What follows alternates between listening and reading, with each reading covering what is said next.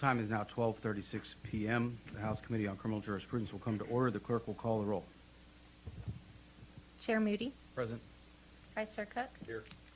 Representative Bajani, Here. Representative Bowers, Representative Darby, Representative Harrison, Here. Representative Leach, Here. Representative Christina Morales, Representative Schatzline. Here. A quorum is present. Some housekeeping matters first. I apologize for those of you who've been waiting. The Committee on House Administration has approved a process for the electronic submission and posting of public comments for each item on today's agenda. The public comments submitted through the portal will be posted on the Electronic Legislative Information Systems, TLIS and TLO, as well as on the House website. At the conclusion of today's hearing, directions of how to submit public comments on the portal can be found on the meeting notice for this hearing.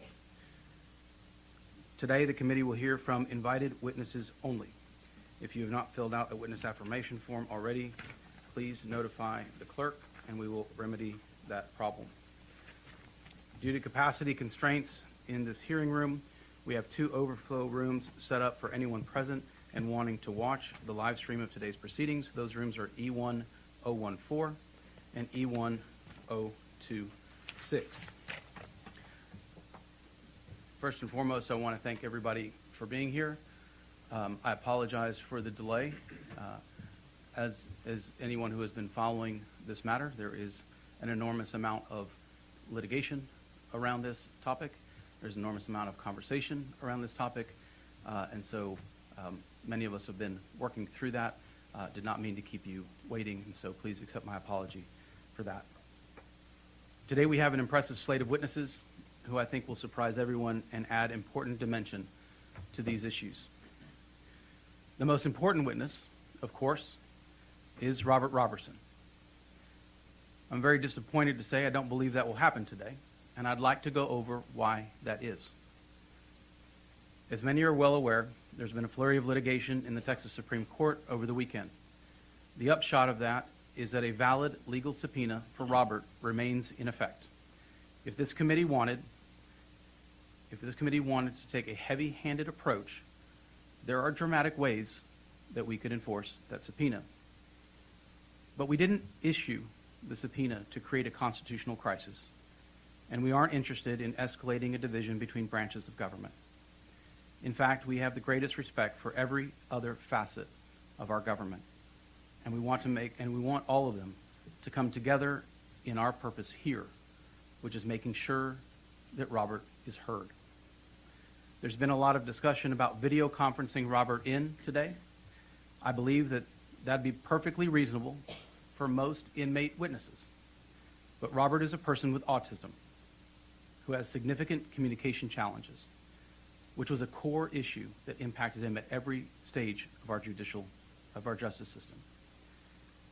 He's also spent most of the last 2 decades alone, locked away from the modern technology we now take for granted. Video conference is poorly suited for Robert specifically to provide his testimony and would only further the harm he's already suffered. When I thought about the accommodations to be made, I considered his needs as a person with a disability above all other things. I also weighed the fact-finding needs of this committee, the entire purpose of the subpoena.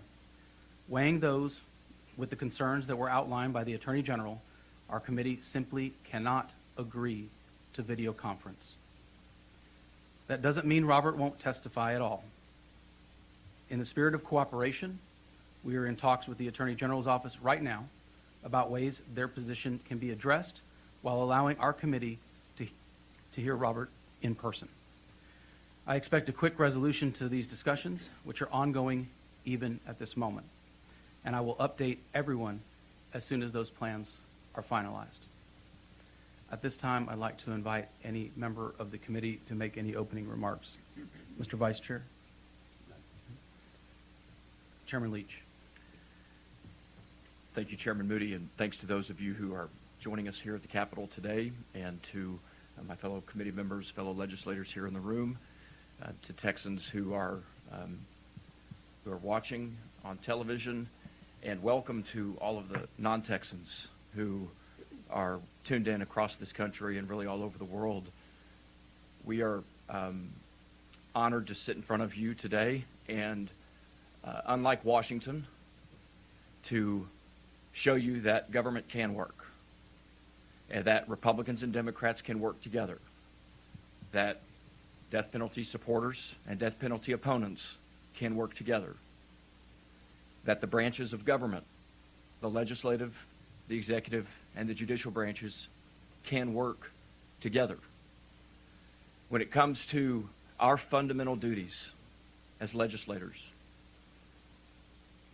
it's very simple: to protect at all costs the fundamental rights and liberties of the people, most importantly of which is the right to life.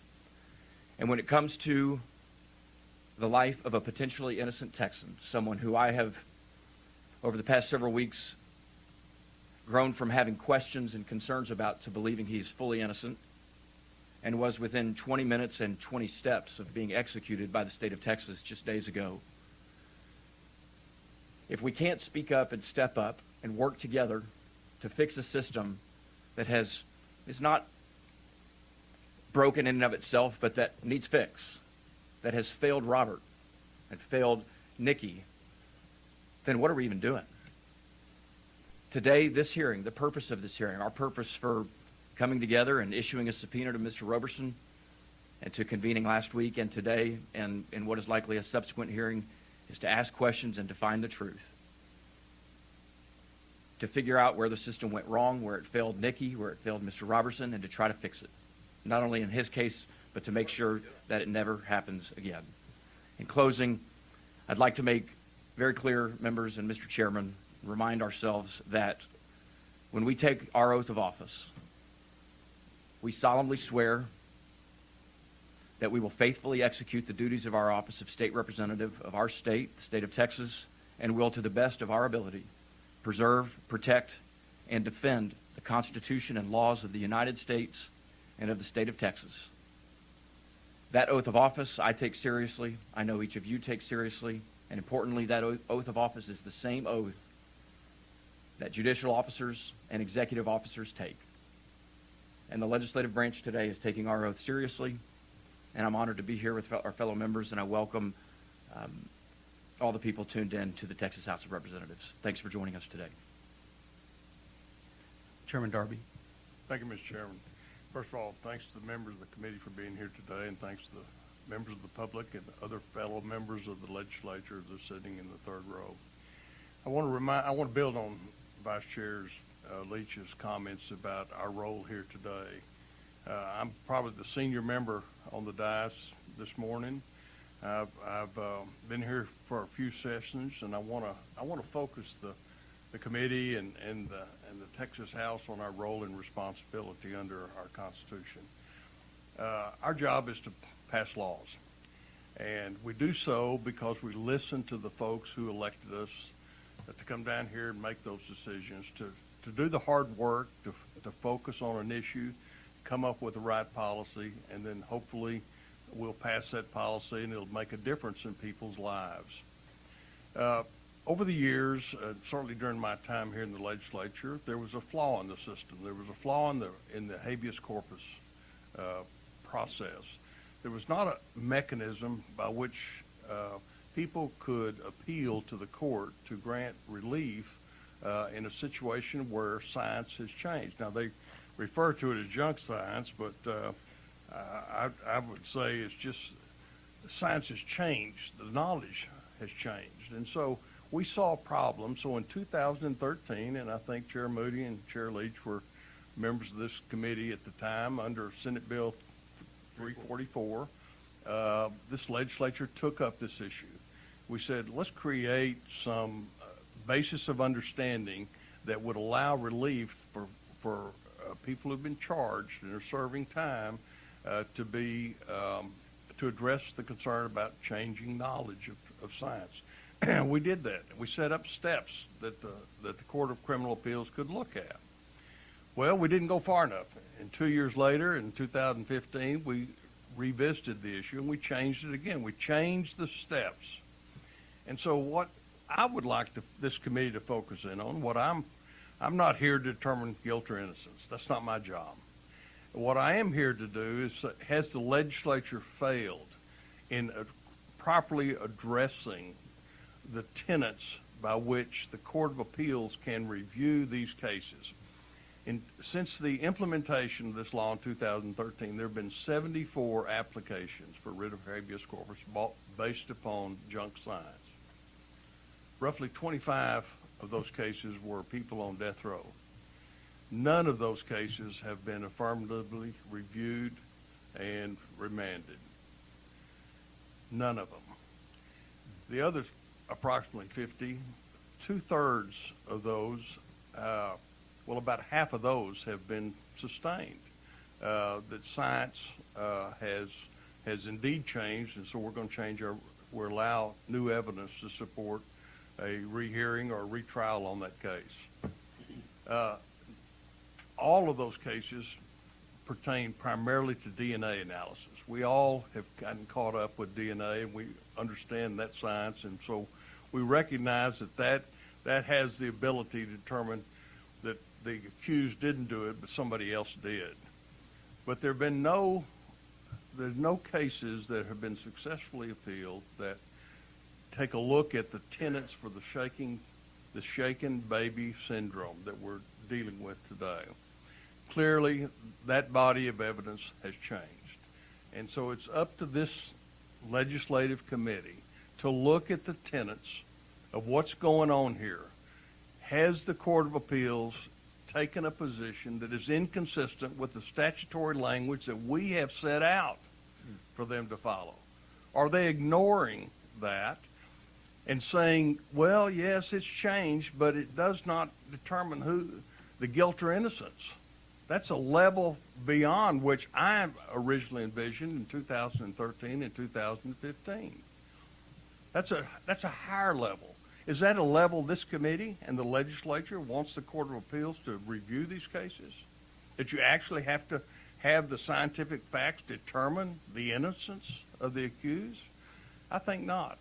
And in this case, I think so we need to be looking, what I'm looking for with the witnesses is how are we as policymakers to look at the statute that says this is the criteria by which and the lens by which we will review the facts of this case and determine whether or not a new trial should be justified. That's what our business is.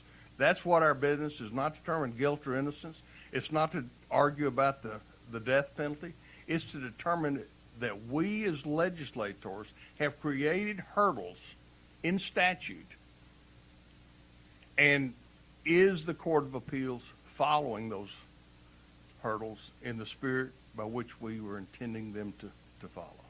That's what this committee is about. It's not about guilt or innocence. Guilt or innocence will be a byproduct of our hard work.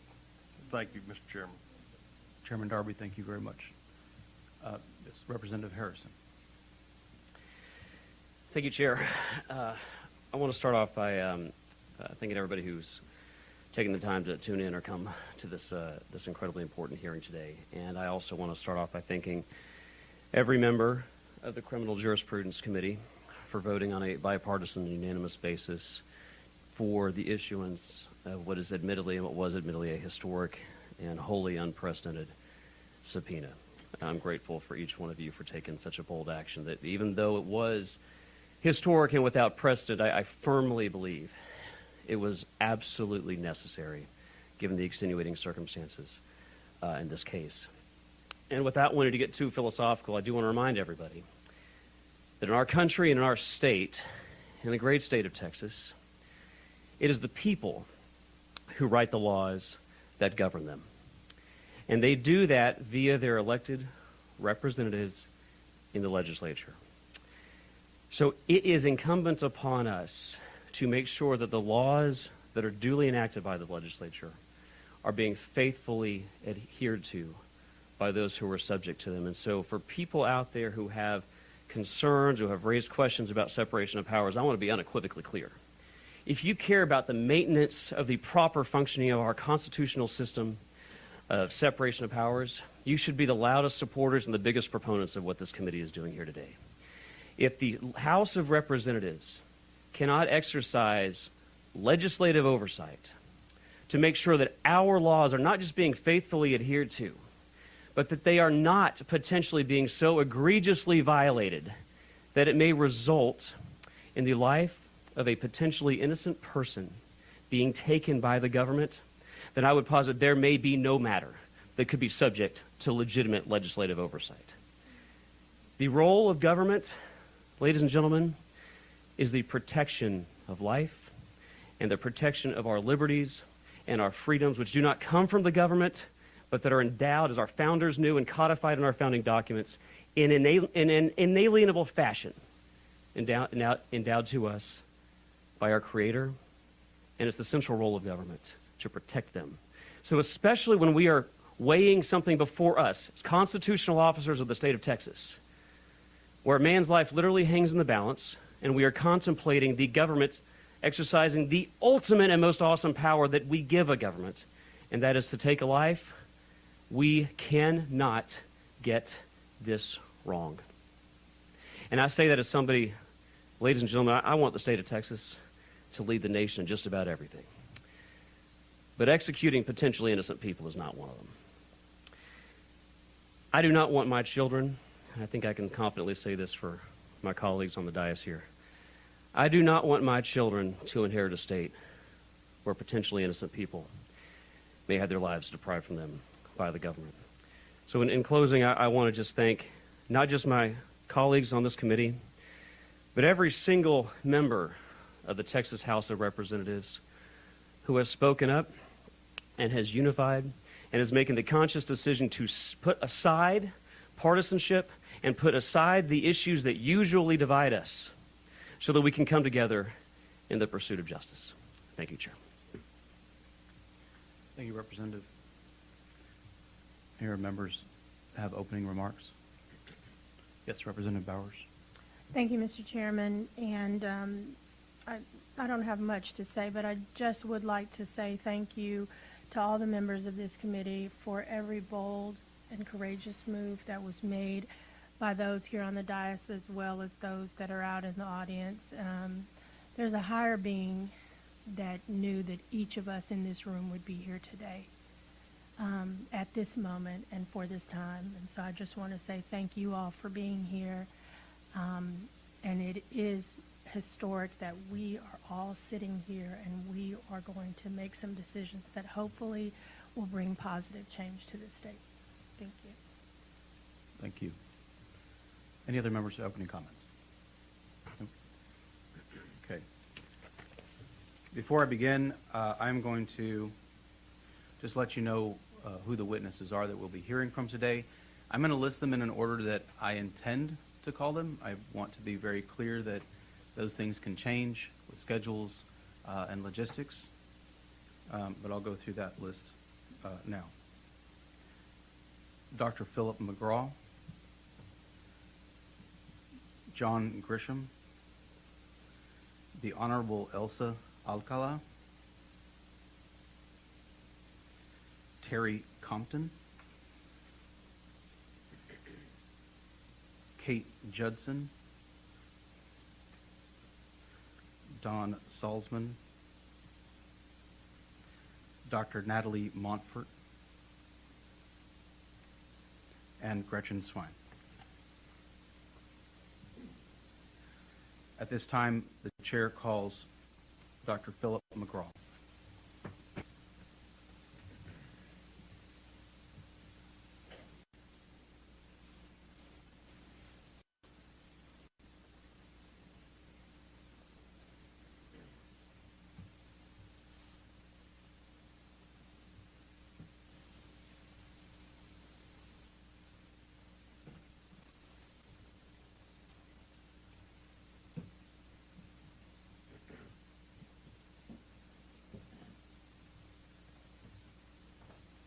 Matter which one? Choice is yours.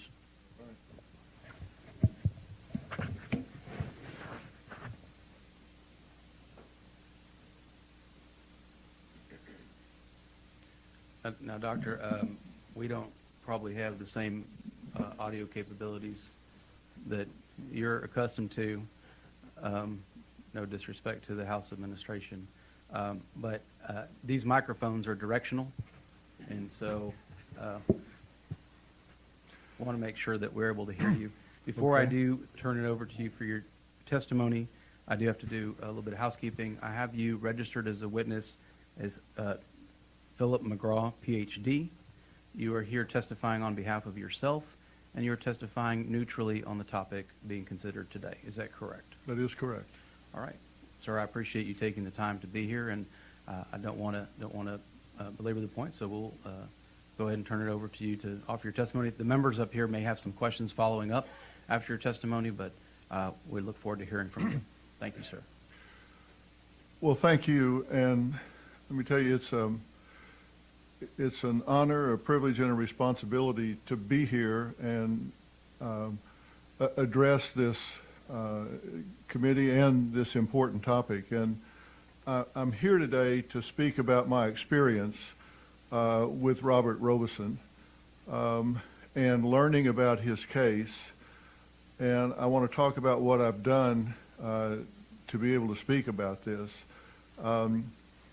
I've reviewed the transcripts and supporting documents from his trial. I've done an intensive forensic interview with him, and I think I am in a position to do that because a lot of my career, decades, have been spent in the legal arena, both civil and criminal. And in terms of my training, so people know, I do have extensive training in clinical psychology and behavioral medicine or medical psychology from the great University of North Texas in their PhD program, and then I completed a postdoctoral fellowship in forensic psychology, and spent a lot of time working in the litigation arena for a big part of my professional career. And not to bury the lead, I am 100% convinced that we're facing a miscarriage of justice here. I say that because I do not believe that Mr. Roberson has had due process in this case. I do not believe he has yet enjoyed a fair trial in this matter, and I'll talk about that in detail. I believe that in the United States of America, if we are going to deprive someone of their liberty, that comes at a very high standard. If we are going to deprive someone of their life, that comes at a very high standard. A very high standard of proof, a very high standard of evidence, and when you say beyond a reasonable doubt, that's said so much that I think sometimes it can lose its meaning, and we have to really stop and think what that means.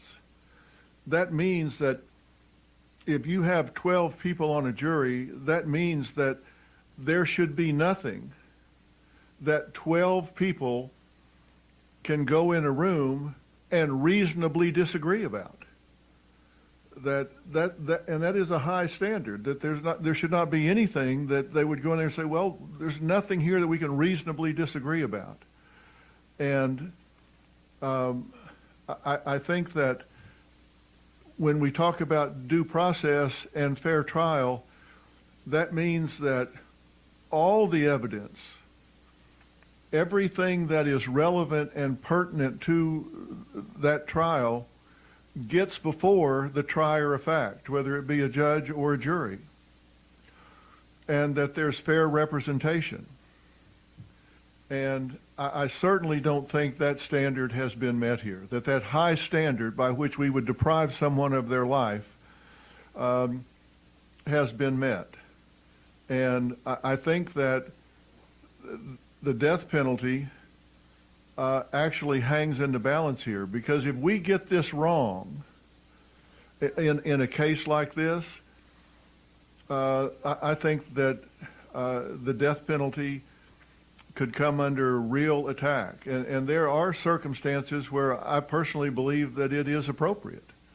I think back to James Byrd Jr. on 6/7/98 when he was dragged by King and Brewer in Jasper, Texas, and subsequently Brewer was executed in 2011, and King was executed in 2019. A third man got life in prison. I look at cases like that and think, there are times where the death penalty just seems appropriate, and it would be I think it would be unfortunate if that was taken off the table. I'm also aware in circumstantial cases how powerful it is for an expert, a physician, for example, to come before a jury and render an opinion. And I've spent so much time in cases and debriefing jurors after a case, and know how heavily that weighs on those jurors. And I believe in this case that there was what I would refer to as triad tunnel vision, because there was a shaken baby syndrome that was defined by a triad of symptoms. And those symptoms were subdural hematoma, brain swelling, and retinal hemorrhaging. And that was believed to define the syndrome of shaken baby. And we now know from an evolution of science that that's just simply not the case. That there are a number of other explanations for those syndromes, and that causation has actually been debunked. And as a result, the Daubert test, junk science, it's just been debunked as it's no longer a standard that you can look to in defining that. And I think that once that was looked at as the order of the day, everybody got tunnel vision. And, there's something in psychology known as confirmation bias. And it's been around for a long time. Bacon first talked about it in 1889. And confirmation bias is the tendency for people to make up their mind to something, and they close off openness to alternative explanations. They seek and find and hear and process only data that supports their initial belief. And they turn a deaf ear and a blind eye to anything other than what they passionately believe to be the case. And I think we have clear evidence that that's what happened in this case. The decision was this triad of symptoms were written down, and it started with the doctors that were looking at this first, and then it trickled down to investigators and police and went right through the trial process, including Mr. Roberson's defense counsel, including his own counsel. And I've heard and read those that are opposing these efforts say that, well, this really wasn't the crux of this case. It wasn't really what was going on here. And I'm sorry, but I've studied this trial transcript, and it was the crux of this case. It was the center of this case. In one summary that I've looked at, as well, I've read a summary and I've read the actual transcript. I stopped counting at 47 times it was mentioned in the trial transcript. Shaken baby syndrome, shaken baby case, shaken baby syndrome, shaken baby case, triad of symptoms. And let me tell you something that will seem incredibly obvious, but it is not. Juries decide these things on what they see and hear, not on what they don't see and hear. And you would think, well, yeah, but my point is, I've often seen lawyers try to get something into the record and it's kept out, and heard them say, well, we didn't get that in, but the jury knows we had something really powerful, and that's going to stick with them. No, it's not. They decide on what they see and hear, not what they don't see and hear. And there was a massive amount of outcome determinative, exculpatory evidence that was never reviewed. It was never put in front of the jury. It was never heard. And you always hear, and the law is clear, that the burden of proof is on the prosecution. That Mr. Roberson does not have to prove that he didn't do this. The prosecution has to prove that he did. And that's great in theory. But having spent decades in the litigation arena, I can tell you, debriefing juror after juror after juror after juror across decades, they have taught me that they sit back and say, if we're not down here for the reason that the prosecution says we are, somebody needs to explain to me an alternative explanation. Because we know these cases get resolved 100 different ways before we ever get to this point. So if we're not down here for the reasons that they say we are, somebody needs to explain why. They're looking for an alternative explanation. And in this case, oh my gosh, was there an alternative explanation? This child was an ill baby. From 8 days old, the medical record shows this child was not well. The record shows that this baby had 46 doctor or hospital visits in her 23 months and few weeks of life. In the days leading up to her death, the record shows she had 104.5 temperature. The record shows that Robert took her to the doctor twice in the week leading up to her collapse. The record shows that she was prescribed Phenergan on 2 separate days leading up to her death.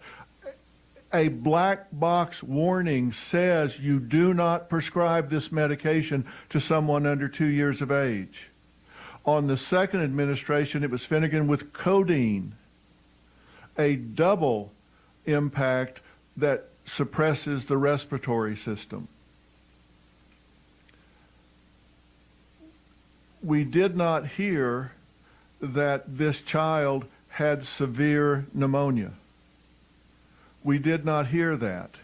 And there were scans available to be looked at, and the medical examiner admitted that they were not looked at.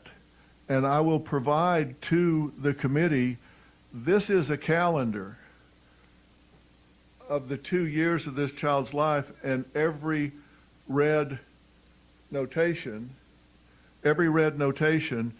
is a doctor or hospital visit during her young life.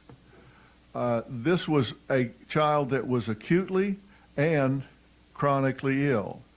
And when I say that this child had been diagnosed with interstitial pneumonia, on the left is a scan of her lungs, and the pinkish red is non-functional lung tissue, according to the doctors, and I'm telling you just what the report says. I'm not playing physician here. And on the right is a normal lung. This never got in front of a jury. Why? Because it was never looked at. It was never looked at. The medical examiner medical examiner did not review this and said so. This child had collapsed several times when Robert Roberson was not in this child's life. This wasn't the first time this child collapsed and turned blue and had respiratory shutdown. It had happened a number of times when he wasn't around. On this occasion, he was around and took the child to the hospital. So how was this case tried without all of this stuff being put into the record? It's astounding. It's astounding. Even the defense counsel, who did nothing to challenge the evidence, stipulated that this was a shaken baby case. During voir dire, I'm quoting defense counsel, every one of you related to that you had heard the term shaken baby, that it was an act of basically a lack of control of emotion. It's a bad thing, but it's not something that rises to the level of capital murder. His own counsel says this was a shaken baby case. In opening statement, his defense counsel says, this is, however, a shaken baby case. The evidence will show that Nikki did suffer injuries that are totally consistent with those applied by rotational forces, more commonly known as shaken baby syndrome. Now, Robert Roberson was offered plea deal after plea deal after plea deal and never took a plea deal because he said, I never did anything to this child. I never put my hands on this child in anger. I didn't hurt this child. I didn't do anything to this child. I'm not going to take a plea deal for something I didn't do. But yet his counsel stands up and says, more commonly known as shaken baby syndrome. On page 35 of the closing argument, defense counsel says, yes, I came here in opening and presented to you that there is responsibility in this case. Yes, this is a shaken baby case, but no, this is not a murder case. His counsel is stipulating this is shaken baby, and the science has marched on and now rebutted that shaken baby syndrome is a valid medical syndrome. Has said you cannot rely on that. That is junk science. We've now evolved to a level that says we know that shaken baby, as defined then, does not create that triad of symptoms, and that triad of symptoms can be created by a number of other things, such as over-medication, pneumonia. You could just go down the checklist here of what happened in this case. It has been reported that there was an expert psychologist that supposedly recommended to Robert, just take a plea deal, go to prison, and you can kill yourself once you're there. Now, I can't verify that. I can just tell you it's in the record and has been reported. But yet he refused those plea deals and went to trial, where the jury was wrongly told that abuse could explain, that only abuse could explain the death, and they heard nothing about this child's acute or chronic illness. Now, there's another factor that comes into play here. The jury was told that Mr. Roberson was guilty because he didn't respond in an expected way at the hospital when he brought the child in. flat affect. They were not informed that he was autistic. And that did not come to light until 2018, many years later, when he had an active counsel that actually got him examined and formally diagnosed. We see all through this man's life, which was not a spotless life, let me tell you. He got involved with drugs at one point. He burgled a house at one point, violated his probation, but never is there any evidence of him being violent with other people, assaulting other people, having impulse control disorder, rage, anything of that nature. There is testimony that he was bullied because he was different and lacked social skills that are typically associated with autism, or frequently associated with autism, but he never retaliated. I sat across from Mr. Roberson at the Polunsky unit, and I've spent a lot of my professional career studying and practicing deception detection and interrogation. I've worked with law enforcement locally, federally, in developing these skills and techniques. So I didn't just go have a therapy session with him. I didn't just go talk to him. I was very mindful of deceptive behaviors, and I'm the first to say there are no lie behaviors. People talk about that like there are lie behaviors. There are not. But there are behaviors that correlate with lying. There are behaviors that show up when someone is goes into a stress mode that is associated with not telling the truth and creating something that is misdirection, trying to take you away from something they don't want you to know about them. I ask him hard questions. I ask him point blank, straight up, looking him square in the eye, did you harm this child? Did you shake this baby? Did you put your hands on this child in anger? Did you neglect this child? Did you fail to get this child to the hospital in a timely fashion? He said he had been criticized for putting the child in the car and racing to the hospital instead of calling 911 and waiting for the ambulance.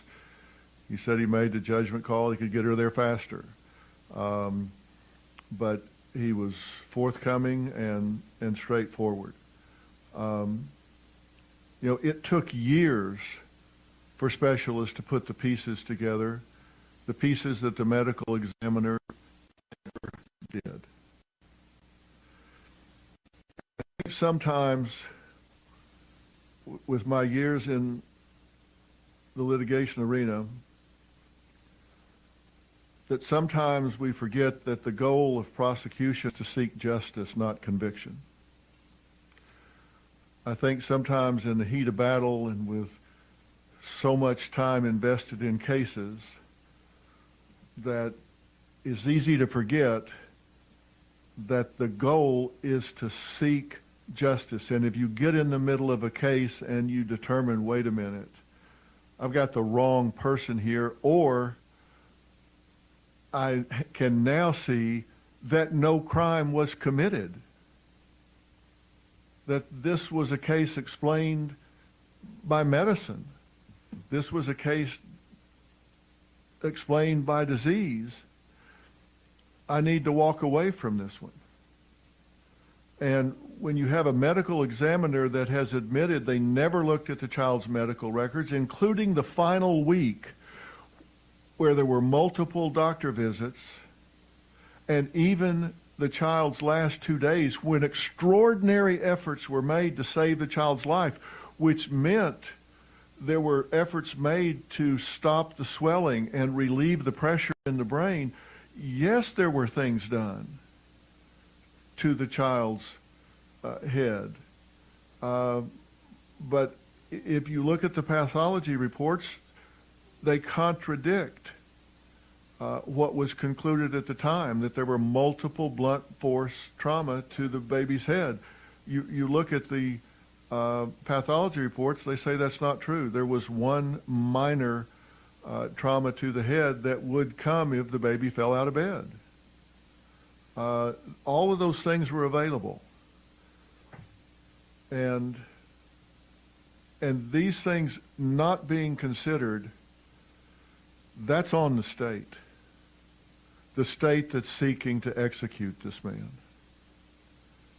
And that's why I say there was not due process in this case. There were people that, in my opinion, did not do their job.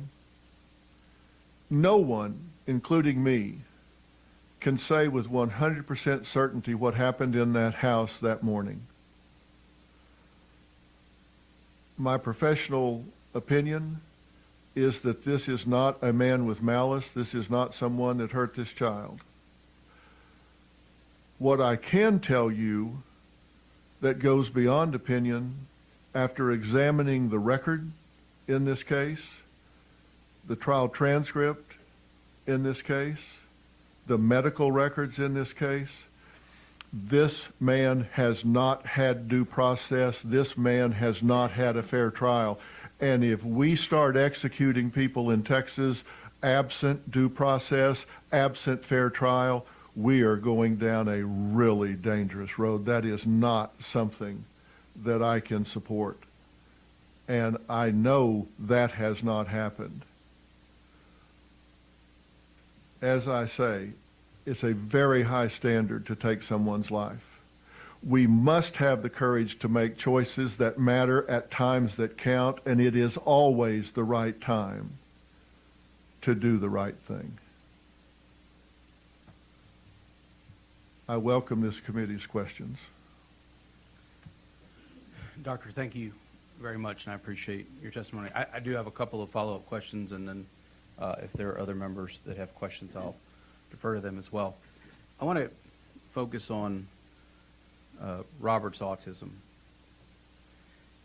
Can you help explain the disconnect that there is between interior life and external expression?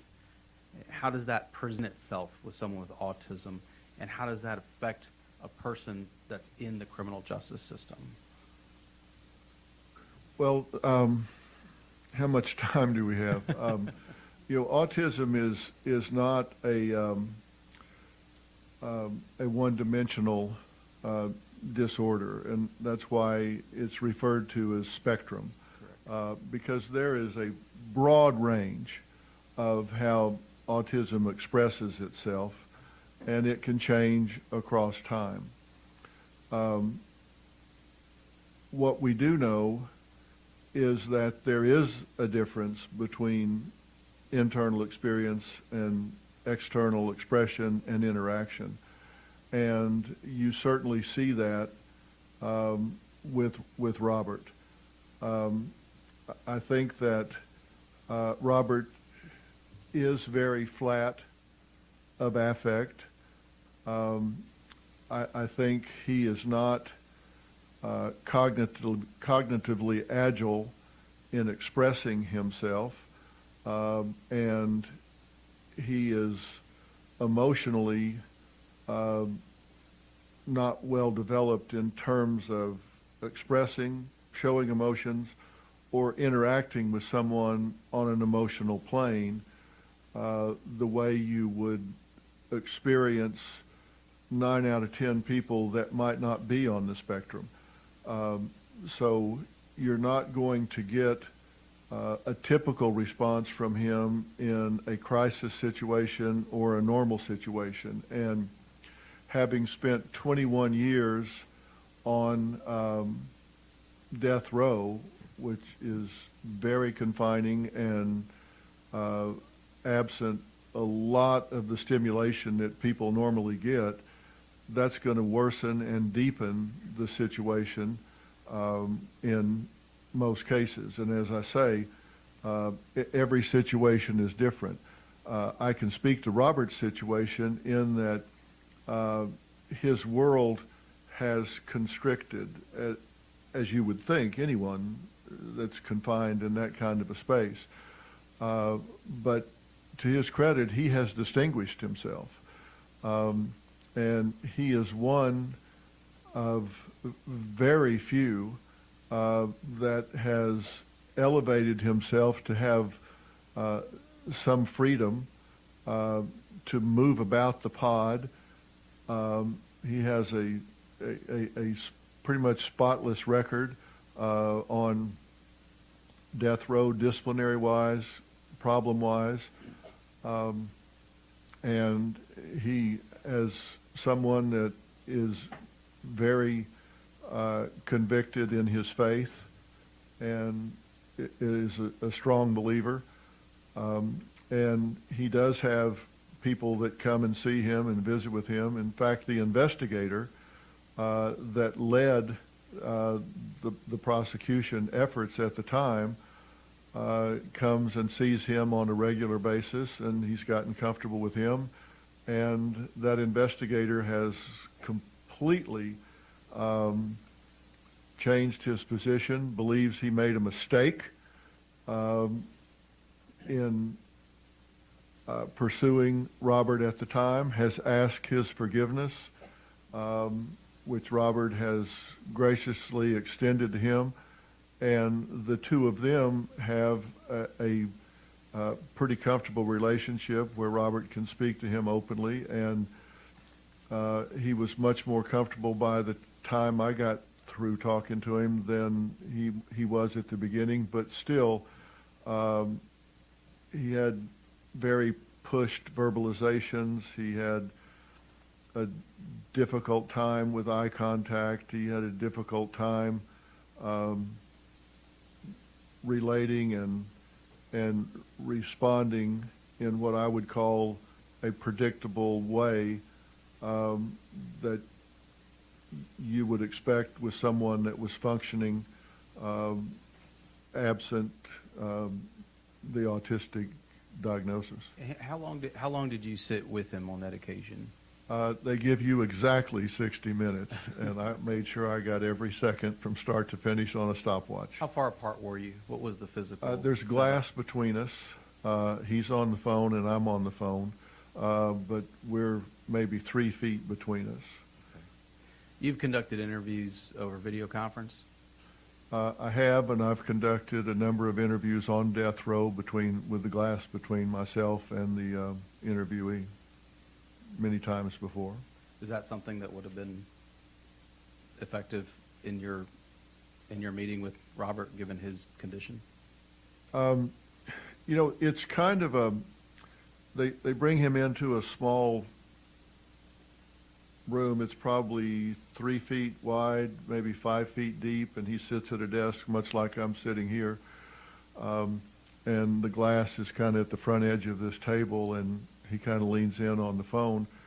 And it's kind of a comfort zone for him. I mean, he doesn't like a whole lot of stimulation, but he leans in and participates. And I ask him a variety of questions about history and what he could remember and not remember.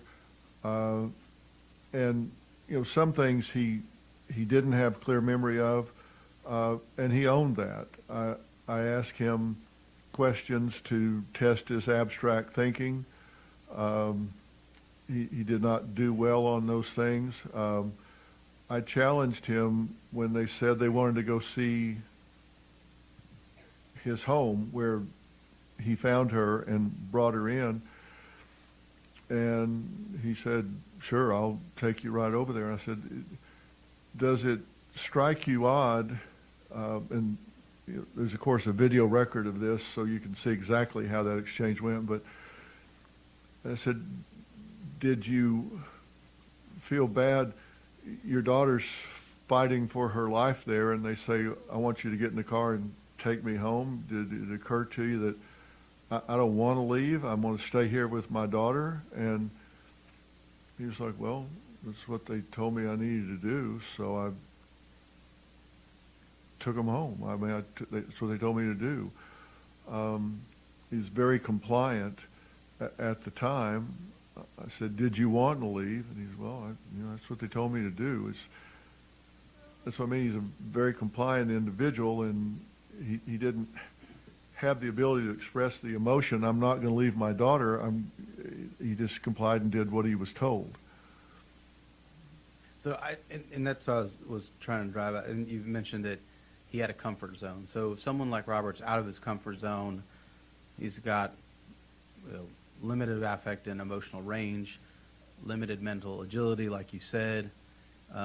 All of those things, I would think, would be exacerbated if he's appearing on a screen and seeing others on a screen, as you and I learned how to do during the pandemic. Well, yes. I think he needs every cue that he can have to grab onto and relate. You put him two-dimensional, and he doesn't, he needs cues. He needs physical feedback, and it makes it difficult if he can't have that. And his ability, we have to do everything we can to help him assist in his defense. And we can see from the trial record, 22 years ago, he didn't have a very good facility to assist in his defense at the time. If he had, even when he was there every day with his lawyer sitting next to him, if he had the ability to say, "Wait a minute, I've told you, I've turned down plea deals, I don't want to do this, why are you standing up saying this is shaken baby case?" If he had insisted that, look, this medical examiner's not talking about the evidence here. I mean, the cause of death was the child had a bacterial infection, was septicemic, and had a necrotizing infection that was eating lung tissue. If anybody here had been in that situation, we'd be saying, "Hey, we need to be talking about this. You don't need to be telling them something I've told you I didn't do. We need to be talking about an alternative explanation about why we're here." And he had a difficult time doing that when he was present at trial. If he had been on a screen, the ability to initiate contact when he's not in the room would be nil. Okay. I have one more question for you, then I want to pass it off to my colleagues that have questions. If someone was sitting in that other chair next to you and their testimony was to this committee that this was not a shaken baby case, how would you reply to that? Say that again. If someone was sitting there next to you and their testimony to us was this was not a shaken baby case, how would you respond to that?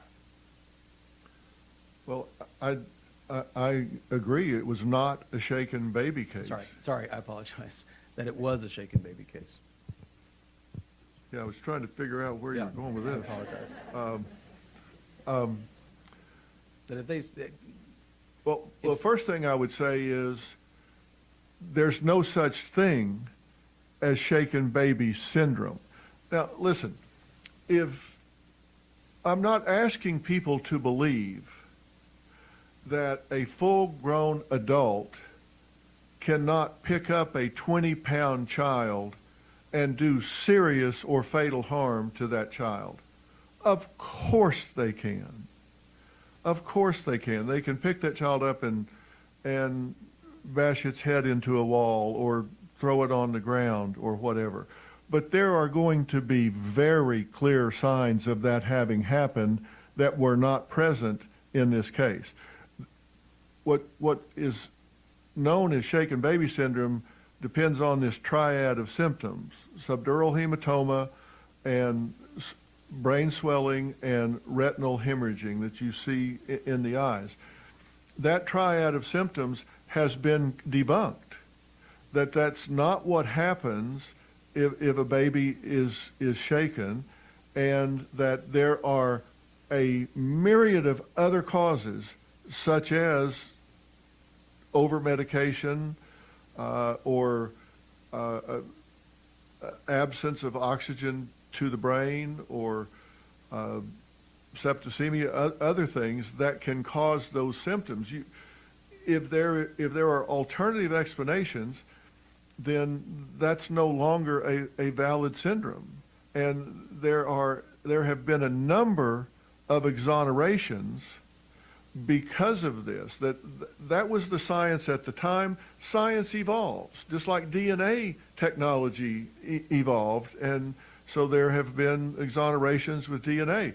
The same thing here. There have been a number of shaken baby convictions that have been exonerated because they have come back with new science that says there's an alternative explanation for this. You can't convict someone on something that has now been debunked by the medical community.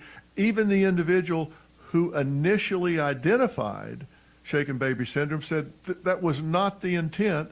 I did not intend for that to be used as a prosecution for injury to a baby, and it has been debunked and disproven by the medical profession and is not used. So fortunately, science has progressed, medical science has progressed, and there's now new evidence available that should be used. Well, I appreciate it. I do want to apologize for misspeaking. I was up at 3 a.m. to make a flight here today. So apologies for that. I know you've been very busy. But thank you I appreciate your testimony. I may have some questions following up a little bit later.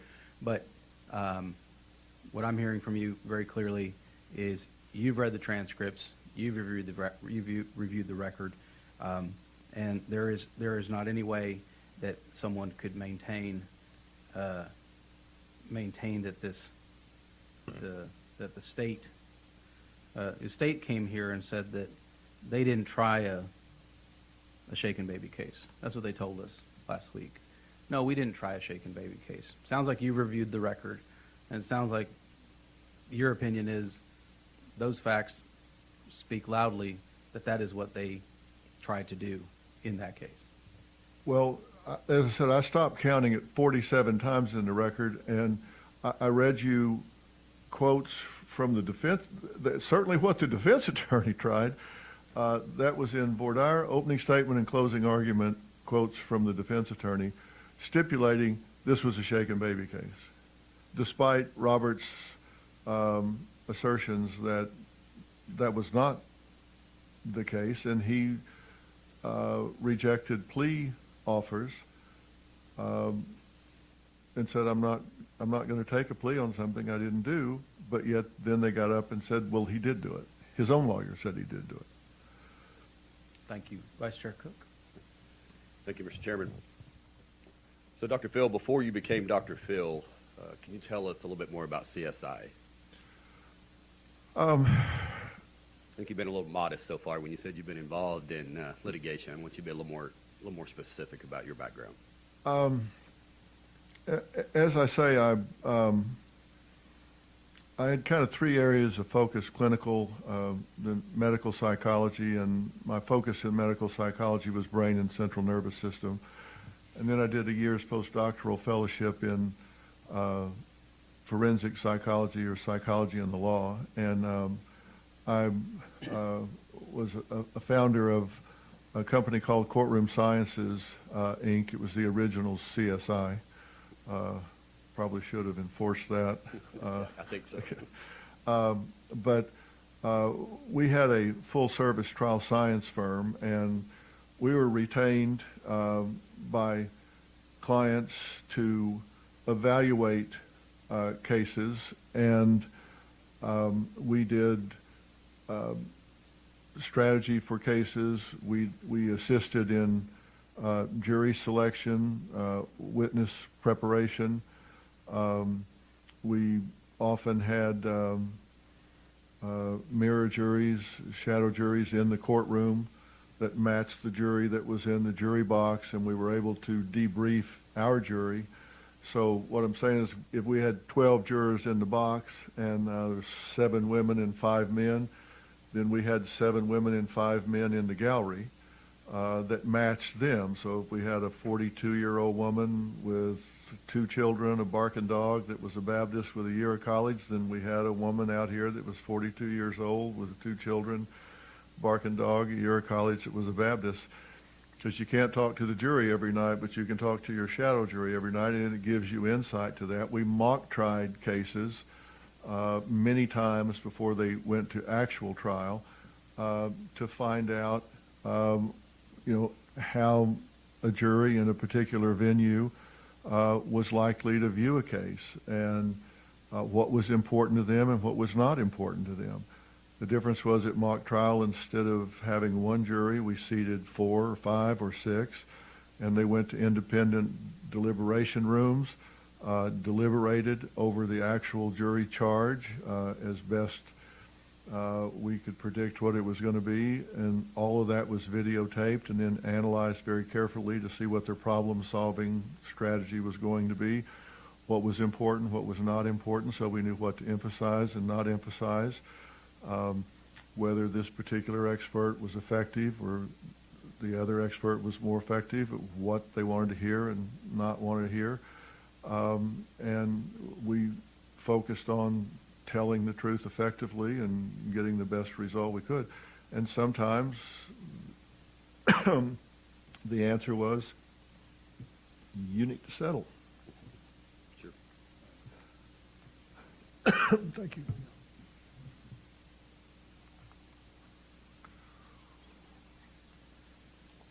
And we did criminal cases and civil cases, both.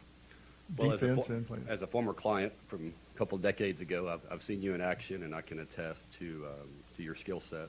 And just want to say thank you for being involved in this case. Thank you for being willing to be here today and take time out of your busy day now that you're Dr. Phil in a different role than what I knew you as a couple of decades ago. But I think I just wanted everyone to know that background. It's not like it's not the typical person talking to a few jurors. You've done this for decades, correct? I have.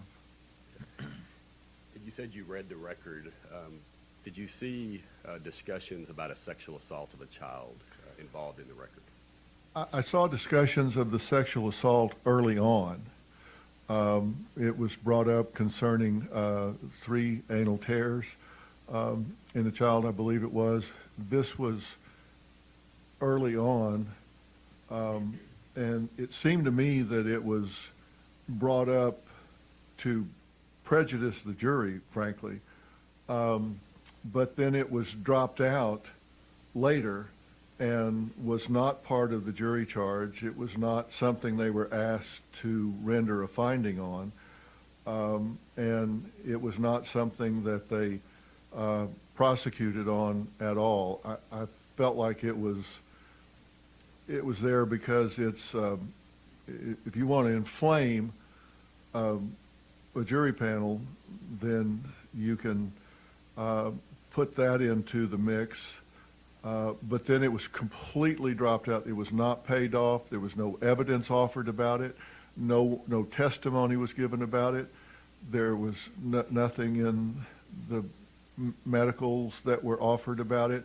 It was just put in early, but then it was never paid off later. Fair to say, if we were to grab 100 people off the street, that probably all 100 of those people would agree that that would prejudice the jury, that they heard that type of testimony prior to going to deliberation. Well, it certainly would, and but as I say, in opening statement, you're not allowed to argue. You're just you're just going to say, we believe the evidence will show, and then the jury is expected to say, well, they made that promise. Let's see whether they bring it or they don't. And then in closing argument, the opposing attorney would be expected to say, they stood up and brought this up. Did they ever show you anything to do that? And with something that inflammatory, there's a real question about whether you even want to bring up that they didn't pay it off, because you're reminding them, and it puts it back into the juror's mind. So do you bring it up again, or do you just leave it there? It's a difficult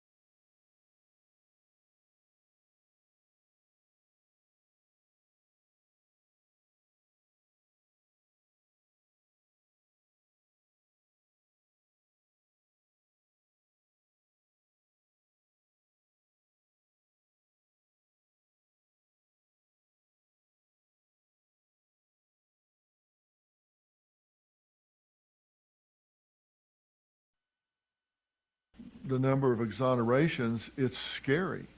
You're either for the death penalty or not. And if you are for the death penalty, you have to be for doing everything in your power to ensure that those who face that ultimate sentence have had a fair trial and are guilty insofar as we can determine. I mean, you have to do everything. You can't kind of say sort of maybe we've got this right. And if 1107 says you can't do junk science, you can't have something that has evolved, and we're going to ignore that it's evolved and just use what was there at the time and keep them in jail, even though we now know better.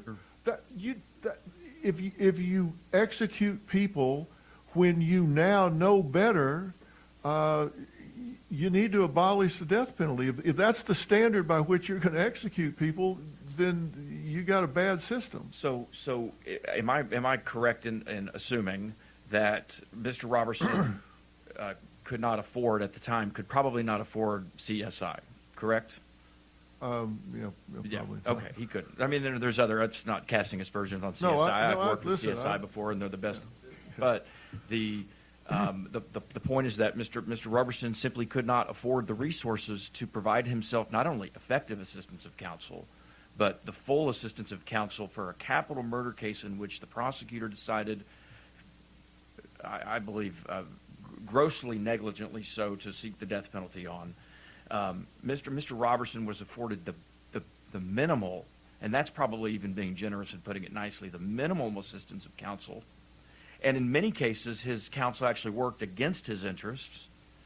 And so my opinion is that he had virtually no counsel. And I, like you, and I think many members of this committee and other legislators, we get asked, Doctor, you might know this, but we get asked all the time. We get letters from inmates on death row.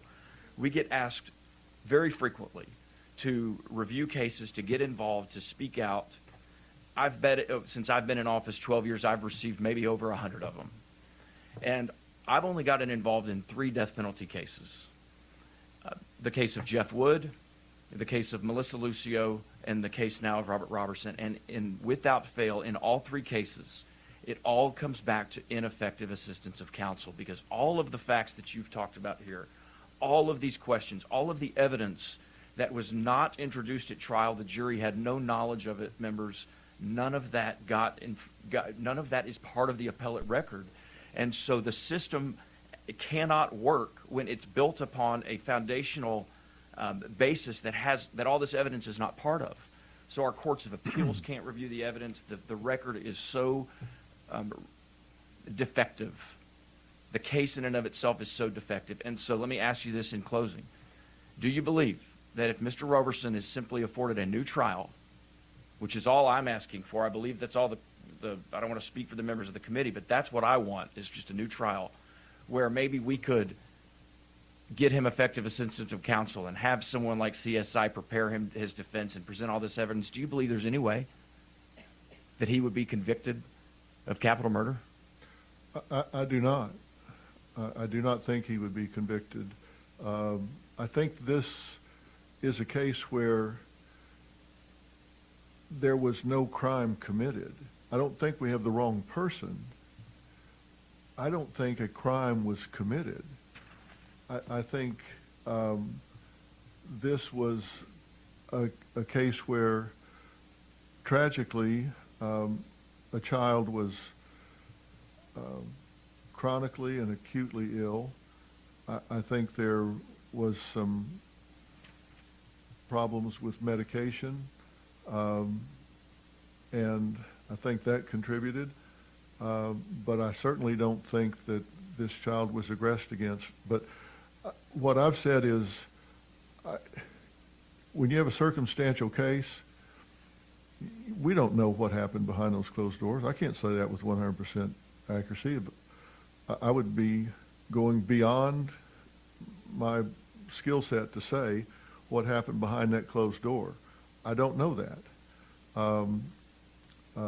He woke up at 5 a.m. and says he found this child on the floor and with labored breathing because she'd been sick for quite a while. He says he was able to get her feeling okay and put her back to bed. Should he have taken her at 5? I wasn't there, didn't see her, don't know.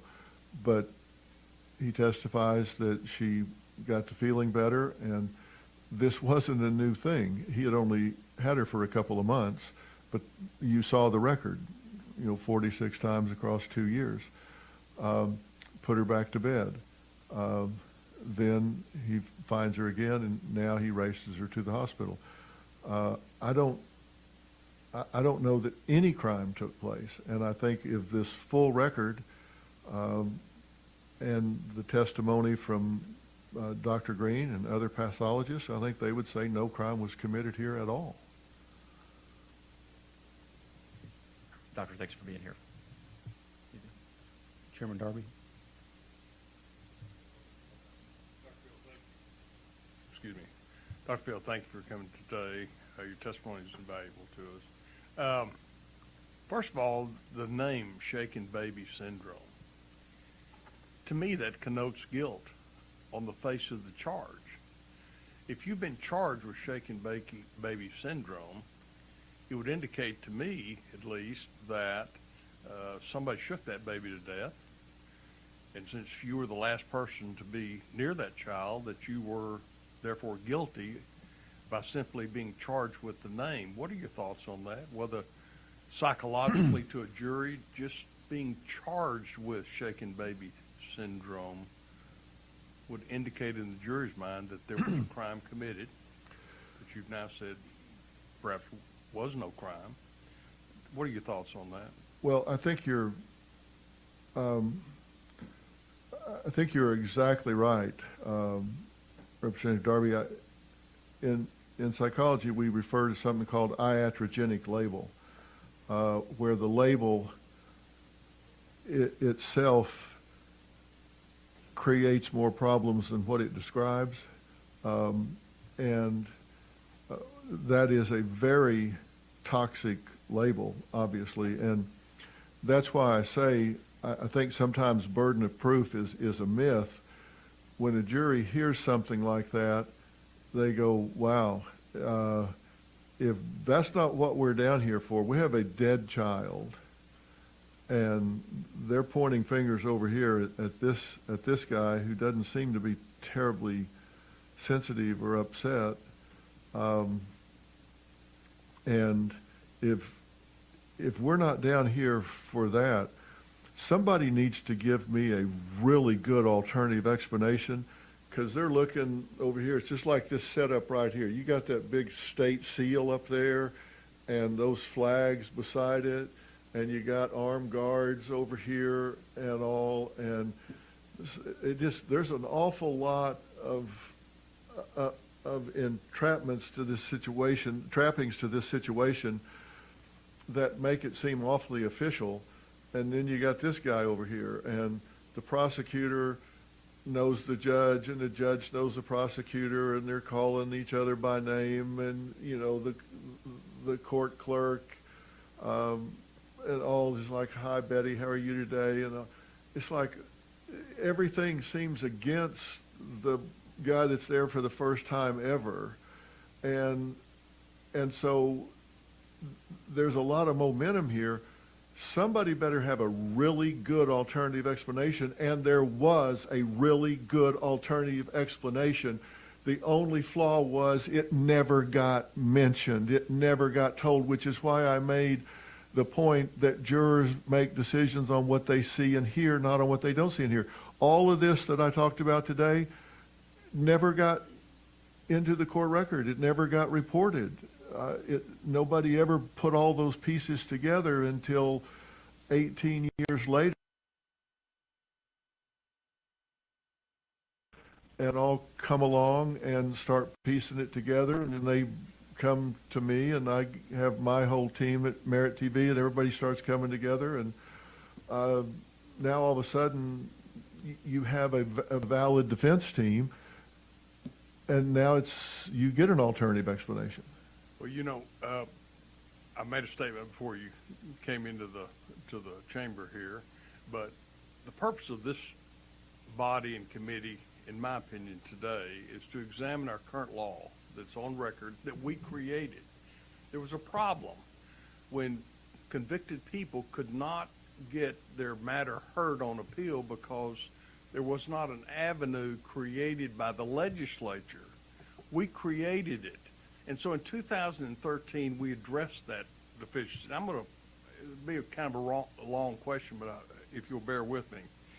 We said that specific facts must be available that indicate relevant scientific evidence was currently available and was not available at the time of the conviction because the evidence was not discernible through reasonable diligence at the time of the trial, and the scientific evidence would be admissible under the Texas Rules of Evidence at a trial held on the date of the application. And finally, the court would have to find that if the scientific evidence had been presented at trial on a preponderance of the evidence, the person would not have been convicted. Okay. Now, that did not go far enough. So 2 years later, in 2015, we passed another law and said the courts would now consider whether the field of scientific knowledge, not junk science as we conveniently refer to it, we would now refer to it as the field of scientific knowledge had changed. The court would also have to consider a new item, whether a testifying expert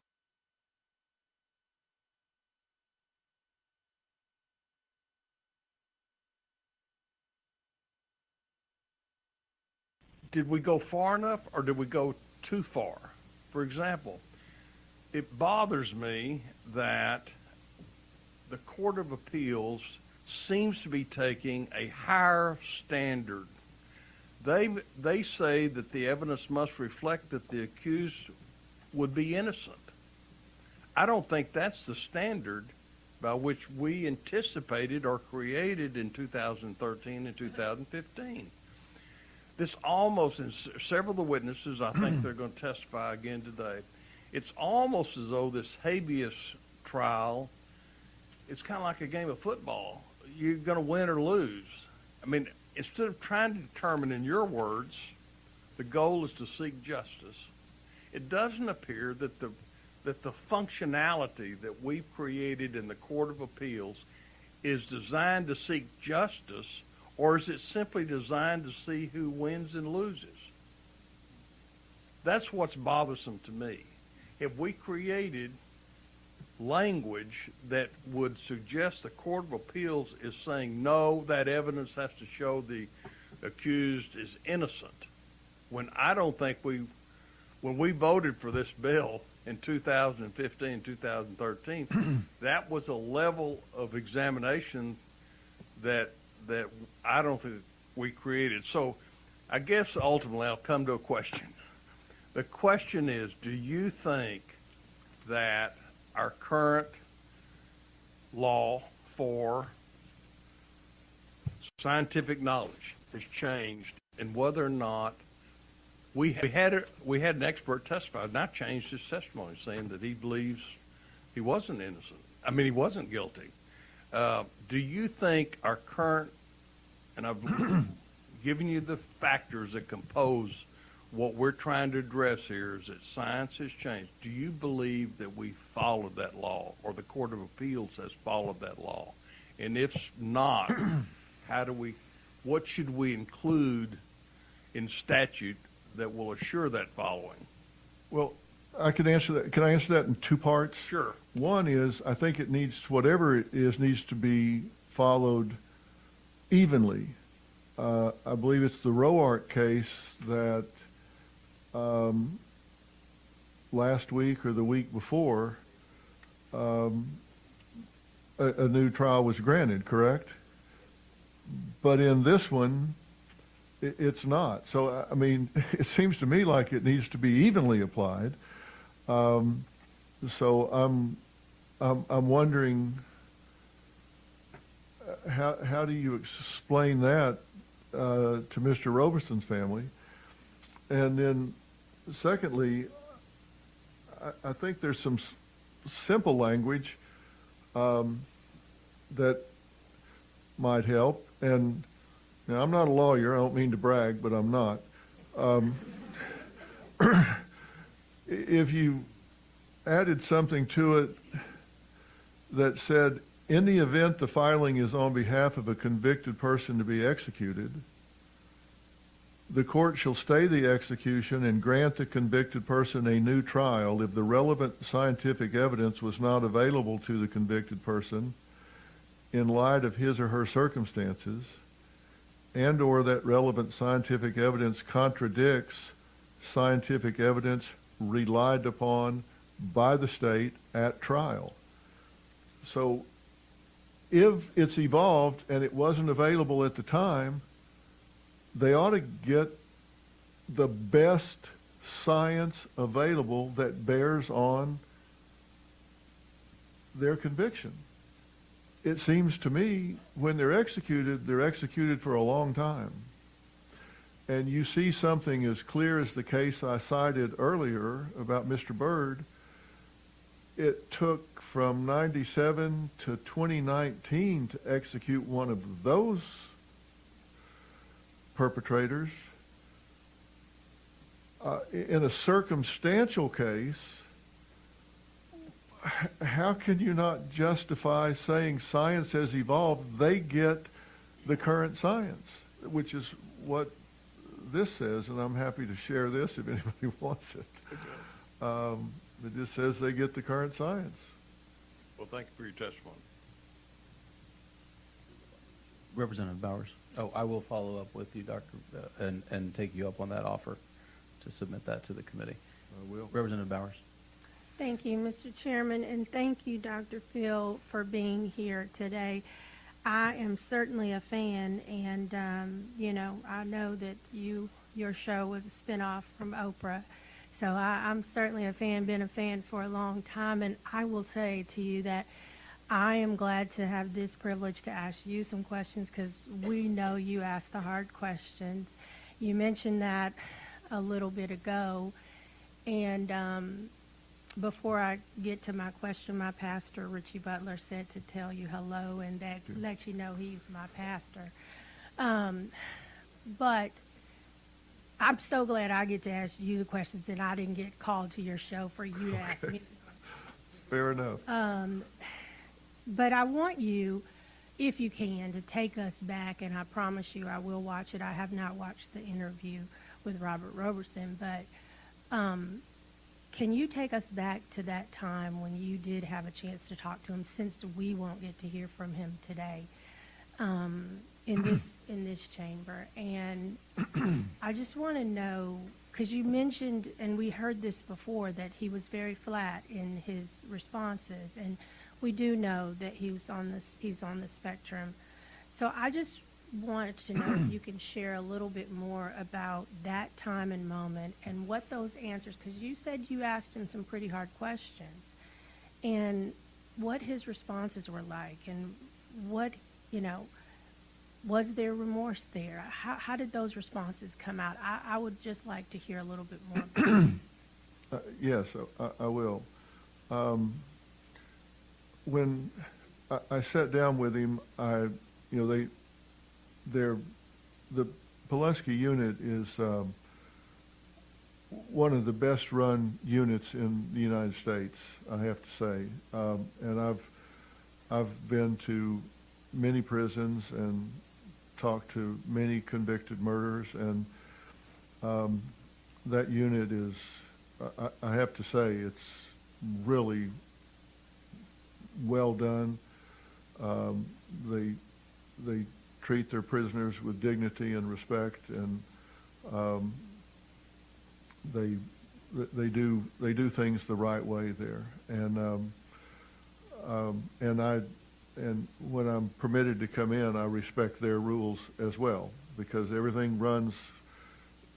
Order is really important to keep everything running the way it should. And when they tell you that you're going to have an hour, I really try to respect that. And so I sat down with him in the beginning and said, listen, we're on a time clock, so I'm going to forego a lot of small talk and jump right into this if it's okay with you. And he said, certainly. So we jumped right into it. And I said, you're days away from being executed. And I want to know how you feel about this. And I started asking him about things. And I asked him some things like, are you bitter? How do you feel about this? Are you angry? Are you bitter?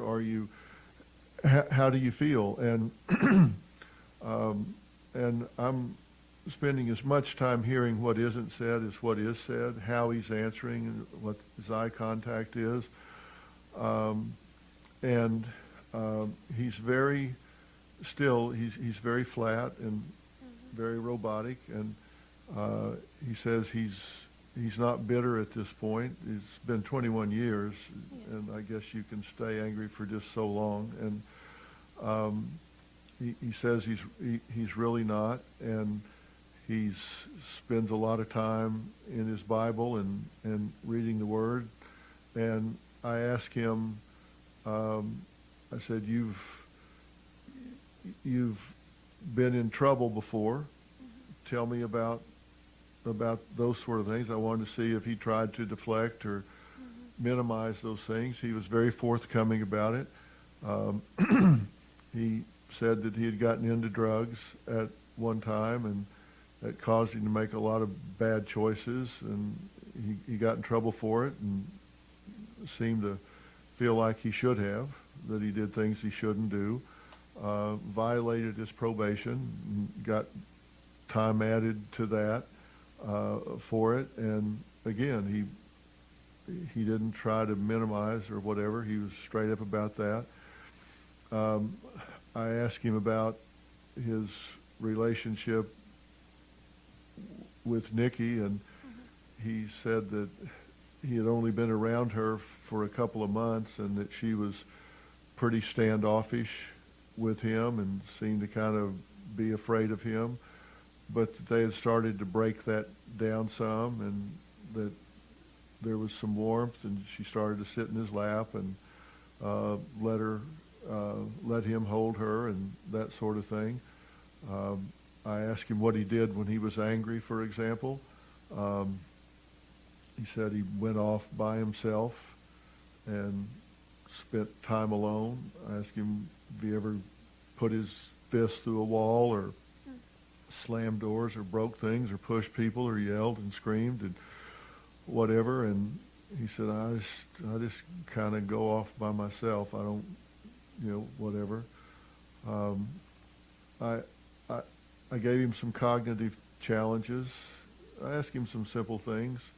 Like I asked him, interpret this saying for me, shallow brooks are noisy.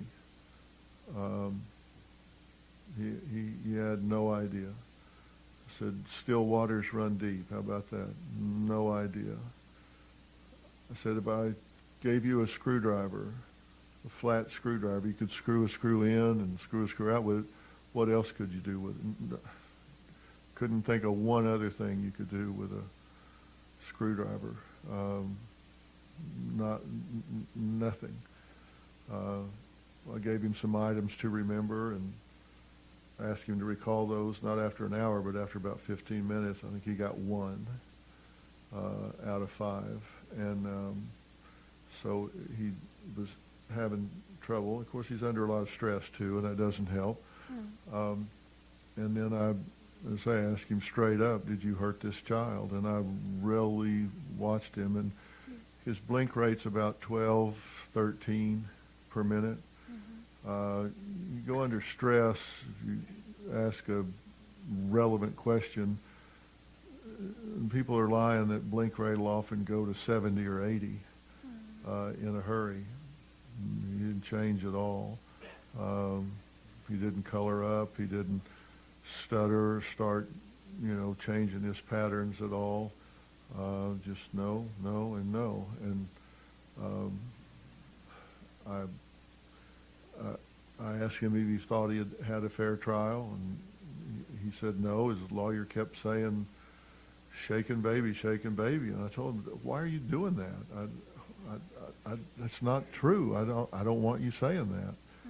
But he said, well, I'm trying to save you from first-degree murder. You know, that's what they're charging you with. But he said, well, I don't want you saying that. And he said, well, just, you know, sit down. And he was very hopeful that he was going to get some kind of relief here and not be executed. And he thinks he deserves to be free. Thank you for that. And thank you for giving us a snapshot of what that interview was like. And I certainly will be going back to look at it and view it. But and thank you for asking him questions, like you said, the hard questions, but then certainly some simple questions. So, and sharing that with us, I really appreciate it. And I have to say, I'm so glad to be on asking you the questions. Thank you. Thank you, sir. Yes, Thank ma'am. you. Representative Schatzline. Thank you, Chairman. Dr. Phil, thank you for being here. You bet. I said this at the last hearing, and I'm going to keep saying it as loud as I possibly can, and that is that justice that requires unsubstantiated assumption is not justice at all. And I think that's what's so valid about you being here and you doing that interview. Thanks for using your platform to get truth out. And so I had a few shotgun questions for you, just to get a 5,000-foot view of anyone who is watching. You said that juries decide this on what they see and hear, not what they don't see and hear. Did the jury know that Nikki had been chronically ill her entire life? No. Did the jury know that she had 2 recent episodes of a sudden halt to her breathing, or we would call it breathing apnea? No. Did the jury know that she was brought into the hospital with 104-degree fever? I don't believe that was in the record. Did the jury know that one of the drugs that was given to Nikki is no longer used on children and has a black label because it makes it difficult to breathe for children? No. Did the jury know that she had been diagnosed with bacterial pneumonia? No. And you mentioned that Robert was not perfect and in some ways had a troubled past. And I think it's important to point out, because we're talking about an execution, a state-sanctioned execution. To your knowledge, has Robert ever been convicted of a violent offense before or after this trial? It's not that we've been able to find. We've seen the burglary and the drugs, but no violent crimes, no assault, no mugging, no assault with a deadly weapon, nothing like that. Right. We've not been able to find anything like that. Right, I would agree with you. So even though a jury that's never gotten to hear any of these details, is it possible that the bacterial pneumonia mixed with a combination of dangerous drugs, some of which are no longer available for children because they're deadly, mixed with a fall off the bed, is it possible that these factors alone could be the cause of death? Well, according to, again, I'm not a physician, but I can read, and according to the pathologists that have reviewed this now, definitely conclude that that is a viable cause of death for a vulnerable child that had chronic pneumonia and was septicemic. So with that being said, do you believe that the junk science law has been violated in Robert's case? Well, I think it clearly has, and I think there are a number of exonerations in very parallel cases to substantiate that. And again, I don't want to get out of my lane. I'm reporting to you what the research says. I am not a physician, so I'm telling you what the physicians that have been brought into this case are reporting and what the medical research that's available to anyone that can read reports, and what other cases that are a list of exonerations that I can share with you. Exonerations have taken place where they've determined that no crime was committed at all because of exactly the things you're listing out. Yes, I agree with you. In fact, the number that you're talking about is 32 exonerations that we've been able to find of those that were convicted of shaken baby syndrome. And so you said that the death penalty hangs in the balance here, and I agree with you.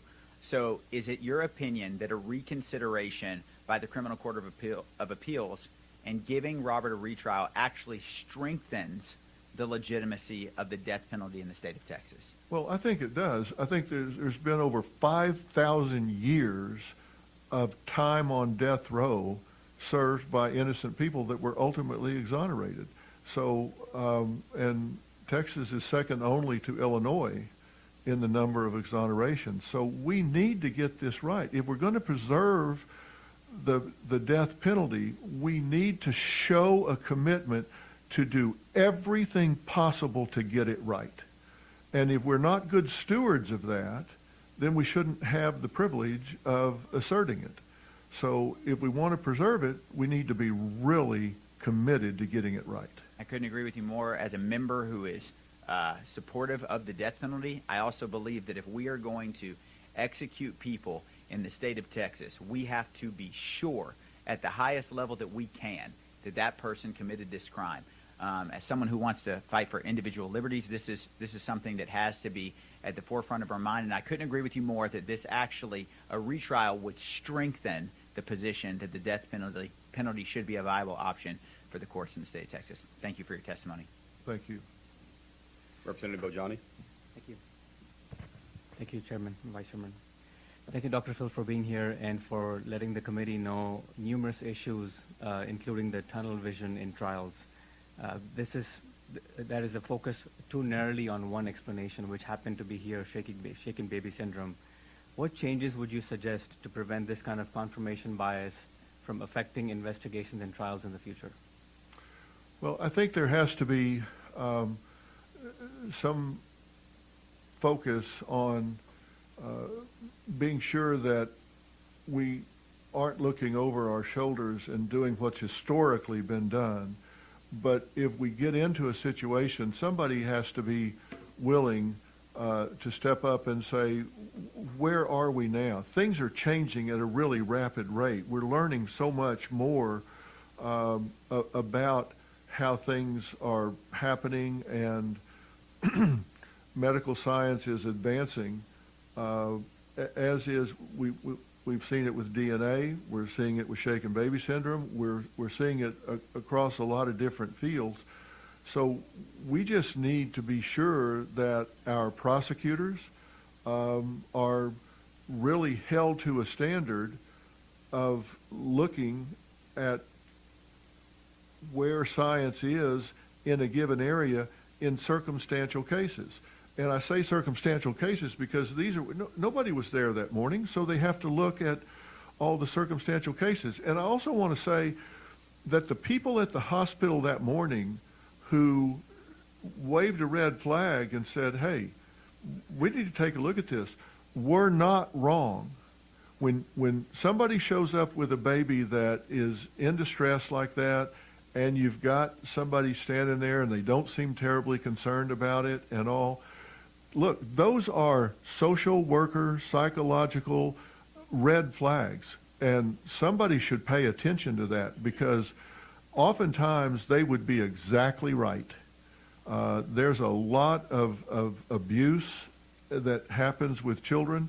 And somebody, I would rather be wrong 99 times than miss one for sure. So I do not fault those people for asking that question and saying, hey, time out, let's see what's going on here. But asking the question and going down a tunnel vision and snowballing somebody to death row are two different things. Somewhere along there where you ask the question, that's valid. But then not saying, okay, but let's wait a minute here. Let's ask all the questions. What's this child's medical history? We've got a lung scan. They didn't wait for the lung scan before they determined it was shaken baby syndrome.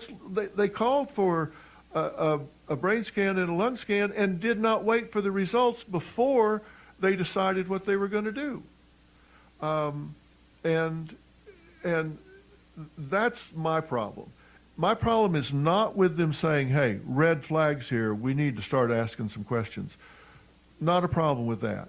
The problem is they didn't follow up on available science to determine whether or not this was a chronically and acutely ill child.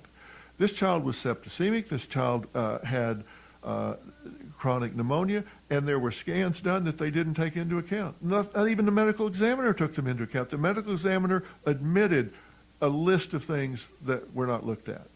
That's the problem.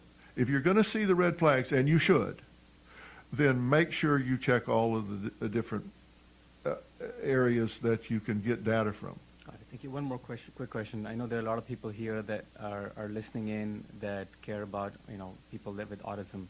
So in future cases, how can we ensure that individuals with autism spectrum disorder receive appropriate accommodations during the trial and post-trial proceedings? They are treated fairly and their needs are fully considered in the justice system?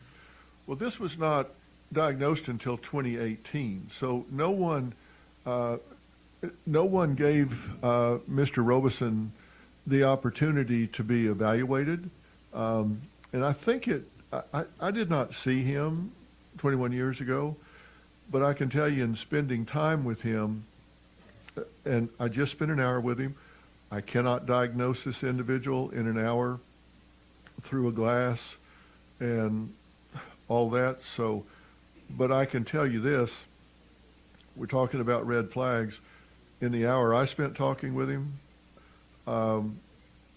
questions were going off in my mind about his ability to assist in his own defense.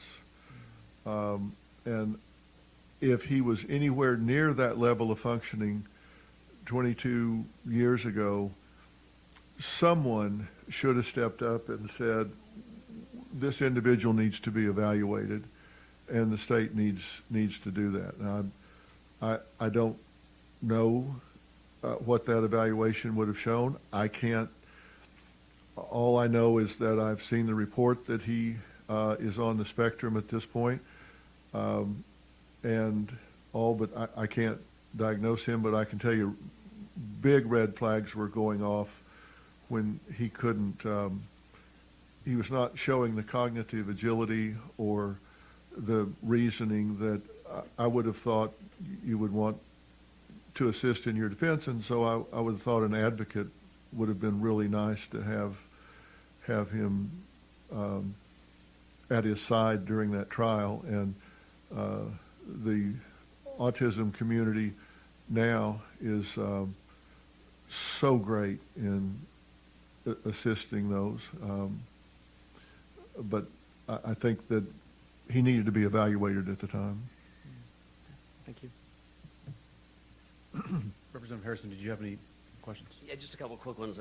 You've covered this rather extensively. Thank you so much for that. I just want to go back to a couple things. One, from your previous discussion with Chairman Moody on something that I found concerning, and I'd like you to maybe clarify some of your previous remarks with him, because I have been surprised to see over the last few days the state now start making assertions that that the prosecution was not predicated on a shaken baby syndrome hypothesis, and that in fact this was not that, but that this was effectively a battery case, and that this child had been beaten.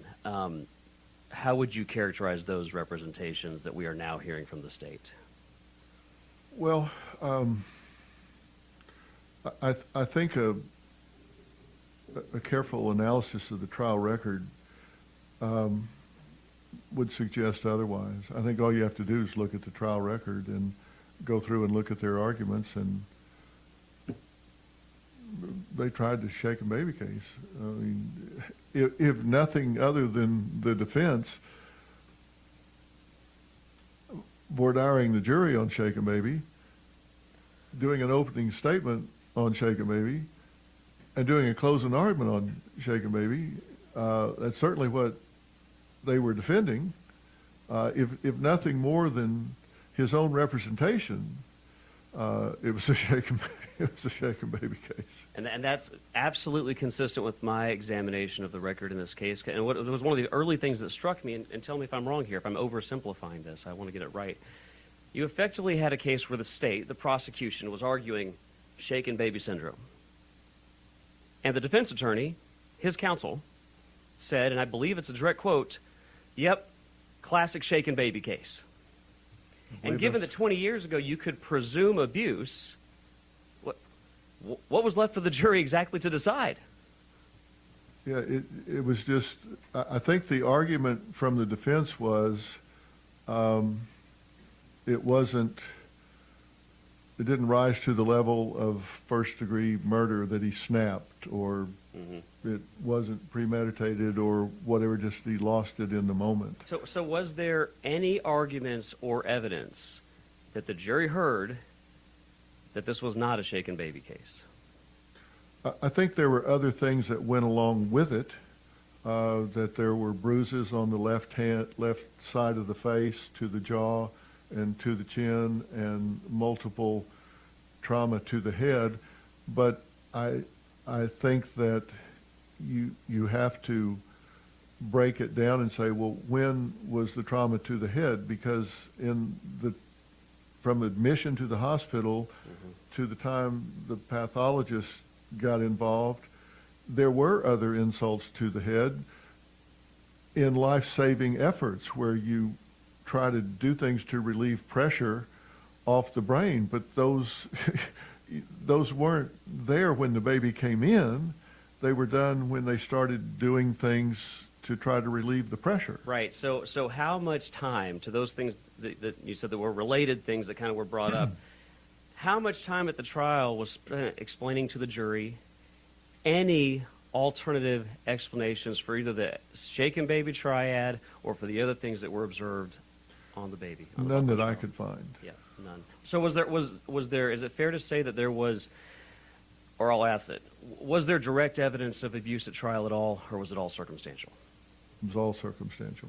Well, it was all circumstantial or reported by witnesses who later later impeached themselves by saying, I was coerced into saying this with threats from Child Protective Services or implied threats from Child Protective Services or whatever, that changed their testimony. I hear a lot of people out there right now saying, we should just trust the jury. They convicted him. In your opinion, is it even a debatable question whether or not the jury had all the evidence necessary to make such a decision? Well, I have to answer that two ways, Representative Harrison. I think jurors tend to get it right. Day in and day out, I think jurors tend to get it right based on what they see and hear. Correct. Based on what they see and hear, I think the collective IQ of a jury is 1,200. I think you send them back into a room. I think most people take it seriously. I think they put their heart into it, and I think they get it right based on what they see and hear. And I think they probably got it right in this case based on what they saw and heard. But they didn't see and hear everything they needed to see and hear to render a just verdict. Do you think that's even a debatable question? Not even close. Yeah. If I can dig in real quick on something you just said, you mentioned that witnesses that may have impeached themselves. Can you give is there a particular example or a particular witness that you're thinking of? Well, yeah. If there's not, it's okay. No, it's okay. There are witnesses that testified at trial, and they were witnesses from his past, and and the reason I actually asked, because Representative Schatzline a minute ago had made a question about whether there were substantiated or unsubstantiated discussion of violent behavior in the past that came out of trial. Yeah. Okay, on page 12 of the main document. Okay, got it. Let me turn to it here. Teddy Cox, who was Robert's girlfriend at the time, she was going to be the subject of a CPS investigation, so she was urged to provide information to implicate Robert. and was confined to a psych ward and admitted on the stand that she changed what she said about Robert based on how she felt at the time. But rebuttal witness Patricia Conklin, Teddy's sister, said Robert had a loving relationship with Nikki, never saw Robert spank Nikki, and Teddy had a poor reputation for truthfulness. And this was one of the individuals that testified, that provided the witness testimony that I keep hearing about all over the place on social media, that there was evidence that he was a violent person. Yes, Della Gray, his ex-wife and mother of his 2 older children, said that he was physically abusive, but interestingly enough, said she was scared of Robert, but during their divorce proceedings never reported any of this suspected abuse to authorities, and had a history of alcohol and drug abuse, and she lost custody of the children and never brought any of this out. She claimed in a 2003 trial during their divorce proceedings in the 1990s. So you kind of have to look at what they said at the time versus what they said when they had an agenda.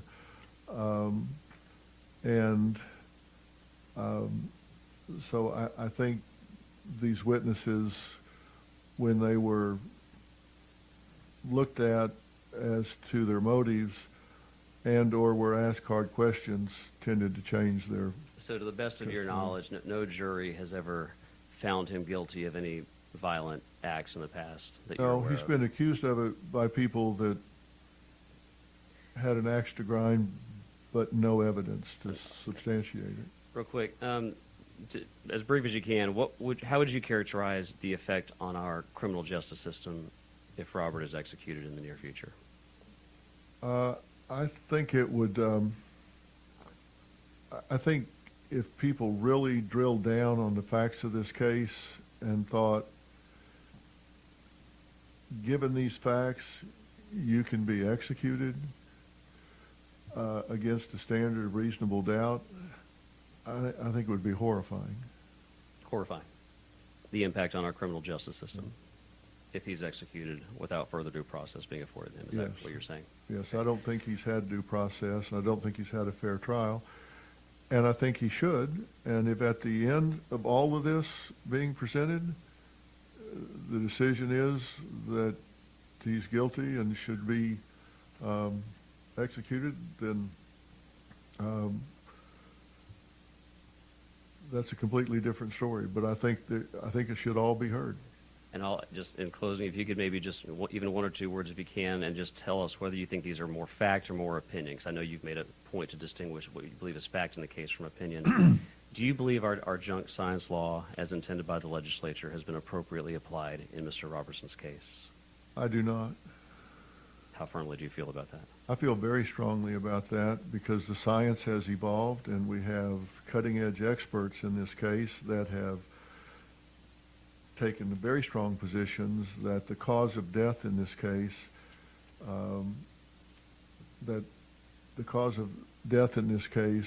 is more probable from medical complications than abuse. And if I wrote down my notes, but just a quick confirmation, you firmly believe his due process rights have not been adhered to here, and how confident are you of that? I'm very confident that due process can only be claimed if he is given an evidentiary hearing, which will lead to a new trial. And if I wrote down correctly a minute ago, did I hear you correct that in this case, your personal opinion is that no crime has been committed whatsoever? Based on the new evidence from the experts, I think no crime has been committed here. Thank you, Doctor. Thank you, Chair. Thanks for being here. Doctor, I appreciate your time. And you know what? I want to say this also. I appreciate your extensive research into the record in your preparation for your testimony here today. I appreciate you taking this with a great deal of seriousness, that we are evaluating what happened here. And for us to be able to evaluate that, we do need to rely on people that have done a deep dive into things. And I am grateful that you have taken the time, energy, and effort, you and your team, to do that deep dive, because you wouldn't be able to answer any of these questions if you hadn't have done that research. Well, I have this knack for getting gigs where somebody does all the work and I get all the credit. And Stephanie Grenadier and her team at Merit TV and the Innocence Project and all of their people, we've all worked very hard to figure this out. And most of it was done before I agreed to take on the case, because I had to figure out whether this was someone that I could passionately get behind. Well, I certainly appreciate the time you put into it, and I think that that is certainly shown through in your testimony today. Well, I appreciate the committee, and if I've kind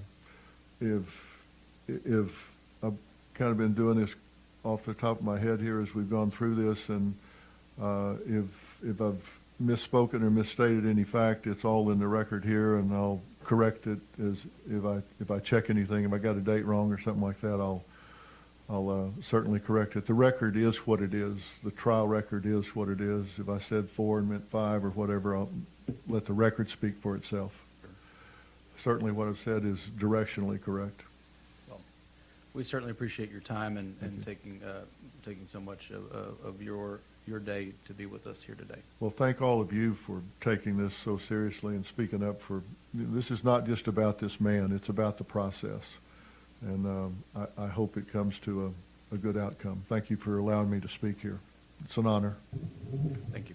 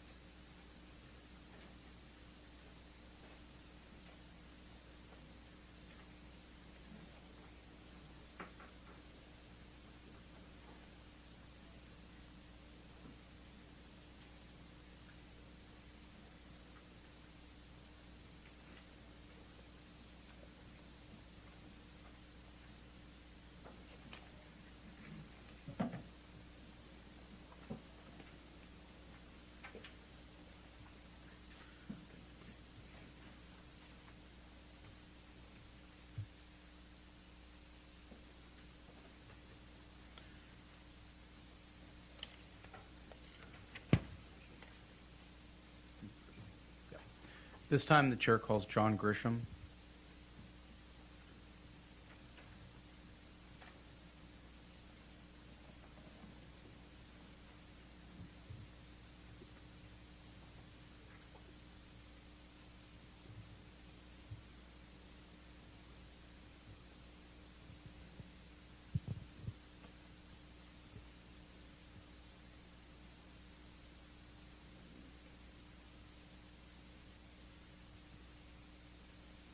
All right. Pull it.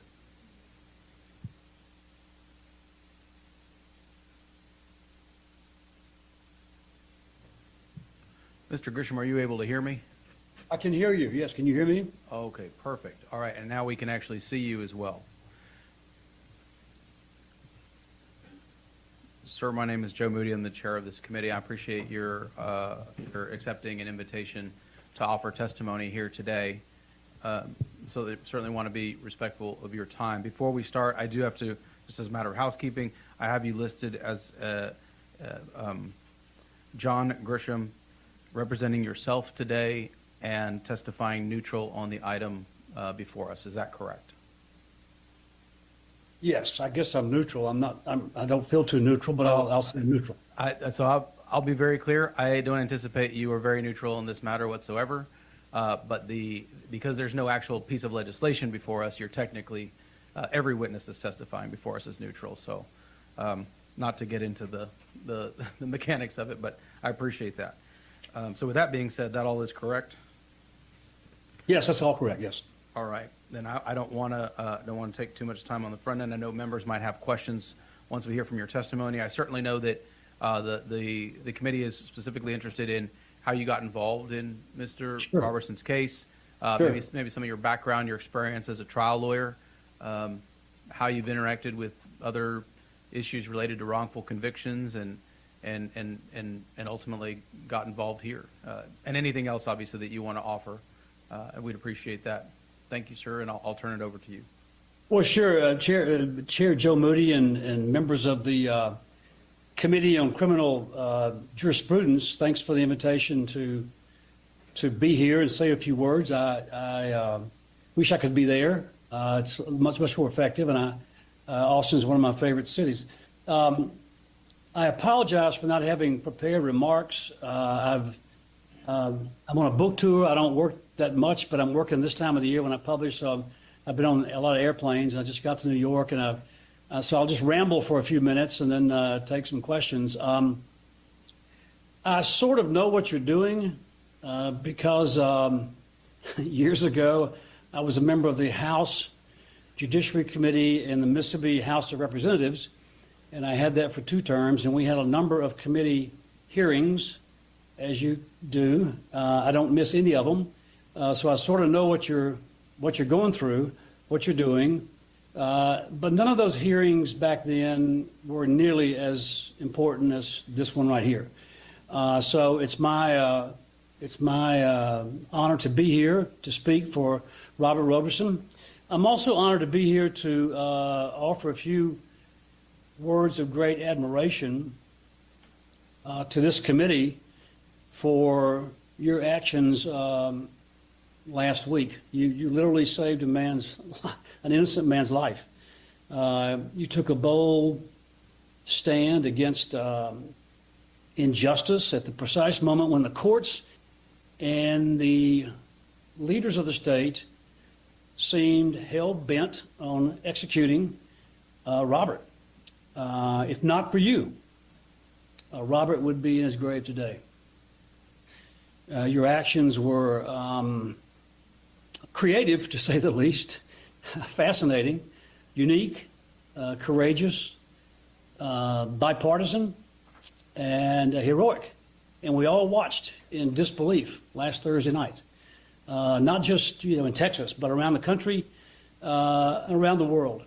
I've talked to journalists in Europe the past few days doing book stuff, and they are fascinated by this case and by the actions that this committee took last week. So you chose to dig deep and to find the truth and recognize that Robert's life was worth fighting for.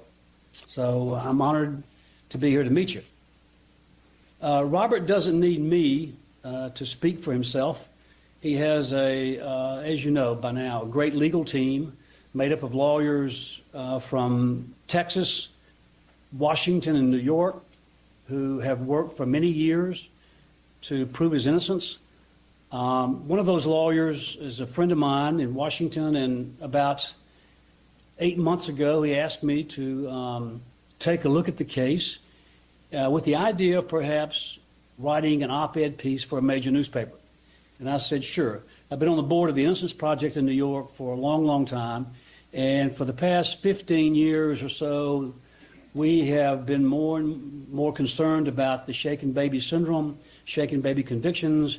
It's something we have studied. So I was somewhat familiar with that problem. And I said, sure, I'll take a look. My understanding is that last week you guys you committee members, got a lot of testimony about the medical and scientific evidence now available that proves that Nikki did not die because she was shaken to death by anyone. She died because of viral pneumonia, and we can prove that. I'm not a scientist. I'm not a doctor. I'm a lawyer. And I practiced criminal law in a small town in Mississippi for 10 years. And I had a lot of cases, a lot of clients, a lot of jury trials. I tried over 100 jury trials in 10 years, and I came to really respect the idea. We just believed in the idea of a fair trial. We still do. All Americans believe in the idea of a fair trial. We at least pay lip service to that. And I never had a client in 10 years I thought was wrongfully convicted.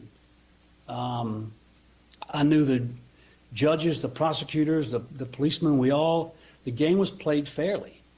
And I just never thought about wrongful convictions until I'd written probably 20 books.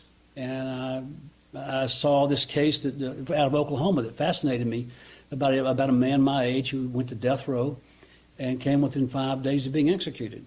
And so I wrote my first nonfiction book, The Innocent Man, published in 2006, about Ron Williamson and what happened to him. And it was a fascinating entry into the world of wrongful convictions. I have since become convinced that there are a lot of innocent people in prison, and that's why I do this work. That's why I get involved in these cases.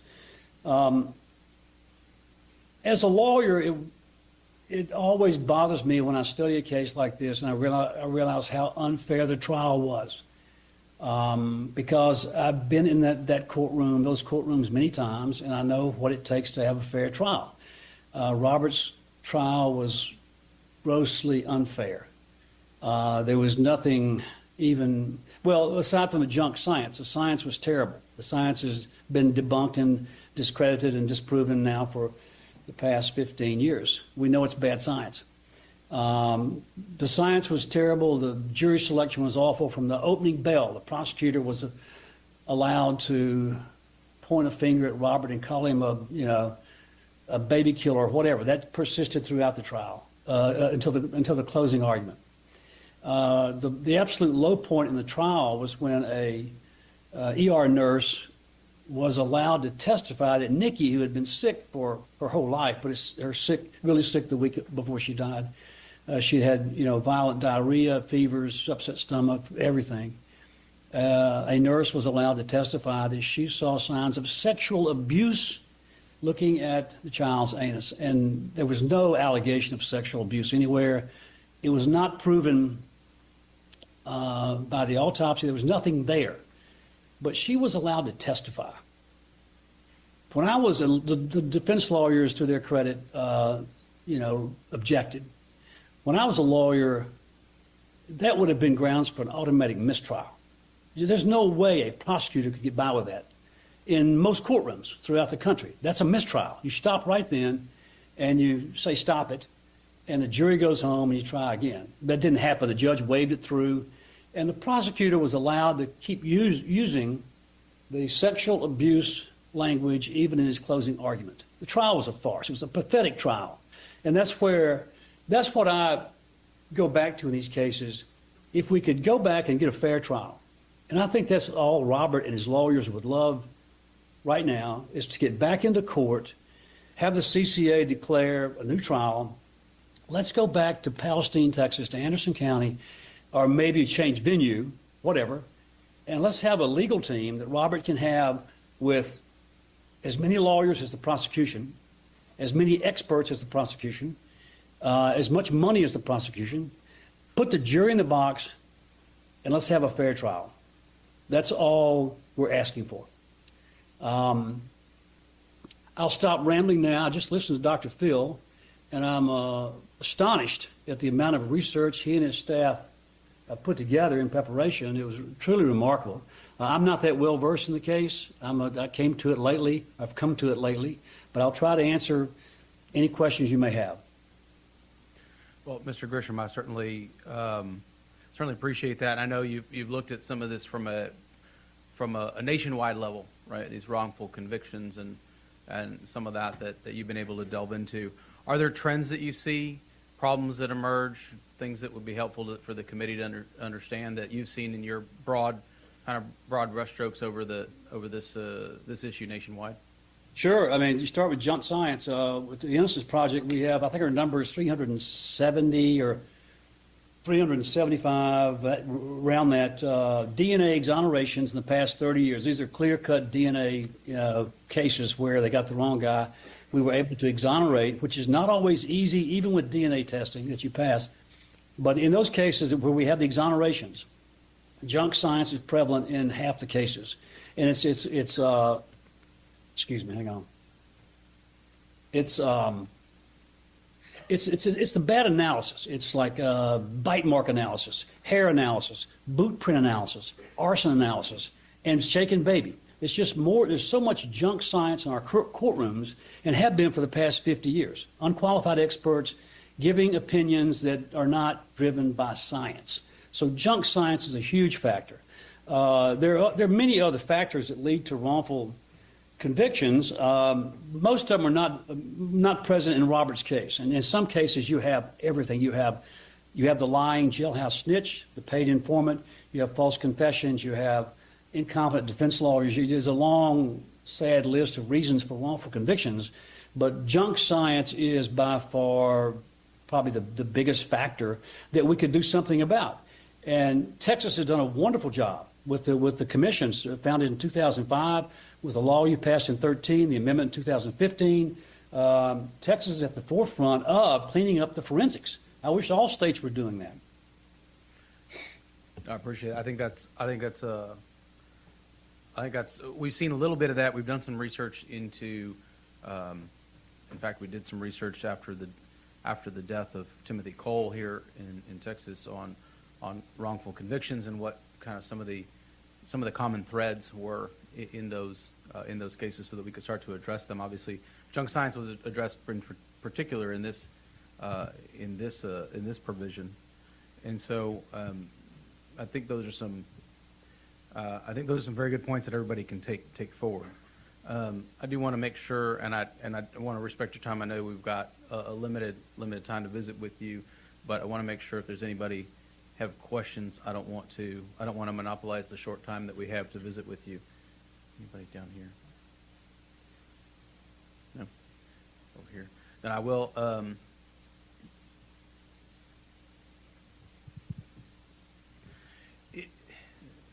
Well, actually, I have a lot I want to go into about DNA cases. I want to be respectful of your time to make sure that. Oh, sorry. Yes.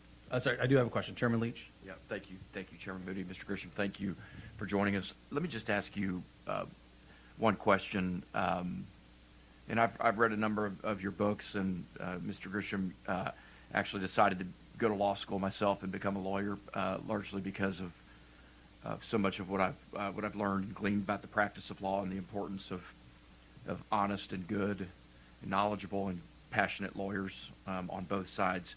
Can I just ask you, as someone who sees the legal landscape nationwide, and you've written about, you've researched, you know a lot about these cases, you've committed yourself to the wrongful convictions and making those right. What do you think it's going to take, understanding where we are right now in this case? What if you were us and you're trying to make the case to the other branches of government to give Mr. Roberson a new trial? What would you focus on? What to you are the most troubling aspects of this case? And what's it going to take, in your opinion, to get to achieve justice for Mr. Roberson? Well, I hope it's not a disaster. I hope it doesn't take a wrongful execution. We do not, to my knowledge, we do not yet have a case involving clear DNA proof that we've killed the wrong person. The Death Penalty Information Center tracks all types of data for wrongful convictions and for death penalty cases, and they list about, on their website, they list about 20 cases of probable innocence. Okay, half of them are from Texas. These are probable. You can't really prove them. Okay, they're close. There's no DNA case. And so years ago, I wrote a book about the premise was, what are we going to do as a nation when we wake up one day and we know by clear DNA proof we just killed the wrong guy? That's a great question. I can't answer it. I don't know. I'm afraid we won't do much at all. I am encouraged by the declining number of death verdicts around the country, the declining number of executions, and the number of states that are outlawing the death penalty. That's a good sign. I tell my friends all the time, people who I grew up in supporting the death penalty because I grew up, in Mississippi, Southern Baptist, and all that.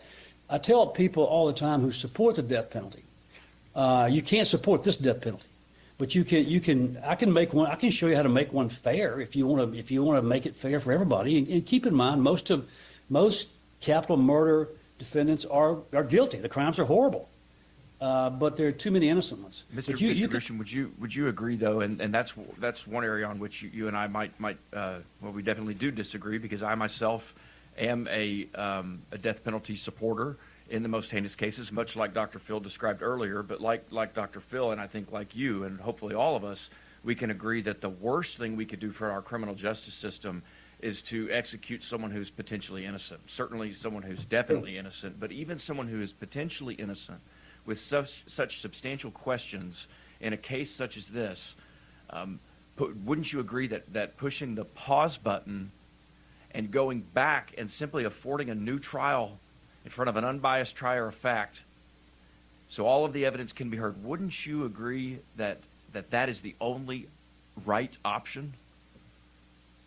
Yes, especially in a case like this one where the science has changed. Now, not all cases have this. Not all cases have science has changed so much, or science has been discredited or proven to be not correct. But when you have a case like this where the science is just wrong, okay, it was wrong 30, 40, 50 years ago when it was first developed. Sure, you have to go back to a fair trial. Let's do it all over again. Well, what's the hurry? Right. Thank you, Mr. Grisham. Appreciate your time today. Thank you. Before I let you go, I think about this because DNA becomes kind of the gold standard in exonerations. I mean, when we have actual innocence cases in Texas, that's kind of, we require that to be part of the combination of factors that's considered. If we don't have that, then you don't get to the actual innocence piece. Like, we feel so strongly about DNA evidence and its reliability. That's the weight we give it. But in many of those cases, in fact, I'll just ask you, I mean, you've looked at cases that were later ended in exonerations via DNA evidence.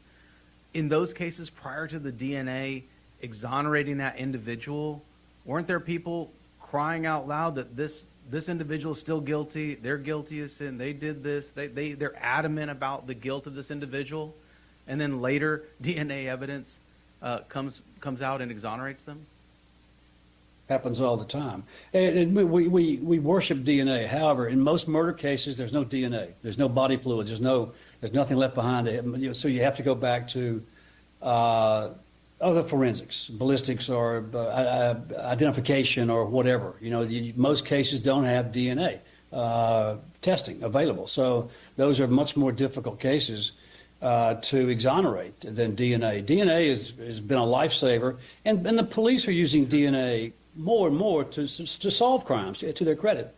Well, and I think you made the point I was trying to make, which is, if people will shout from the rafters that this person's still guilty over and over, and then DNA later exonerates them, but DNA is such a limited number of cases, it reasons to follow that in non-DNA cases, there are people still shouting that this person's still guilty, but in fact they probably are not. I mean, it has to, those have to correlate. They have to correspond. We have such rare opportunity to have DNA evidence, which we all have a great deal of respect for, but all of these other cases that you just stated don't have that.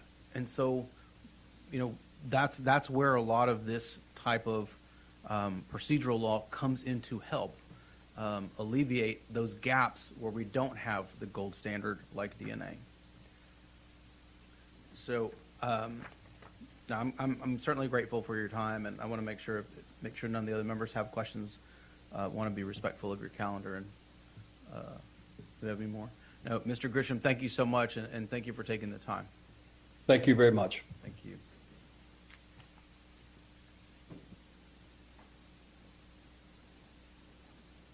Chair now calls Terry Compton.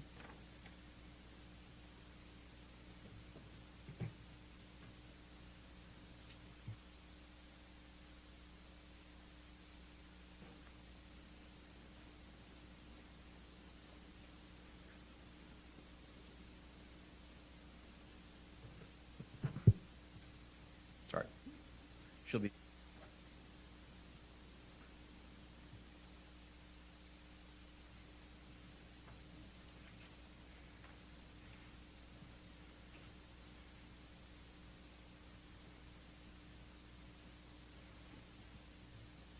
Good afternoon, Ms. Compton. Good afternoon.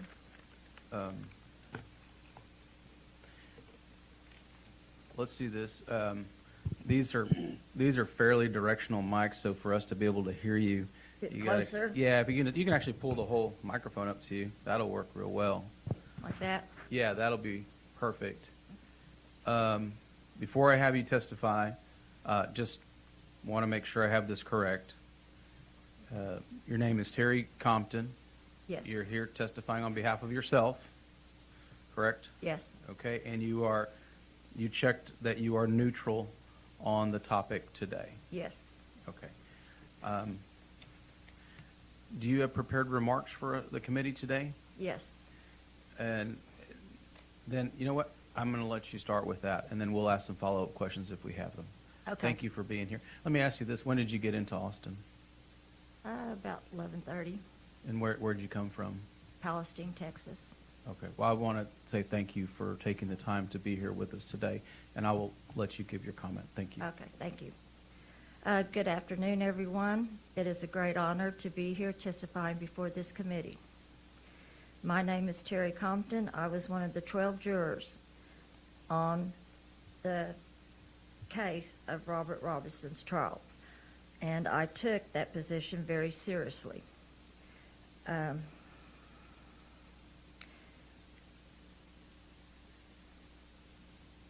Everything that was presented to us was all about shaken baby syndrome.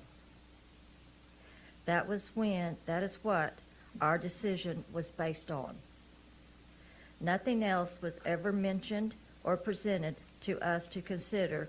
If it had been told to us, I would have had a different opinion, and I would have found him not guilty.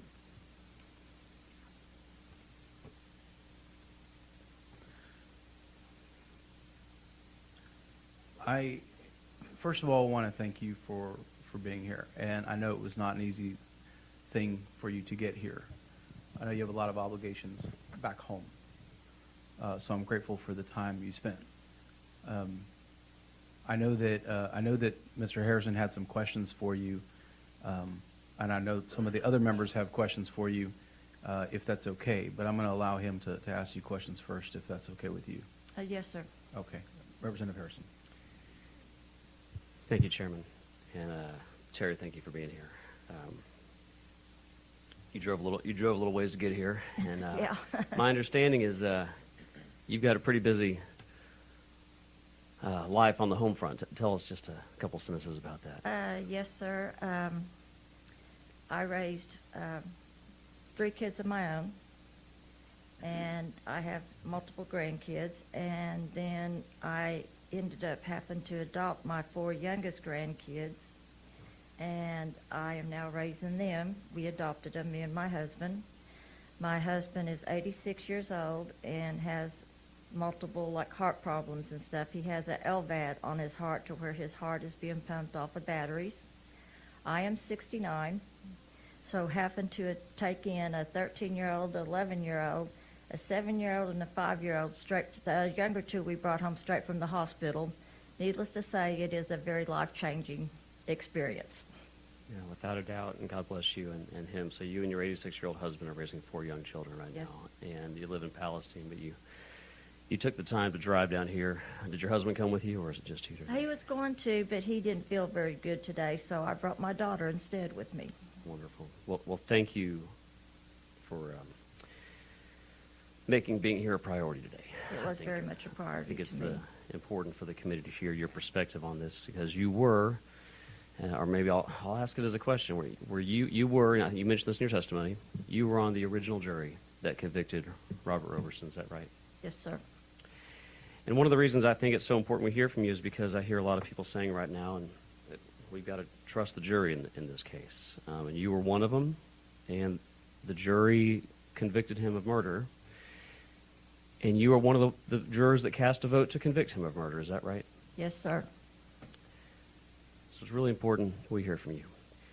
How, and I've got several questions, so as short as you can kind of make this, what made you feel that he was guilty of murder that led you to cast that vote of guilt for him?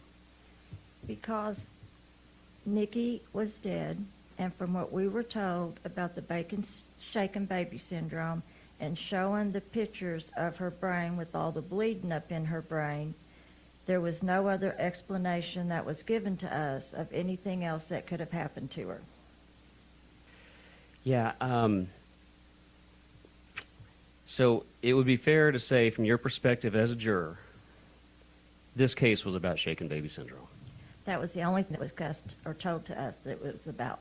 That's the only thing. Only thing. Nothing else was ever told to us, ever discussed with us.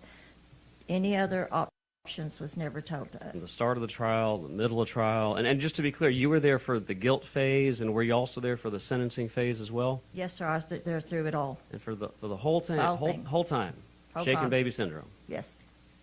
Nothing else was ever told to us. Nothing else. So I'm going to ask you a question anyway, just because I've written it down. I want to ask it to you. Were you told anything about this little girl, Nikki, being beaten? No. In the jury room, that was nothing we ever discussed. The only thing we ever discussed in the jury room was the shaken baby syndrome.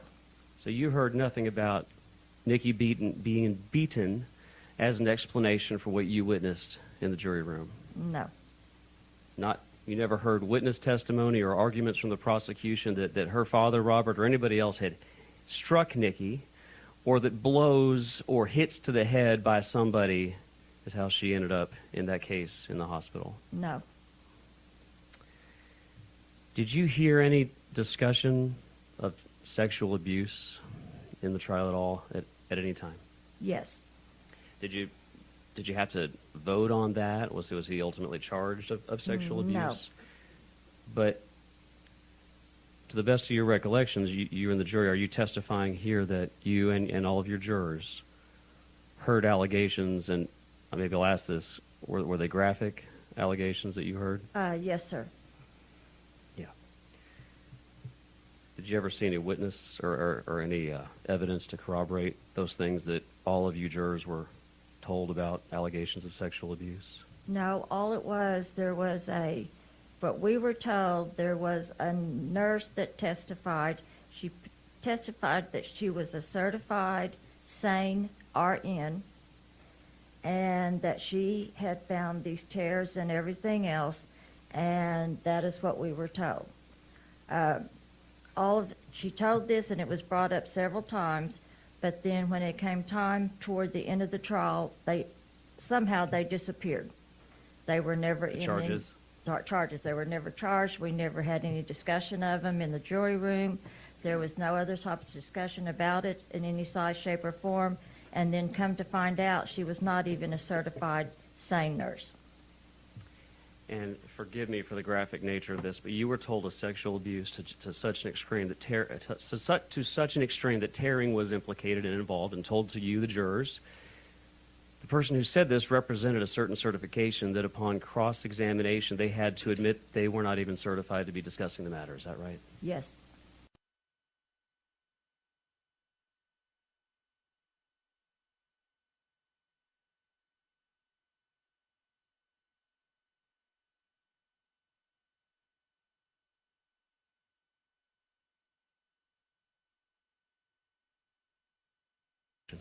Yes, sir, and also to my recollection, I believe the prosecution even got either it was a teddy bear or a baby doll and got it up and shook it to demonstrate to us what shaken baby syndrome was.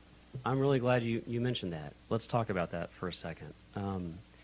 Because what is being thrown around right now and we'll get to this more in a minute. People keep saying, the state right now, to defend the execution, they are saying that Nikki was beaten several times on the head. And you just testified a second ago, if I heard you right, you never heard anything about that. No, sir. Do you have any recollection of multiple impact sites that Nikki had been beaten on multiple parts of her head?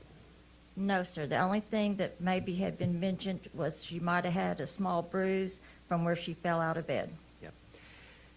Were there any photos or discussions that you saw, or any evidence you saw, that made you think that anything of substance, and certainly of sufficient force to kill a baby or a 2-year-old, was on her head? Did you see any photos of severe bruising on her faces at all? No. In the photos you saw, did Nikki look like she had been beaten? No. I want to go to this teddy bear. Did you say it was a teddy bear? I don't remember if it was a teddy bear or a baby doll or a child's baby doll or something.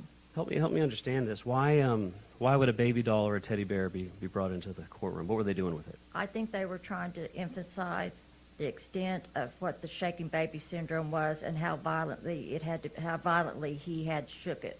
Can you describe to us, okay, so that was the point. What did they do with the doll or with the teddy bear? Can you just describe what you saw them doing with the doll?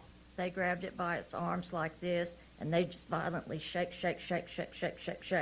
and just try to give us an example of what the shaking consisted of. And they did this, did they do this because they wanted the jury to understand what could have explained their theory for what was going on inside of her brain and what they believed happened to Nikki? So was the doll kind of like a substitute for Nikki? They were trying to make it a substitute for Nikki. Is that what you believe? You were seeing them That's what I simulate what believe. they believed Yes. happened to her? Yes, sir. Okay. Did they ever simulate the doll being hit in the head with anything? No. Did they ever simulate the doll being hit in the head by Robert? No. Did they ever simulate the doll being thrown against anything? No. Did they demonstrate the doll being hit in the head in any way? No. So the only thing you saw that simulation with that doll on was being shaken. Is that right, or is that That wrong? is correct. Do you remember if the defense counsel objected to any of this at the time? No, sir. Well, you don't recall, or they didn't? No, he didn't. Okay. Did they talk about, if that was the case, was there any discussion about damage to other parts of Nikki? Because, if you're shaken like that, was there any discussion about other injuries that might be intuitive if that were to happen? For example, fractures or neck tissue damage? No, sir. Nothing about a neck damage or any other part of her body? No, sir. Okay. Do you have, based on what you heard, and you sat through the whole trial, do you have any reason to believe that Robert was a violent person? Is there anything that stuck in your mind about that, based on everything you heard? No, sir. Were there any alternatives that you, the jury, any alternative explanations, I should say, to what could have explained what you were seeing from the medical evidence regarding Nikki, other than that she had been shaken? No, sir. And I jotted this down, but during your testimony, I want to make sure I heard it right, or maybe it was during one of your answers a second ago. You mentioned something about the deliberations in the jury room, and you were in there deliberating with your jurors. Yes, sir. What were you discussing when you were in the jury room deliberating with your jurors? The only thing that we would basically discuss was the shaking of the baby and the head injuries with the bleeding and stuff, that they showed us pictures where they had cut her skin away from her brain, where we could actually see the whole shape and the bleeding on her brain. And they sent those pictures around for all of us to look at. And that's what we would be looking at, was all the bleeding in her brain. And that's what they told us had been done from the shaking so violently, it had burst those blood vessels. And I want to peel at that. I assume the pictures were rather hard Graphic, to yes. view. And they were after the autopsy? Yes. Okay. Or during, after. During or after, but okay. Was there anything else that you can recall you and your fellow jurors discussing when you were in deliberations in the jury room other than, was this child shaken to death? No, sir. You'd have no recollections of anything else discussing this child being beat, hit, or otherwise abused? No. Okay. I want to go to the medical history now, because that has come up a lot in this case. What did you know about her case? What did you know about her medical history? I'll phrase it that way. The only thing that we were told as jurors is that she had been sick, that Robert had taken her to her pediatrician, I think earlier in the week, and he had given her Finnegan. A couple of days later, she had been running a high fever. I believe we were told about 104. He had taken her to the emergency room. Again, they had given her some Finnegan with cough syrup in it, codeine. And he'd taken her back home again. And then the next thing we were told is when she had rolled off the bed, she, I guess, was okay. And he put her back in bed with him. He woke up again. She was unresponsive.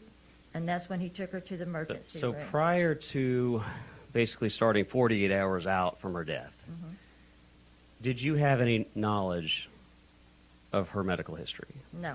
And would you characterize, because I don't want to misrepresent what you just testified to there, but in the days leading up, so the 48 hours roughly, you knew about it. There was a doctor visit, hospital visit.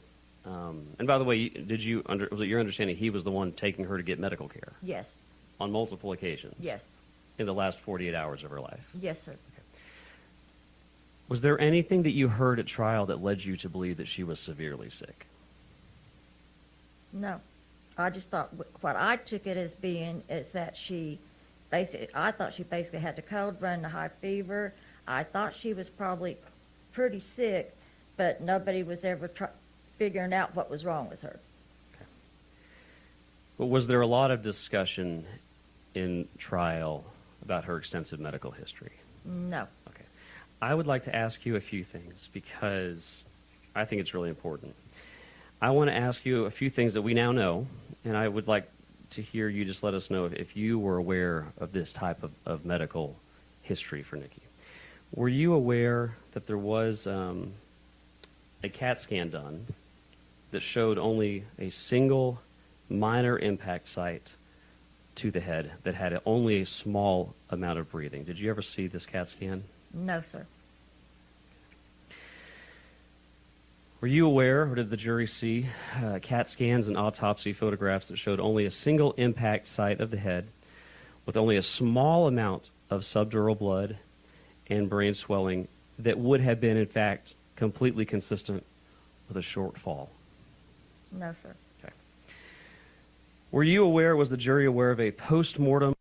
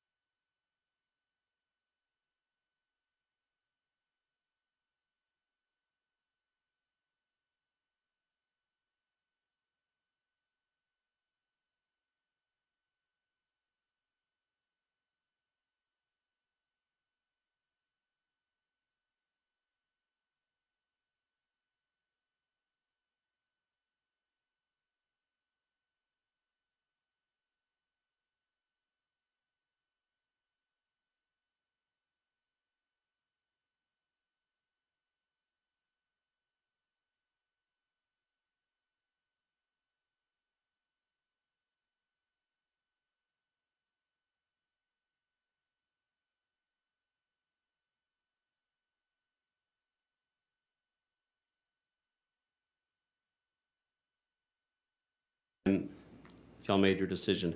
Were you aware at that time, in 2002, that Finnegan tablets and suppositories may lead to, quote, potentially fatal respiratory depression? No, not then. Were you aware that Finnegan tablets and suppositories in patients with compromised respiratory function, such as sleep apnea, should be avoided? No, sir, not then. Were you aware that caution is now this is the official this is from the FDA, caution should be exercised when administering Phenergan tablets and suppositories to pediatric patients 2 years of age and older because of the potential for fatal respiratory depression. No, not then. And were you aware then that excessively large doses of antihistamines, including Phenergan tablets and suppositories in pediatric patients, quote, may cause sudden death? No, not then. Yeah. Nikki had been prescribed these drugs, these cough syrups, that do metabolize into morphine. And this was in conjunction with the fact that she had a severe respiratory infection. Were you aware that she had a severe respiratory infection? No, sir. Okay.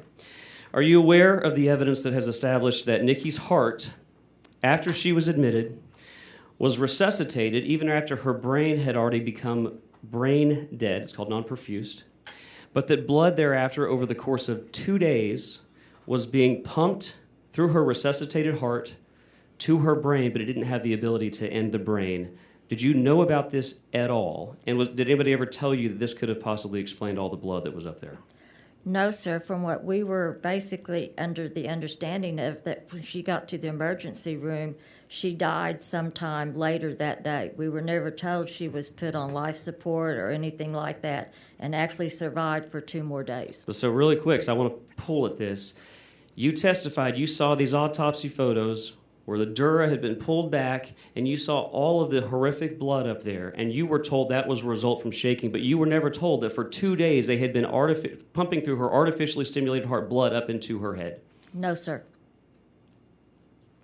Okay. Are you aware that there's evidence that after Nikki was moved to Children's Hospital in Dallas, she was receiving epinephrine and 3 other drugs that stimulate blood flow and raised her pulse to over 200, adding to the blood flowing in and under the scalp and accumulating in the subdural space, yet it was unable to enter the brain? Did you know about that? No, sir. Like I said, I thought she had died there at Palestine Hospital later that day.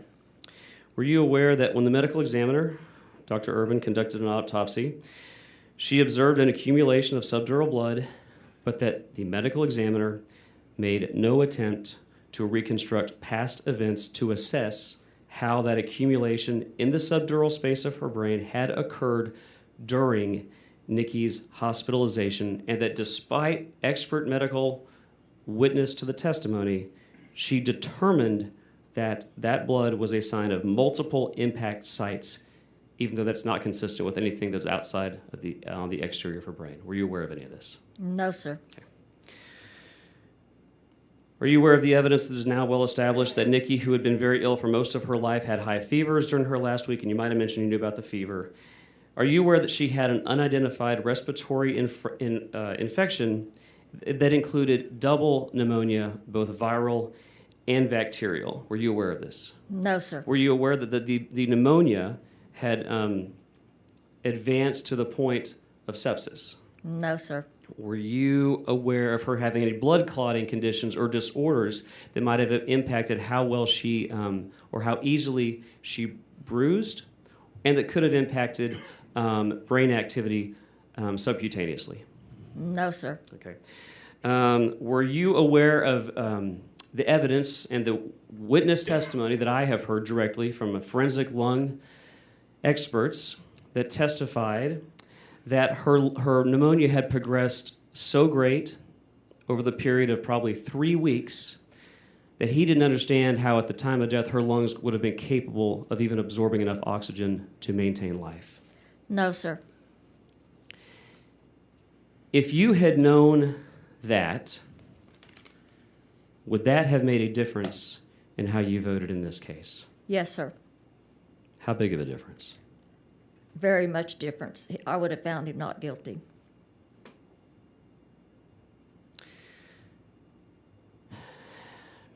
In 2002, were you aware that Mr. Roberson had autism? I was not aware of it in 2003, the day of the The year trial of was the 2003, trial. that's right. And this is important because I have had law enforcement testify here to this committee that he had a really flat affect. How would you describe his demeanor at trial, and did that have any impact on your views of his guilt or innocence? It didn't have a whole lot, but I'm going to say it probably did have some. He just basically sat at the table, didn't look at us, didn't pay how much attention, just basically stared more or less straight ahead. Did you find that odd? It was kind of odd. Would it have struck you as less odd if you knew he was had been diagnosed as being on It the probably autism would have, spectrum? because I would have explained what his behavior was.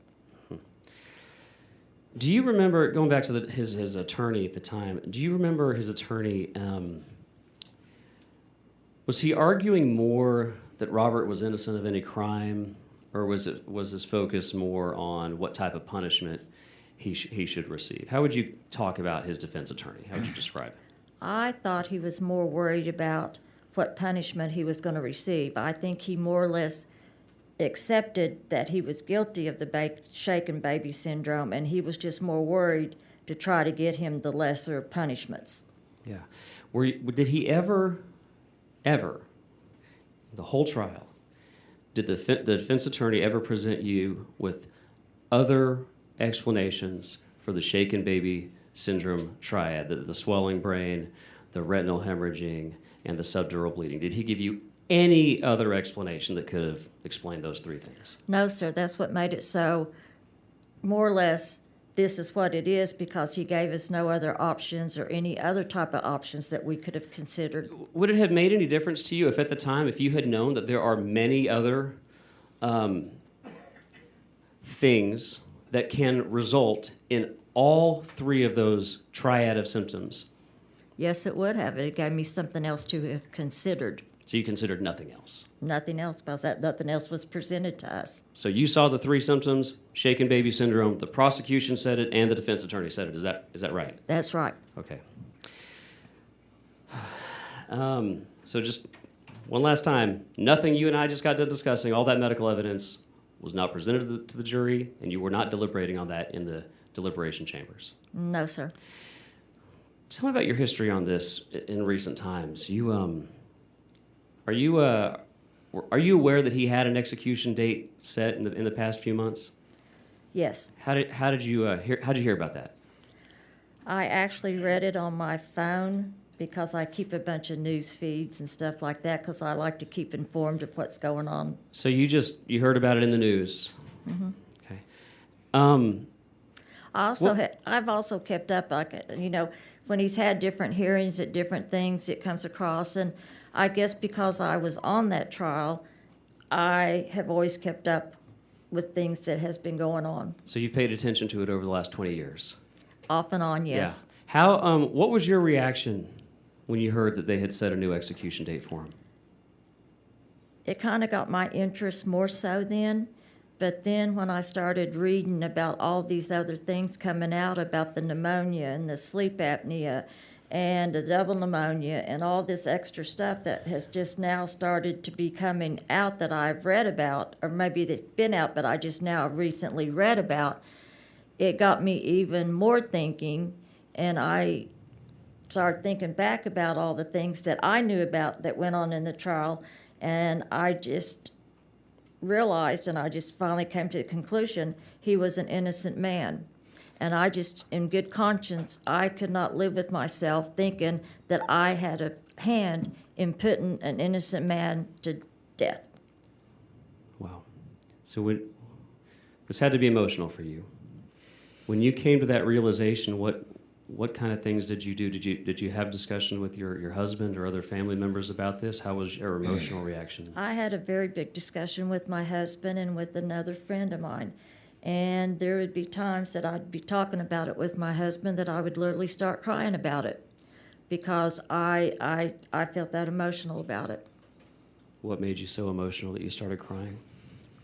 Because I just couldn't think about killing a man, and that's how I looked at it. My decision 21 years ago was getting ready to come to realization, and I literally, in my eyes, was killing a man that I knew was innocent, and I was going to have to live with that. This must have weighed on you over the last few months. Very much. Well, for what it's worth, not a question, but just a statement. I'm confident I'm confident in this. I can speak for everybody up here. We're all humans, and nobody would expect you to be judged on 2024 knowledge in 2002, 2003. Okay. You are only responsible for what you knew at the time. Yes. I need to bring this back to very present day because we've had a lot of developments in the last few hours, last few days, that I would like your take on. Okay. As someone who was on the jury. When this committee issued our subpoena, something that, just as a matter of fact, if we had not done, he almost certainly would be dead right now. There was a lot of litigation that has started, a lot of arguments. And the government, the state, and in this case the Attorney General's office, made an argument on the day that we issued the subpoena, I can't remember if it was that day or the next day. They began arguing that Robert Roberson's case was not a shaken baby case. I would like to read you a couple quotes. Okay. This is from somebody in the Office of the Attorney General. The evidence supports the fact that there were multiple blunt force impacts to the child's head. How would you respond to that claim?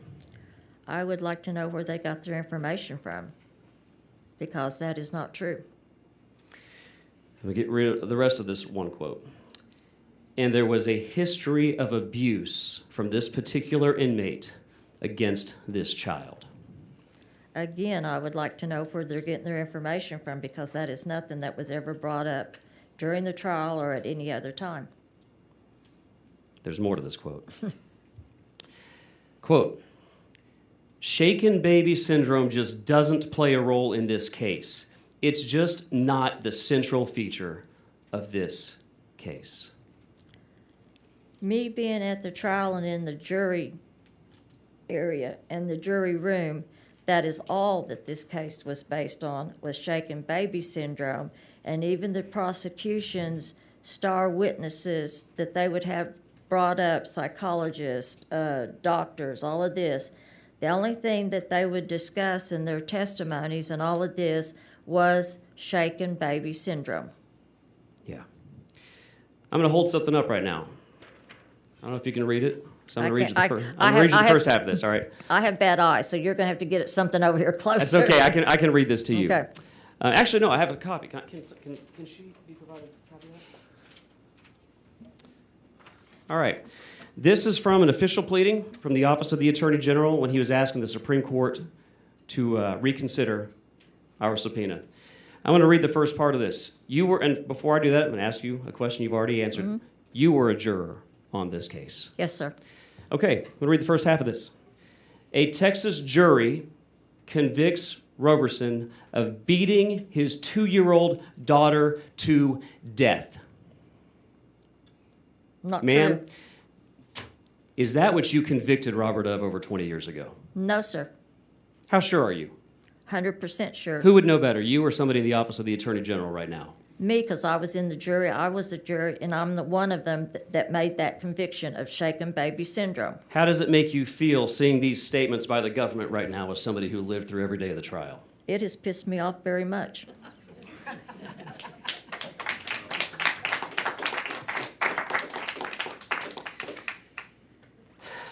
I'm going to wrap up now because I'm certain my colleagues have questions. And also, too, it has pissed me off about our prosecutors in Anderson County, because I heard they testified that this is what it was. And personally, the prosecutors now was not the prosecutors back when the trial went on. Prosecutor back then was Doug Lowe, and his assistant was Mark Calhoun. So how do they even know what went on? And I think there was at least widespread sentiment up here when the district attorney testified that she did not come prepared, and nor did she demonstrate even a basic level of knowledge of the facts in this case. So I'd like to wrap up here and let folks... I have to say, she is not very well thought of by a lot of people in Palestine, because she basically has no knowledge about her job most of the time. Okay. All right. I want to summarize a couple things, a couple very quick closing questions, and move on to my and colleagues. I will tell you one other thing. Yes, ma'am. To help your committee. Yes. Palestine Medical Regional Center is not the best hospital to take your kids to get anything done. They have a bad history of misdiagnosing people.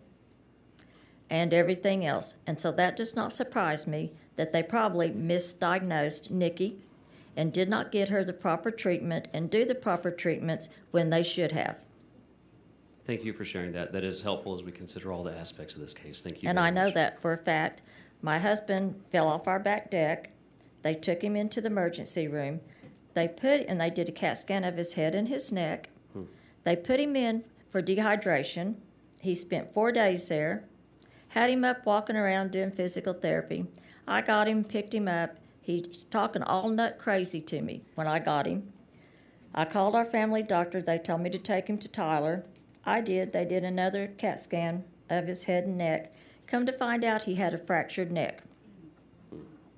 I got the CAT scan from the hospital. I took it to our primary care doctor. He's seen the fracture. I called the hospital and started raising Cain with them. They sent it out to a third party. 3 weeks later, I get a phone call from the third party.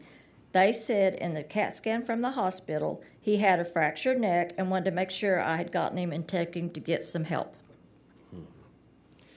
That is how good our hospital is at looking at CAT scans, diagnosing, and taking proper treatment care. And the care and the attention to detail and the maintenance of records certainly played a central That's role in what this I'm case. saying. So thank That's you for how sharing come I'm that saying. perspective.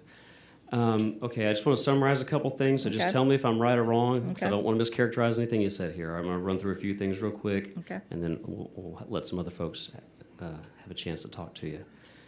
You were a juror for the entirety of the trial, both guilt and sentencing phase, correct? Yes, sir. This was, according to your testimony, a shaken baby case, and only a shaken baby case. Is that right? Yes, sir.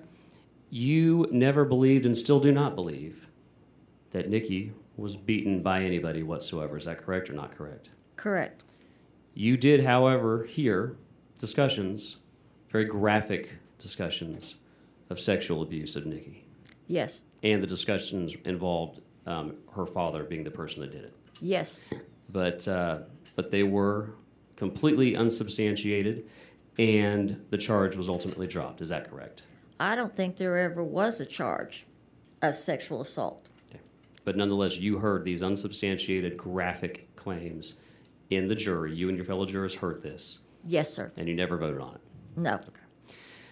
You are now rejecting here today the new claim that Nikki was, quote, beaten to death. Yes. You knew very little about her relevant medical history at the time of the trial, and if you knew her full history, that would have mattered a lot to you. Is that correct? 100%. And you're telling me that his defense attorney for the entirety of the trial never gave you one single possible or plausible explanation for what could have caused the 3 symptoms that they were telling you was shaken baby syndrome. Is that correct? Correct. And you never heard a single argument or any bit of evidence that this was not shaken baby syndrome? No. All right. 3 questions. Did the jury hear everything that you needed to hear to make a correct decision in this case? With the evidence now, no. Knowing what you know now, did the jury get it right? No. Knowing what you know now, do you believe Robert Roberson murdered his daughter, Nikki? No. How strongly do you feel about that? 100%. Thank you for your courage. Thank you for your time. Thank you, Chairman. Mr. Harrison, thank you. Ms. Compton, I'm going to ask other members if they have questions for you. I just want to follow up on one thing, and more of a statement than a question. It takes a lot to confront a very challenging situation like this. I know it does not make you feel comfortable that Robert's sitting on death row, given what you know today. And there are people, when they're confronted by difficult things, they put their head in the sand because it's easier than dealing with it. And I'm grateful for you making the trip here and telling us your feelings. And it's okay to say you're pissed if you are, because that's what we wanted to hear. Because the exact reason that this legislature created a law to go back and make sure that someone got a fair trial is because we don't get to get back inside the head of the jurors. We want to protect them after the fact. just in case something happened that was a mistake. But the courts have refused to do that. And your testimony here today gives us the opportunity to get inside that jury room, to understand the way you think and to understand the way that you feel. You are exactly correct about your analysis here. And your testimony is exactly what we needed to know that our law is not working. So I want to tell you, I am grateful for you coming here on a day's notice to talk to us. That's important, not just to Robert, not just to this committee. It's important to the entire state of Texas and the justice system that we have. It is going to impact so many lives that you will never interact with. And I want to say thank you for that. Members, do we have any questions for Ms. Compton otherwise? Yes, Mr. Cook. Vice Chair Cook, sorry. Thank you. Thank you for your testimony today. Thank you for coming to Austin, and just wanted to ask you a couple of questions. And so earlier you talked about the either the baby doll or the teddy bear that was being shaken. And so that was an example of where the prosecution was showing you what happened in this case, right? Right. Yeah. So if the court were to, if the judge would have excluded any testimony or any evidence being presented at the trial that had nothing to do, basically everything that had to do with shaken baby syndrome would be eliminated. So if I can just ask you to kind of just erase that from your memory, what other evidence did you hear of any type of physical abuse? None. Okay. And with regard to the sexual abuse, it was discussed at the beginning of the trial. Is that correct? Correct. Okay. Would it be impossible for you to remove that from your mind? I mean, as you said here, 20-something years later, you still remember him being accused of sexually assaulting his 2-year-old daughter, correct? Yes. Right. So it's fair to say that it would have been impossible for you to have considered it while you were sitting in the jury room. You would have had that knowledge. We had it in our minds, and I think that probably we didn't discuss it per se, but I think it was in the back of every juror's mind that happened. Let me ask it another way. If he had been previously convicted prior to this incident, if he had been previously convicted of sexually assaulting a minor, would that have impacted, would it be impossible for you to have not considered that in evaluating the evidence? No, it probably would have weighed heavy. Okay, thank you. Members, do we have any other questions? Yes, Ms. Morales. Thank you so much. Your testimony today is incredibly powerful, and it's going to create positive change in our state. One thing that has stuck out with all of the testimony that we've heard today is that the child was given 2 very powerful, strong medications. I've taken both of those medications in my lifetime, and I don't take them now because they're very, very strong. And it's interesting what you said about the medical community there in Palestine. So I guess my question to you is, during that time of the trial, did it ever occur to you, or did it ever stand out in your mind that these medications were very, very strong and that maybe they shouldn't have been prescribed to a child? And to be honest with you, I don't know how I felt about those medications during those years because, medicine has evolved during, the last 20 years, but I'm just curious if that, if you questioned that at all at the time of the trial. No, I don't think we did, because that many years ago, it was such a common drug that pediatricians or doctors, prescribed for costs and this type of thing back in those days. I know previous down the road, they have changed what they do about all of that. But back in those days, I don't think it was something that we really considered it being too out of line of that being prescribed for a 2-year-old. Wow, and to have them both at the same time, it just... Right, we just didn't, it's not something we really thought about. Thank you so much. All right, Ms. Compton, appreciate your time and thank you for being here. I don't think we have no further questions for you at this time. If we had other questions later down the road, do you mind if we reach out to you? No, sir. Okay. I'm free anytime. All right. Thank you. And thank you all for having me and listening to me, and hopefully we'll get this right the next time around. That's the point. Good luck with those grandbabies. It's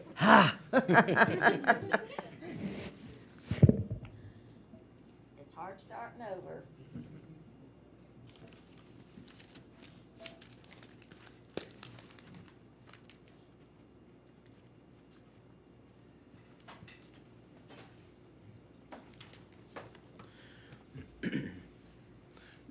Chair calls the Honorable Elsa Alcala.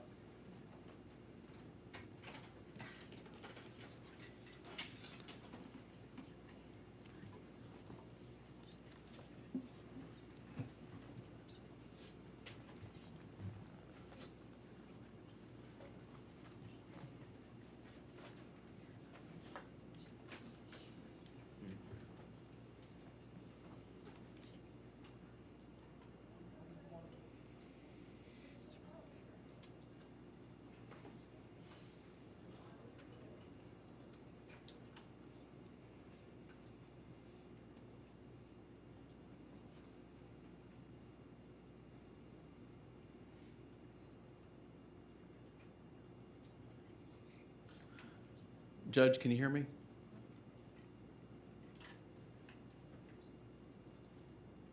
Let's see. Oh, there it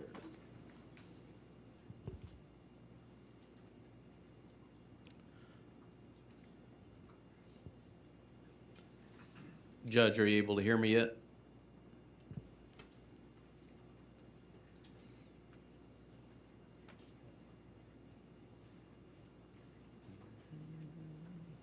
That says it's connecting up there. Oh, there. I think. How about now, Judge? Oh, I can hear you. There yes. we are. Okay. Sorry, technical difficulties. Judge, it's good to see you again, You too. even if only virtually.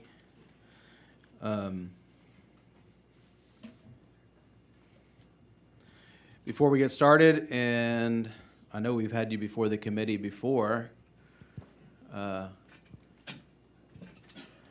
back in 2017, if I remember correctly. I have you registered as Elsa Alcala, testifying on behalf of yourself and testifying neutrally on the topic today. Yes, sir. Okay, great. And I'm gonna allow you to make your comments, and talk about some of your background.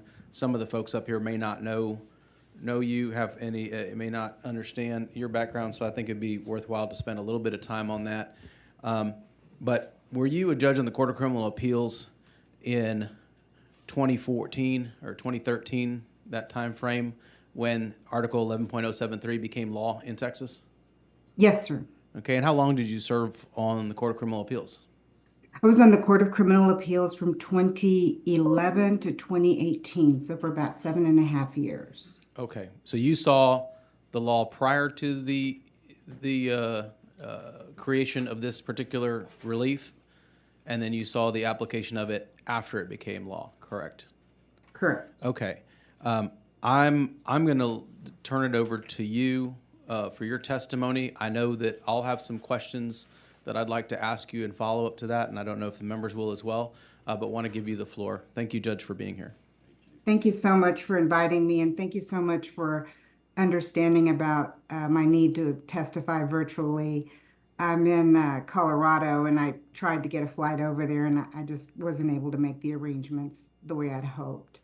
But I appreciate this committee so much for taking the time to hear all of the testimony and for your extraordinary intervention last week. It was peculiar, certainly, but I think it was greatly appreciated by those of us who are so committed to the cause of innocence. And I have the utmost respect for everybody on this committee for taking those steps that you did last week. What I'd like to do is make 3 points that focus on the law. We've had a lot of testimony that talked about the science and the medical issues involved in this case, but I'm going to approach those more from the legal vantage point and the statutory vantage point, because I think that's what your committee at its core is interested in. What can you do to possibly modify the statutes that you've passed in order to make sure that they're being implemented the way that you hoped they would be incorporated by the judiciary? So I'd like to make 3 points. The first one is to talk about Justice Sonia Sotomayor's concurring opinion last week that I think really encapsulated the issues that are at stake before this committee and analyzed the record succinctly as to what's going on in this case. The second point I'd like to make is very briefly talk about what you just asked me about, which is how did all this come about? What did things look like before the passage of the statute, and what did they look like after? And I'll do that very briefly. And then the third point I'd like to make is to make 6 possible suggestions for changing the statutes that are involved and that implicate this case. Some of them are, I think, pretty basic, and then some of them may be further than you're willing to go, but I'll just briefly mention those that come to mind. And I think, frankly, there's many more changes that could be made, but I didn't want to be here for 10 hours. I think you all will appreciate my narrowing the suggestions down to about a handful.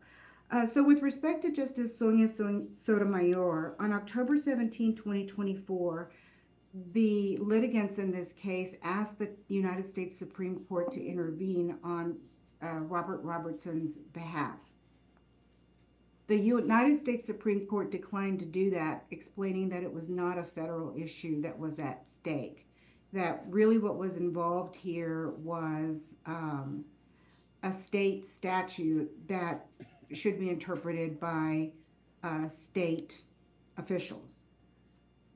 However, Justice Sonia Sotomayor took the position of writing a concurring opinion to explain how she saw the case and how she felt it should be addressed. She's made 3 points that I'd like to mention here.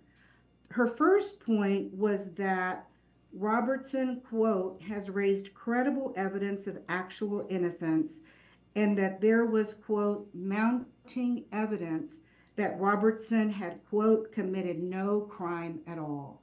This is a United States Supreme Court justice, the very top echelon of the judiciary of this country, and she reviewed this record and the legal issues and the factual issues, and she came to the conclusion that most likely Mr. Robertson is innocent. And I think that's a noteworthy comment of hers that we need to respect and observe. The second thing that she said was that the state relied on the science underlying shaken baby to explain the injuries as a core part of its case. From hearing the testimony today, it appears as though we're now having revisionist history, and that the prosecutors are now trying to claim that this wasn't a shaken baby case at all. And I think many of the speakers today have challenged that conclusion, and rightfully so. And that was, in fact, what Justice Sotomayor also said. She said that, quote, the state's expert had disavowed a beating or impact only theory of death at trial. In other words, at trial, the state did rely heavily on the shaken baby evidence in order to show that the impact that occurred was from this shaking that occurred rather than from a fall from a bed, as Mr. Robertson had explained. I briefly reviewed parts of the trial record by Dr. Squires, who was the shaken baby expert that the state relied on at trial. Squires said, quote, "The actual brain injury we do not feel is explained by a simple impact." She said, quote, "There had to have been something more than just impact." So it's very clear in looking at her trial testimony that the state didn't say that it was because of this impact only that Nikki, the child, died. Rather, at trial, the state made it very clear that this was a shaken baby case, and they used that theory in order to explain why the impact was a grave cause of the result of Nikki's death. So this was not just an impact case as it's now being portrayed. Rather, the evidence of shaken baby biometrics was at the core of the state's theory about Nikki's cause of death. Plain and simple, as Justice Sotomayor noted, this was a shaken baby case. The third comment that Justice Sotomayor made was with respect to the impact evidence, because it appears as though, again, with revisionist history, the state is trying to contend that this child was beaten or severely damaged by Mr. Robertson. But in fact, after the trial attorneys found CAT scans that were taken directly after Nikki's admission to the emergency room. And those scans showed only minimal subdural bleeding. The reason that's important is because it's clear that that is most consistent with what Robertson said, which was that the child fell. All of the other damage that the jury heard about and that lawyers are now on the prosecution side trying to point to, all of that damage came from the surgical intervention at the hospital to try to save Nikki's life. But that is certainly not attributable to any misconduct by Mr. Robertson.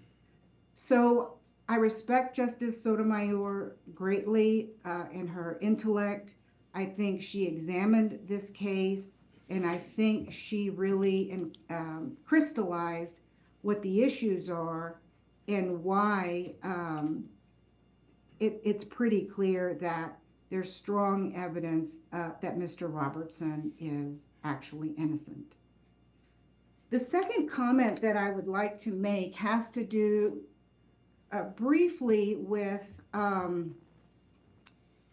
what the court was like before the passage of Article 11073.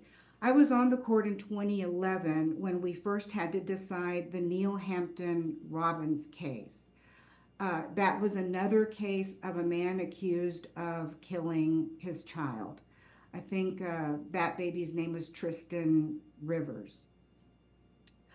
The medical examiner in that case said that Tristan had died, I believe, from asphyxia. Many years later, other medical examiners looked at that evidence and and said that that was not the cause of death. And then the medical examiner herself re-examined the case, and when she did that, she withdrew her conclusion that it was asphyxia, but she said that she believed the cause of death was undetermined. I thought that that was enough for my court to grant Mr. Robbins a new trial. But my court disagreed, and they upheld that conviction. So to them, it really didn't matter that the medical examiner herself had changed her medical conclusion. It didn't matter that the cause of death was undetermined. The court felt satisfied to uphold that conviction. So after that, the legislature examined the issue of bad science used in courts, And it had other instances of bad science, like the Cameron Todd Willingham case and other cases. And that's when the legislature acted to pass Article 11073. Wait, can I stop? In that first case you just referred to, Judge, Yes. you said your opinion while you were in the minority was that the law at the time should have provided relief in that case.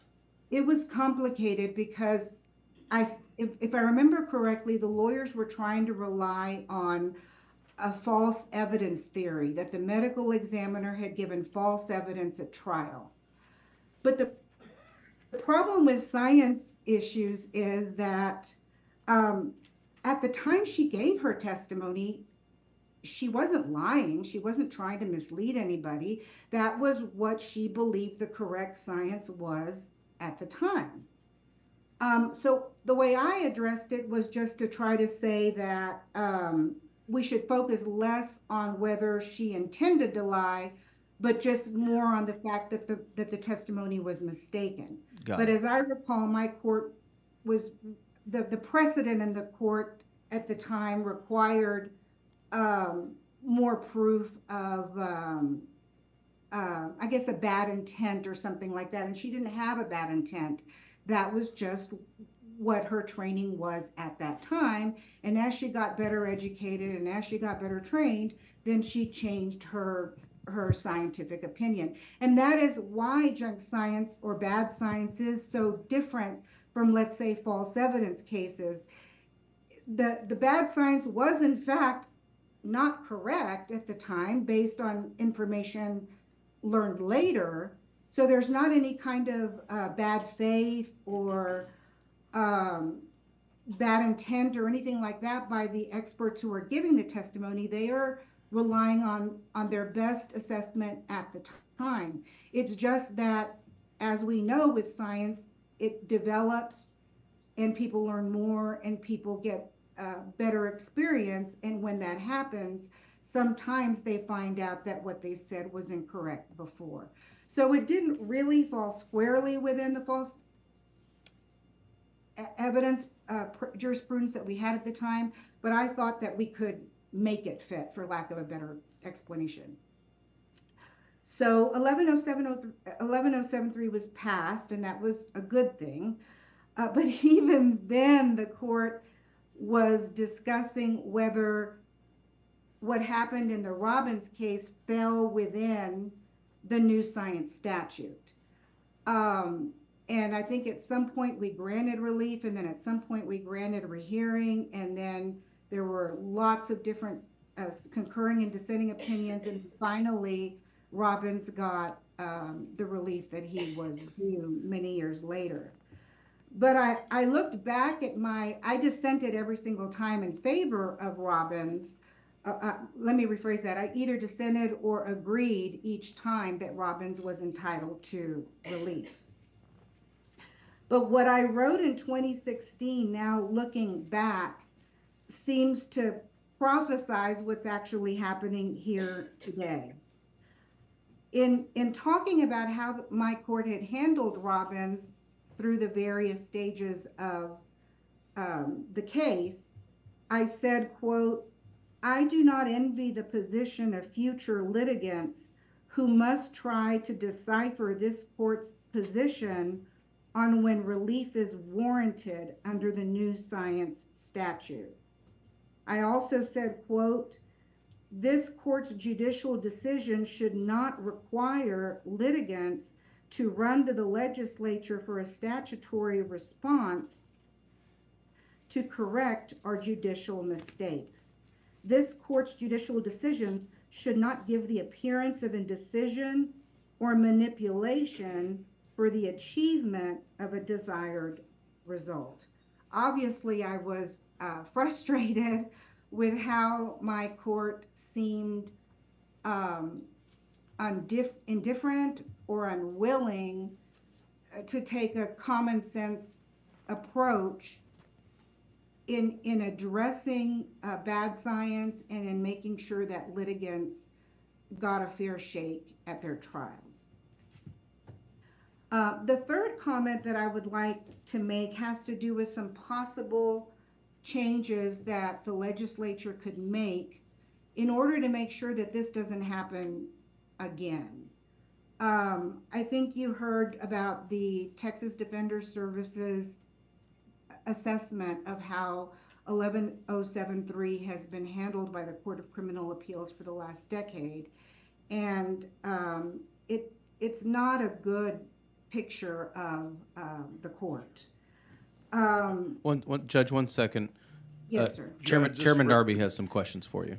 I just wanted to, could you elaborate on that exactly from your perspective on how these cases have been handled now? Could you give us your understanding of what the Court of Appeals is looking to and how they're reaching these decisions now? Yes, sir. And frankly, that's part of what I was about to talk about, but let me answer your question and then I can probably go into more detail. I think part of the problem is that the court, in all respects, views legislation quite narrowly. And so, for example, in this statute, it talks about, let me quote the language of the statute, that the statute requires that had the scientific evidence been available at trial, on the preponderance of the evidence, the person would not have been convicted. And frankly, there's two parts of that I think are problematic. One is the burden of proof of preponderance of the evidence, and the second one is the language that the person would not have been convicted. I think the Court of Criminal Appeals is looking at both of those terms harsher than it should.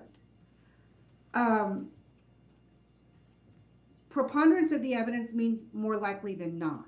And so what the defense has to do to obtain relief under junk science is to say that given the new science, or what we now know about science, more likely than not, the person would not have been convicted.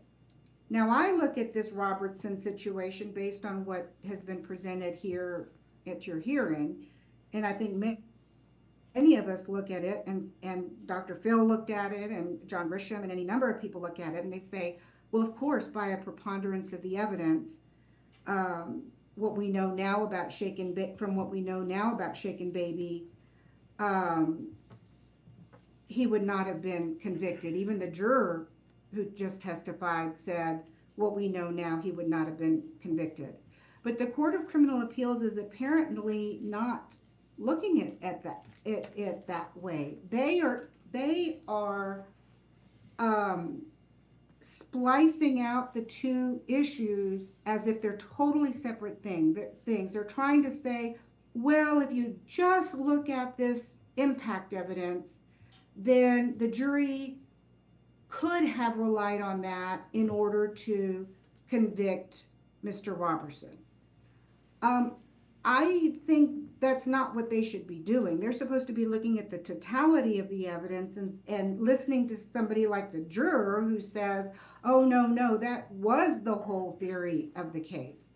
But I think on the appellate court, they end up doing much like what the Attorney General is doing here, and just picking out pieces of evidence and saying, oh, there was this impact, and therefore the jury could have looked to the impact, and based on that impact, the jury, the defense has not shown that by a preponderance of the evidence, the person would not have been convicted. It gets highly technical, and I think some people lose their common sense some judges lose their common sense when they're looking at something like that. Question, is that a bar too high? Clearly, I mean, they have to prove their innocence.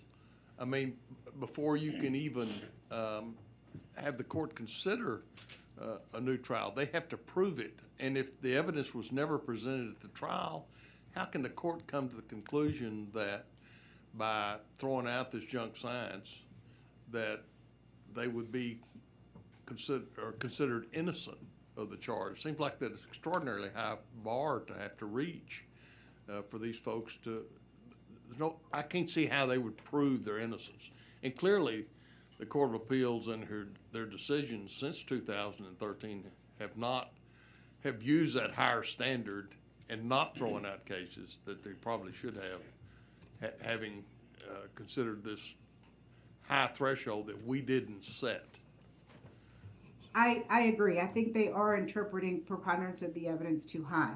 I think one thing the legislature could do, because it is such a difficult burden for the defense, would be to, instead of saying by a preponderance of the evidence, you could use probable cause. For example, you could say that had the scientific evidence been available at trial, does the probable cause show that the person would not have been convicted? And probable cause then is a lower standard that would be easier for defendants to meet, given how difficult it is to establish the change in the science and how it affected a trial. That was frankly one of the things I found most difficult when I was on the Court of Criminal Appeals, is that we were having to go back 20 years, and it's almost like looking into a crystal ball. Well, what would the jury have done if they had known then what we know now? And it's all really speculation on the part of judges. It's not like you can go, most of the time you don't even hear from jurors the way y'all just did. Usually the judges are just pretty much speculating in their own mind how they think an error or a matter or science or whatever affected what the jury did. It's problematic and it's difficult, and it requires common sense and good judgment. But when the judges are inclined to uphold convictions or death sentences, if that is their leaning, then they're going to find ways to side with, let's say, the state, or if their leaning is to side with the defense, they're going to side with the defense. In other words, it's very much within the mind of the judge how they weigh how an error or evidence issue affected the outcome of a trial. It's difficult and it's complicated, and it is somewhat in the mind of the judge. Well, in the Judge, particular mind of. another question. You were on the court in 2015, were you not? Yes, sir. 2015? And so the legislature attempted to change these standards in 2013, which you just referred to, but in 2015 we added some more language to it. And we kind of elaborated, instead of junk science, we said field of scientific knowledge. And then we asked the court to consider a new item, which is whether a testifying expert's scientific knowledge had changed. How did the court view that, and did that help you come to the right conclusion in these cases, or do you still find, an inadequate standard, if you will, by which the court could evaluate these cases? I was glad that the legislature did that. If you read some of those Robbins opinions from the first time I think we addressed Robbins when you passed the statute, there were some dissenters who I think felt that the medical examiner's revised opinion was not enough, because like I said, she didn't go back and say, originally she said the cause of death was asphyxia. Then later she said the cause of death was undetermined. And what I think some of the judges said was Well, for her to disavow the science, she should have said the cause of death was not asphyxia. So they wanted the direct refutation of her earlier testimony. But of course, she couldn't do that in her mind, because in her mind, she didn't know what the cause of death was. So she couldn't totally refute cause of death. She could just say, I now believe it's undetermined. So this language of field of scientific knowledge, I think, was somewhat intended to deal more broadly with this situation where the new science didn't have to like entirely refute the former science, but it did have to, but it did allow more permissive use of the junk science statute. In the Robbins case, what was peculiar was that the court granted relief. It was late one year, I can't remember the year, but we had a court of 9 judges. And meanwhile, the new statute was passed. 3 of the judges retired. Then the following year, those 3 judges were replaced by 3 new judges. The state then asked the court, they filed a motion for rehearing, asking us, or a motion for reconsideration, I can't remember how it was phrased, but asking us to revisit the grant of relief under the 11073 statute. So then the new judges came in, and then they voted to grant the rehearing or the reconsideration. And then the case was pending for quite a while. And then ultimately, I think the new judges, most of the new judges decided to simply reinstate the former opinion. But I think Judge Richardson in particular said that in his concurring opinion, I think he said in particular that he did not think that Robbins had been entitled to relief under the original 11073 statute, but that he felt that Robbins was entitled to relief under the amended one that had added the field of scientific knowledge terminology. And beyond that, I'd have to go back and read Judge Richardson's opinion to see why he felt like the former one didn't cover the grant of relief, but that the amended one did. But anyway, to answer your question, I think it was important to at least Judge Richardson that you had amended it, because if you had not amended it, then implicitly he would have voted to deny relief to Robbins. But the court just looks at these statutes in an overly technical way, and that is in fact what many of my complaints are about how the court has handled some of the cases. I don't want to belabor the point too much, but I would like to mention the 6 ideas, I suppose, that I have. These have not been vetted with any of the stakeholders who may be interested in this issue, and they may have better ideas or better phrasing for what I'm talking about, or they may well oppose them. But these are some ways that I think that we could make better inroads into addressing junk science in the courtroom.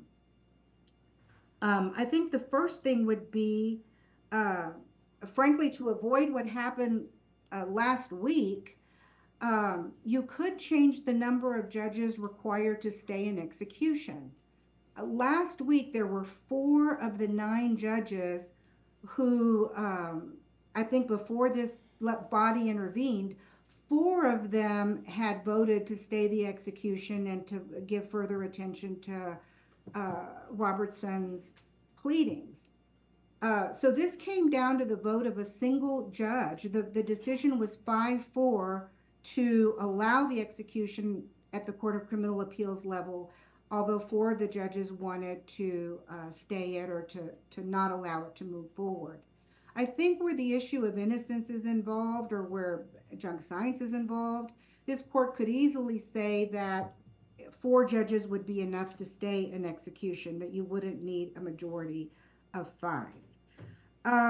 Another possible option, and this one is a long shot, but I'll mention it only because I have thought it for quite a while, but I won't belabor the point. Texas and Oklahoma are the only 2 states that have 2 state Supreme Courts, a civil Supreme Court and a criminal Supreme Court. Every other state in the United States and the federal government have a single Supreme Court.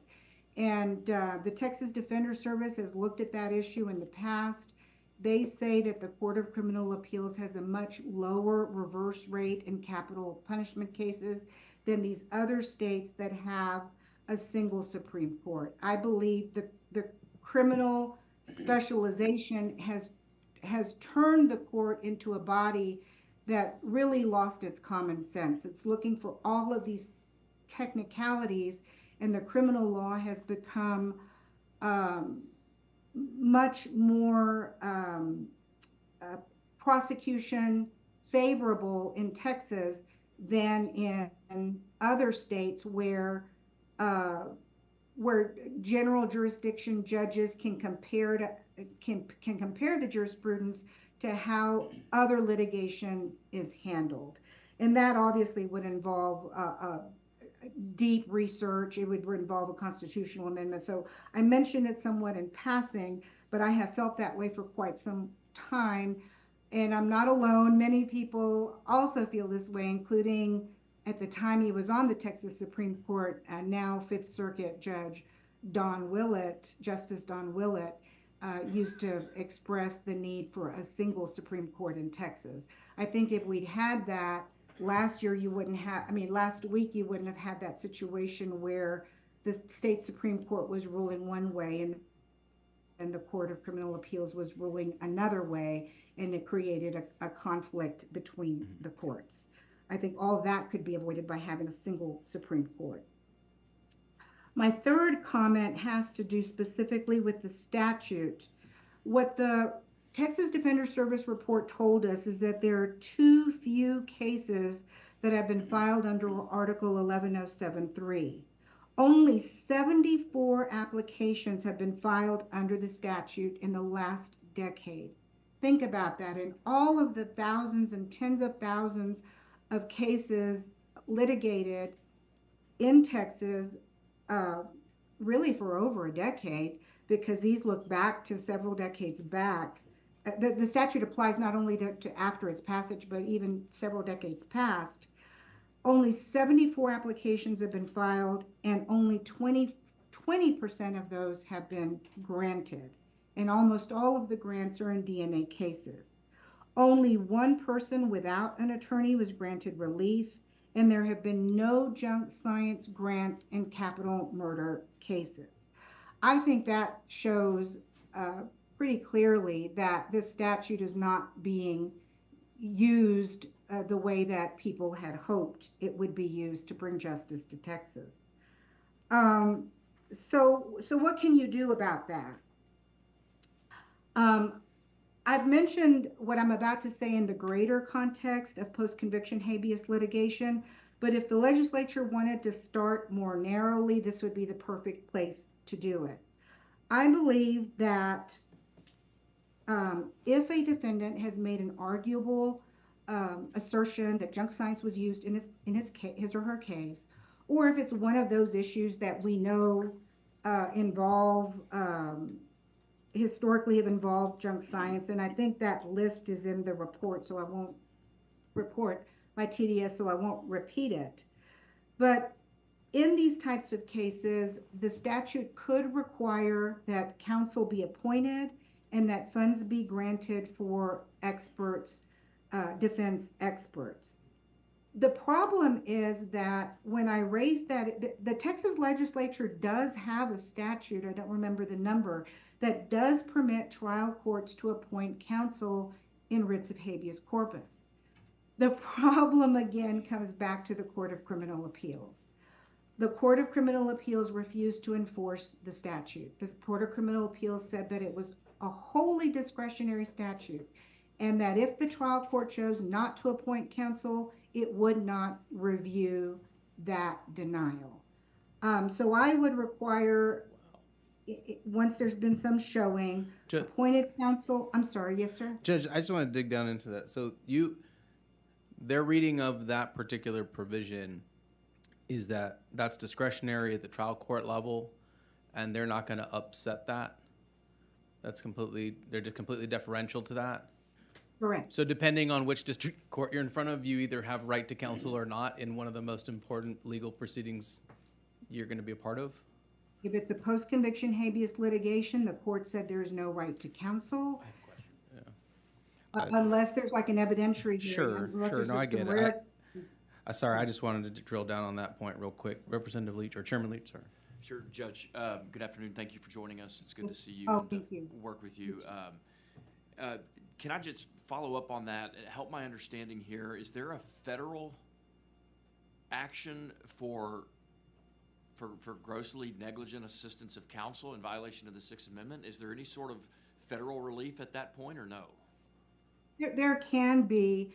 That's gotten pretty complicated, where a lot of times the federal courts will look to how the state court handled something, and so it can get pretty complicated about when somebody can get federal relief and when, or even appointed counsel, and when they can't.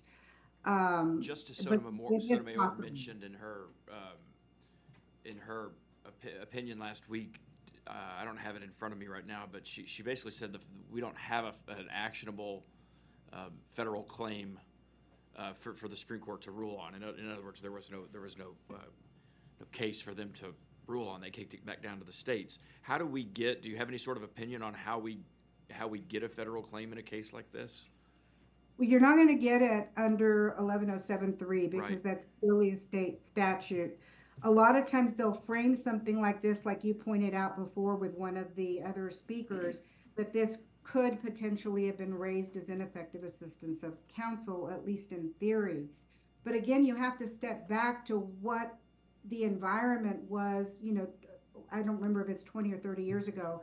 You have to step back in time and realize that back then, shaken baby was considered a plausible theory. And in all candor, when I was a prosecutor, I prosecuted a shaken baby case, which I now obviously thoroughly regret. But that was how prosecutors were taught. That's how, that's what doctors believed, and that's what the doctors said. And so that's the problem, is that how do you blame a defense attorney for, let's say, conceding like he did at trial, oh, this is a shaken baby case, because, and I don't know if this lawyer was a great lawyer or a terrible lawyer. I haven't dug into the record enough, and I don't want to commit one way or the other.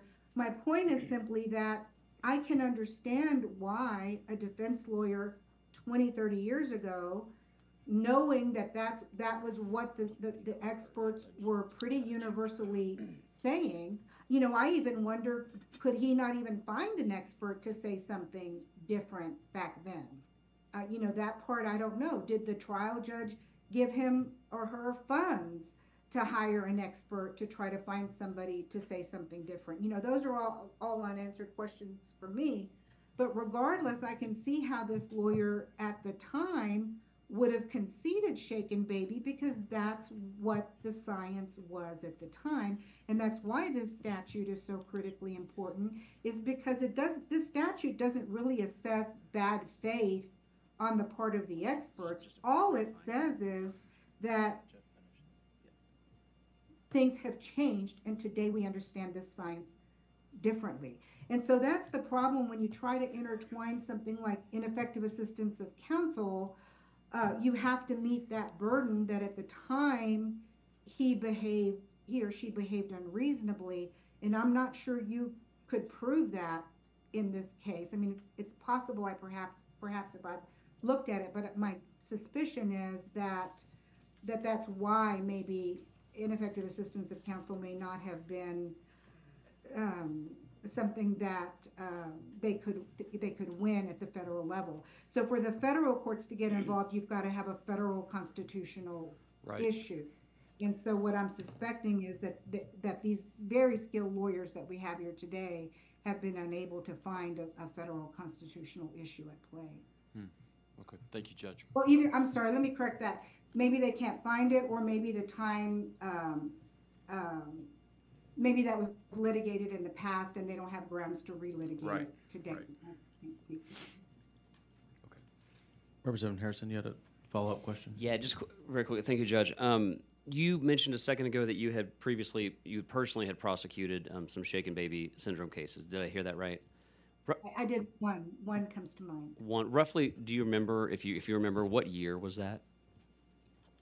I don't, but I was a prosecutor from 1989, and I left December 31st of 1998, and I think I tried it when I was a chief prosecutor, so that would have been in the last 5 years, so it would have been between, let's say, probably 1990, sometime between 1993 and 1998.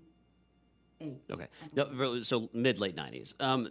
Where I'd like to hear from you, are you aware that, and again, as this is my understanding, so feel free to correct me if you understand it differently. My understanding, even amongst the elements of the medical and scientific community that are still adherents to, shaken baby syndrome or AHT, and say that it still can have some applicability in criminal cases, and my understanding is that now, in 2024, it's sort of a diagnosis or a theory almost of last resort. Like once all the other plausible alternatives or explanations have been considered and excluded, then you could consider this as something that might be an hypothesis that matches the data. When you were prosecuting a case like this in the late 90s, was it your understanding that when the classic triad was present, that would be sufficient to determine this was shaken baby syndrome, and that abuse could therefore then be presumed? Are my facts right, or am I wrong?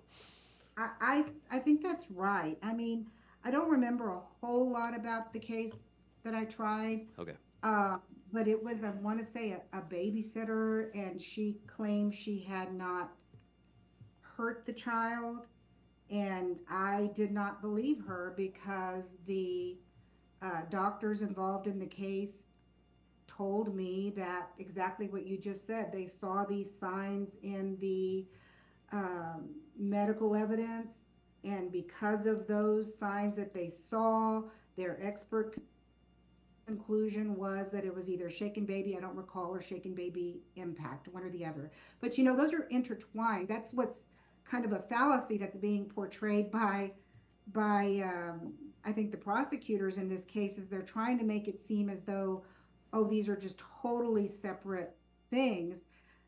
The way that the impact is determined to be not from a fall, for example, is because they say that because of that triad, they can conclude that the impact was of the force of like a car. I remember them always saying, oh no, you have to shake so hard that it's like as if somebody had been hit by a car. It was that kind of testimony by the experts. And so as a prosecutor, I didn't question my experts. They were my experts. They were qualified and trained and educated, but just real on I think the heart of the question I'm trying to get at is where the triad was present, and granted, you of course were relying on medical experts, where the triad was present in the 90s, back in that era, abuse, it was sort of like commonplace for abuse to therefore then be presumed to have occurred. I believe it was universally. That tracks with your recollection. I think, if I'm understanding the question, I believe, yes, I believe that's what the experts were saying, and I believe that's what we prosecutors relied on to pursue these convictions. Thank you, Judge. All right, and I think you were going through your list of recommendations, so if you want to pick up back where you were. Sure. I think I was talking about the Oh, the appointment of counsel. So I would not only require the appointment of counsel and funds for experts, but I would also make it clear that they're entitled to appellate review if the trial judge decides to either deny counsel or deny funding for experts. I think that you can't just leave that up to the whim or judgment of a trial judge. I think that that should be scrutinized by the appellate courts.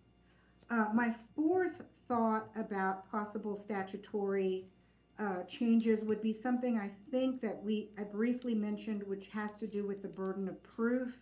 Right now, the burden of proof is preponderance of the evidence. I think you could consider lowering that to probable cause, simply because it is so difficult to prove these cases, as we've seen in this case, that sometimes it doesn't fall squarely within some of the language, and I think lowering the burden may make it easier to address bad science that is used in courtrooms.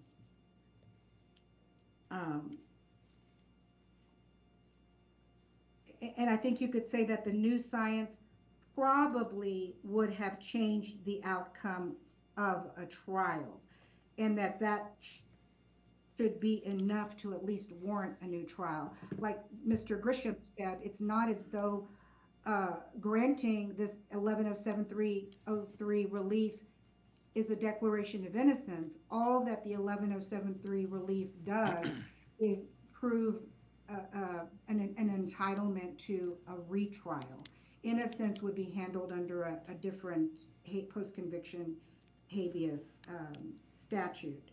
My fifth comment has to do with today the statute says whether the defendant proved that he would not have been convicted with the new science. And we've talked a little bit about that as well, how difficult it is to go back in time and to kind of assess whether that new science would have led to an acquittal or not.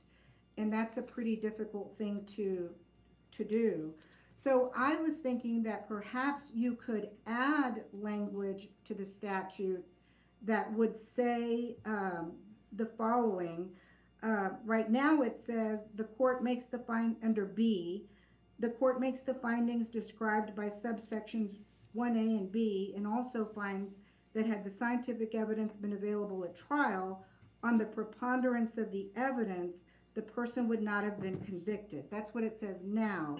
It could possibly say, or the state's or defense's core theory about a defendant's guilt or innocence would have been materially altered. I think that's part of what we're seeing in this case is everybody can see this and say this was tried as a shaken baby case. The defense lawyer acknowledged this is a shaken baby case. That was the core theory at trial. And because we know that this case was litigated under that theory, it seems to make common sense that now that we know that that was not a proper theory of conviction, that or a proper theory of guilt, that that there should be a new trial granted. So perhaps if that language was altered to focus more on the theory of litigation that led to the conviction as compared to requiring absolute proof by a preponderance of the evidence, that there would have been a different result. I think it's that suggestion that you're looking at whether the result would have been different, that's what's causing the problems in this case, at least as I am assessing what's going on.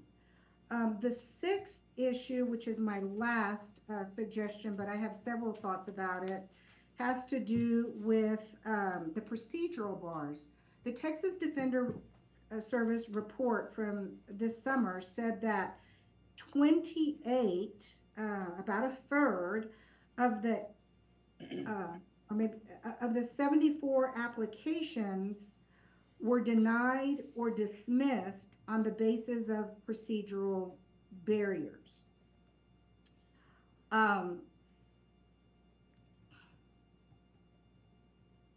the problem with that is that when a procedural barrier is applied to a case, the court never gets to the substance at all. All it says is, because of this procedural reason, we're not going to even talk about the substance of the statute and whether it warrants relief in a case. And that, I think, is problematic across the board for habeas relief, but it is particularly problematic in terms of junk science. So I think there's some real simple fixes to this. I think the legislature could expressly allow the state to agree to waive any procedural barrier in the interest of justice in any habeas case, but in particular in junk science cases if you wanted to be more narrow. Right now, the Court of Criminal Appeals does not allow those waivers, or at least last time I read, that may have been an issue that was before the court.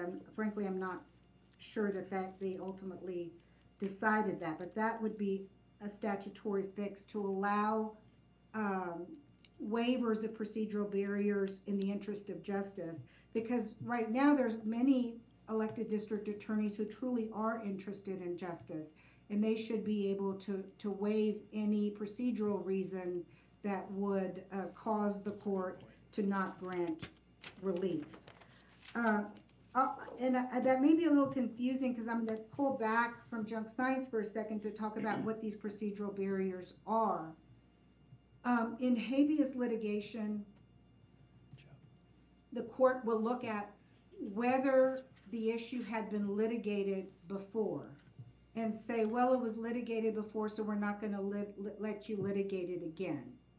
In general, that's fine. Where the court, in my opinion, went astray is that it's gone far beyond that, because it not only says, was it litigated before, but the court says, could it have been litigated before?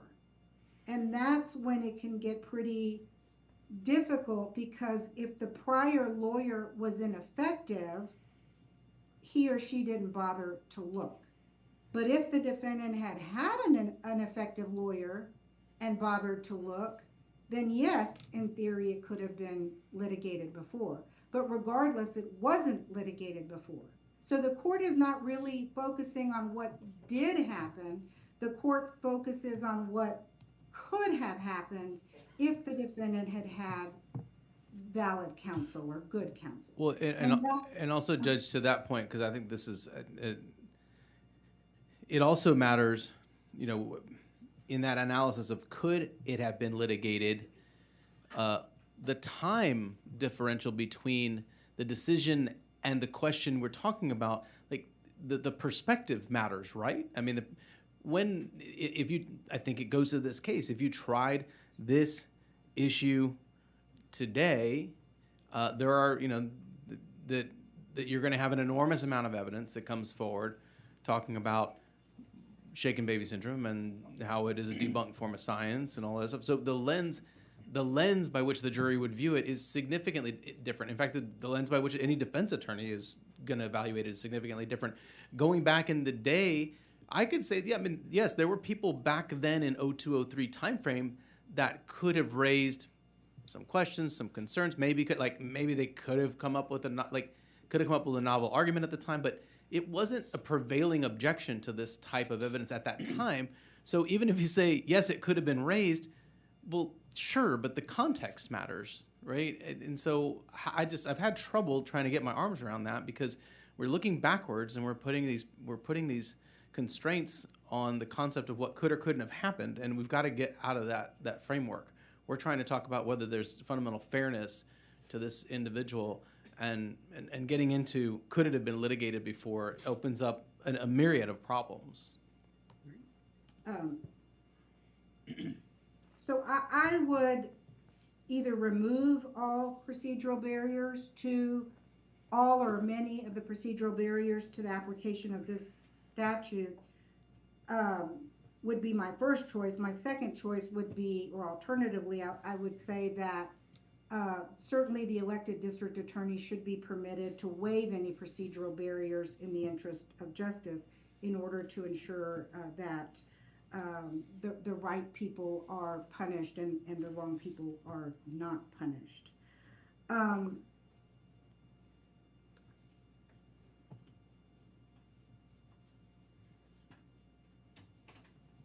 One of the recommendations in the Texas Defender Services report this summer was that the legislature could require that when the Court of Criminal Appeals dismisses or denies relief under Article 1107, that the court should be required to detail its reasons for dismissing or denying relief on procedural grounds.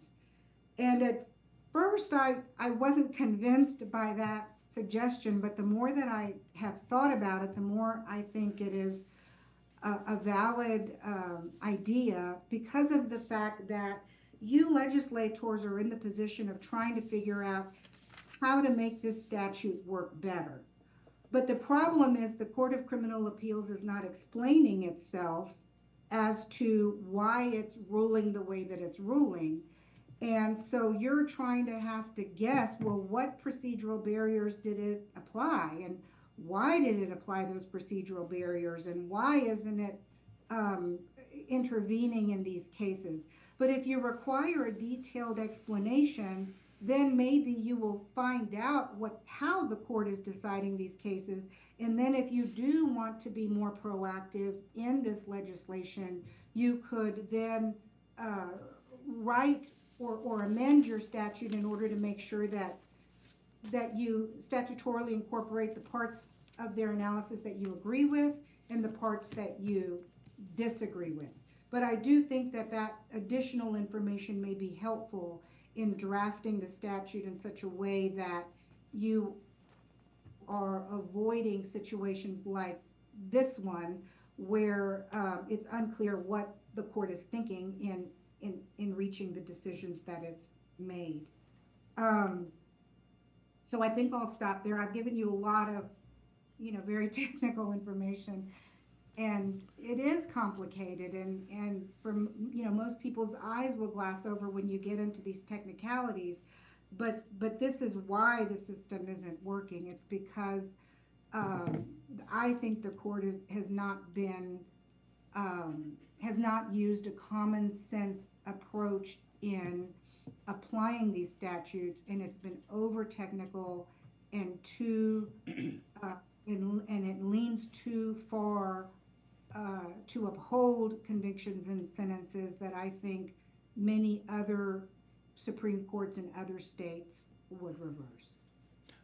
Judge, thank you. Let me make sure I have only one last question for you. Is anybody else? Chairman Leach. Yeah, thank you, Judge. Just one more area I wanted to cover with you, with maybe just one, possibly two questions. As judges, as we look forward, as we assess where we are on the Roberson case now, and we look forward as to what options could be available. You having spent time as in the district attorney's office, I believe at one point you were chief felony prosecutor in Harris County, and then as a district court judge in Harris County, and then of course on the Court of Criminal Appeals. So you have a unique perspective, having been in the seat of the decision makers that are currently at play here in Roberson's case, the district attorney's office, the district court, and the Court of Criminal Appeals. What are the options going forward for someone in Mr. Roberson's case? Well, let me just ask you, what in your mind are Mr. Roberson's options going forward at this point?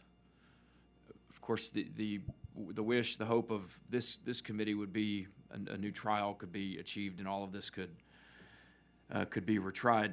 But is that possible? Short of a how do we get there? That's a good question. This is what I believe should happen. So because of the good work of the Texas legislature, now defendants are entitled to 90 days notice before an execution date is set.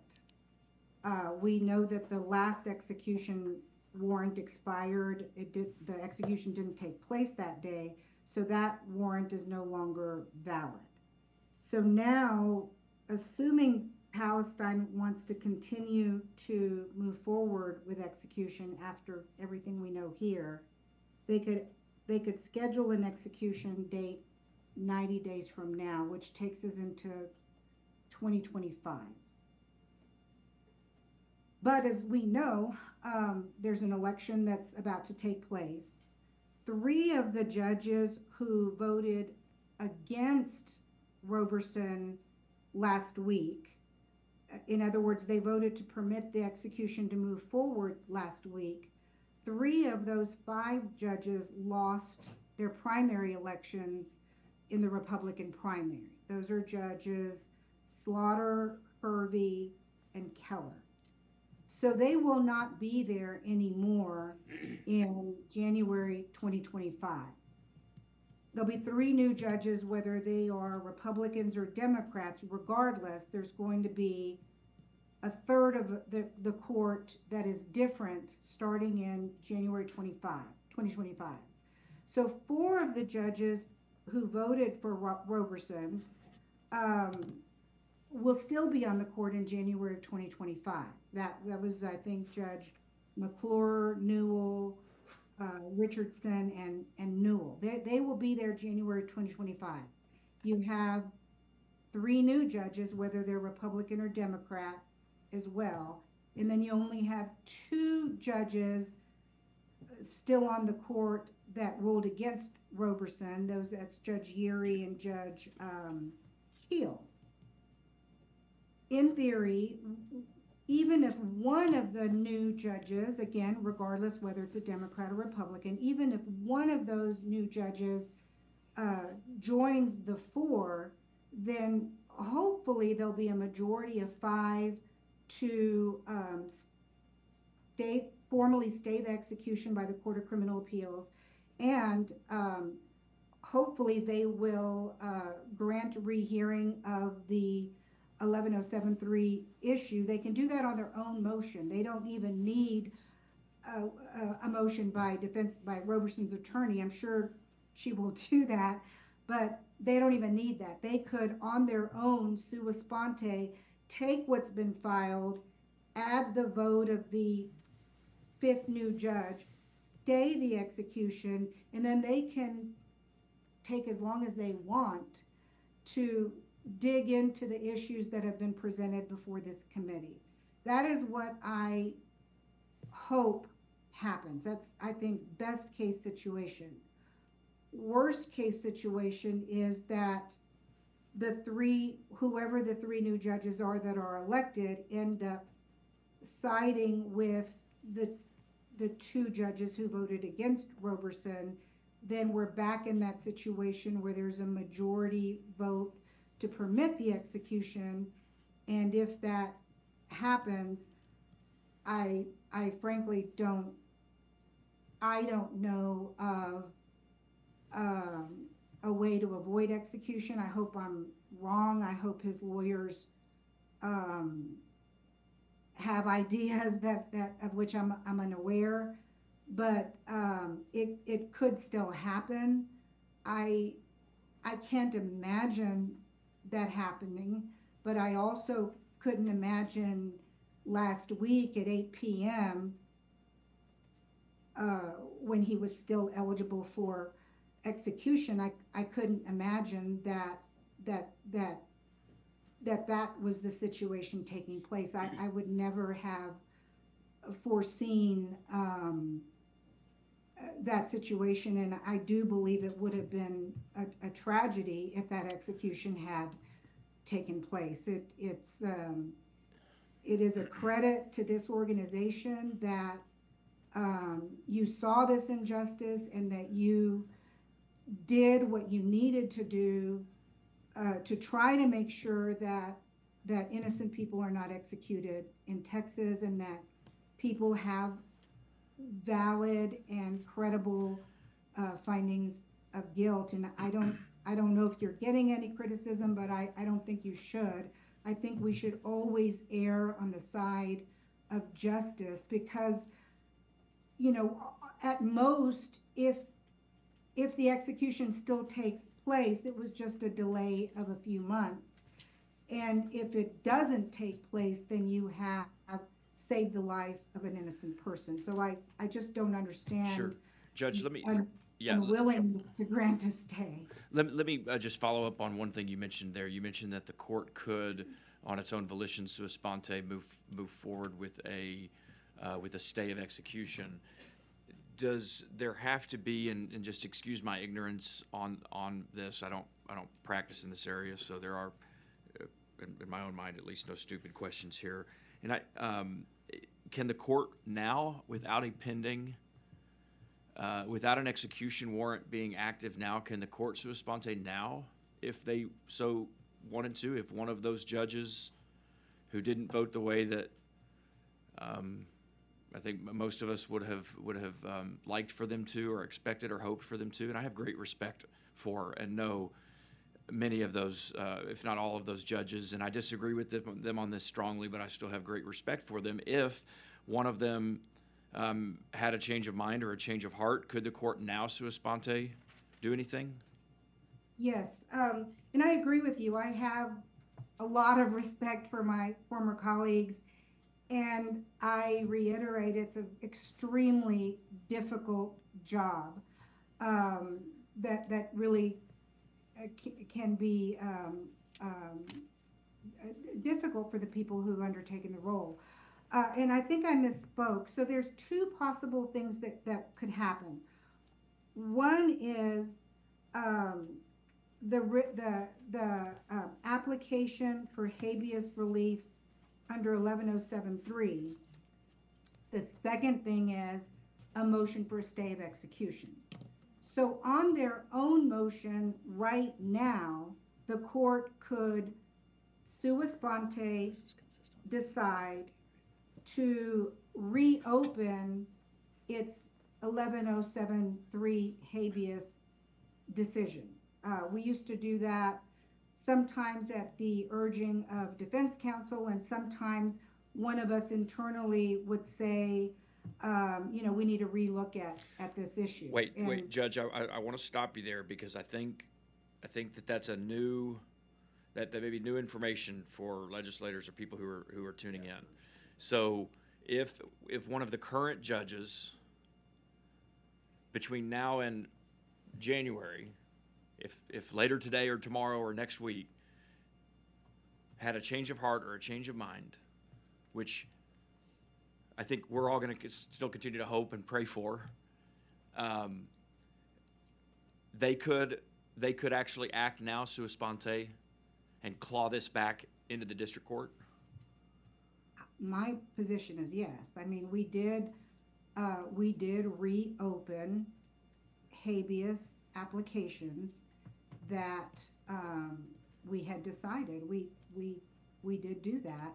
And sometimes the lawyers would file like a suggestion for reconsideration is how they would style it, because it's not a rehearing in the technical sense, but they would style it as a suggestion for reconsideration. And I think the defense attorneys in this case may have framed it that way, but I'd have to go back and look at it. But yes, on their own motion, they could say we internally have decided to reopen and reconsider this 11073 ruling, and I believe they could today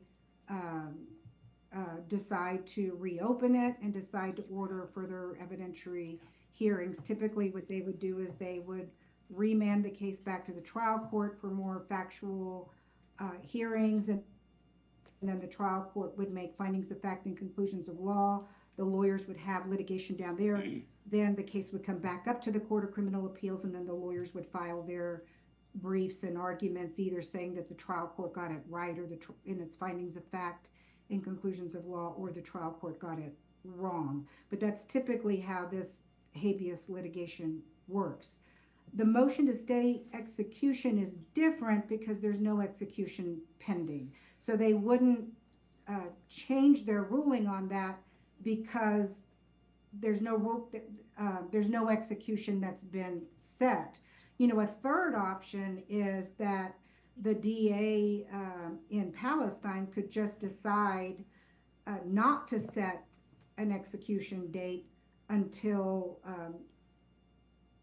further time. Maybe that DA would want to go back and listen to all the testimony. Maybe they would, you know, hire an expert to come in, a prosecution expert to come in and review everything in the case in order to give them an impartial assessment. I mean, there's any number of things that the DA's office could do in order to not seek another execution date. You know, yes, I believe we could do something today. Just as one last closing comment here, I'll just thank you for your testimony and for answering my questions. I just, you know, in the legislature, well, I'll just speak for me. I know there's been regular occasions where even on some major legislation on the floor of the Texas House, public for everyone to see, where I've voted a certain way and realized either right after I did or even later after the fact that I got that vote wrong. And we, under our House rules, have the ability to get up and to walk to the journal clerk and to, again, in front of everyone, kind of joke about it being the walk of shame, go up there and we change our vote.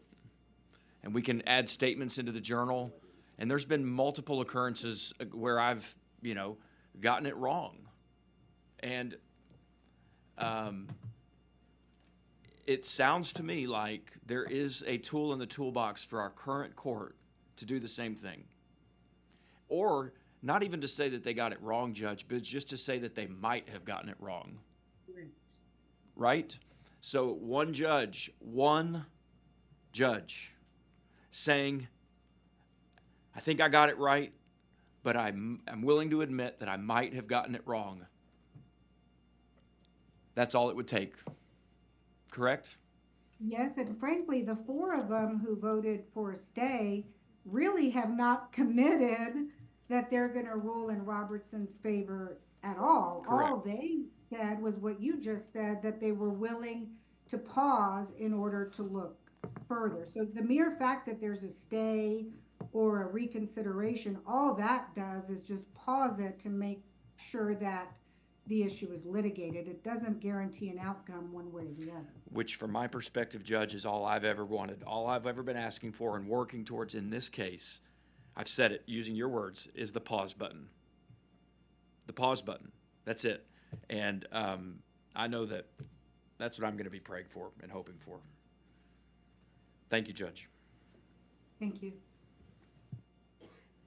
Judge, thank you. I just want to go down a quick path with you before we excuse you, and it's always weird to say we're excusing the judge, but you've been a prosecutor, right? You've served you served on the district bench, presided over cases, and you've presided over the highest level of appeals in this state. All true? All true. Okay, so you've kind of seen how things go, and that's kind of what I want to drill down on, because you've seen criminal cases and trends across the state in your time, in your experience. Is it fair to say that in some places, the prosecution essentially gets everything that they want? Yes. Okay.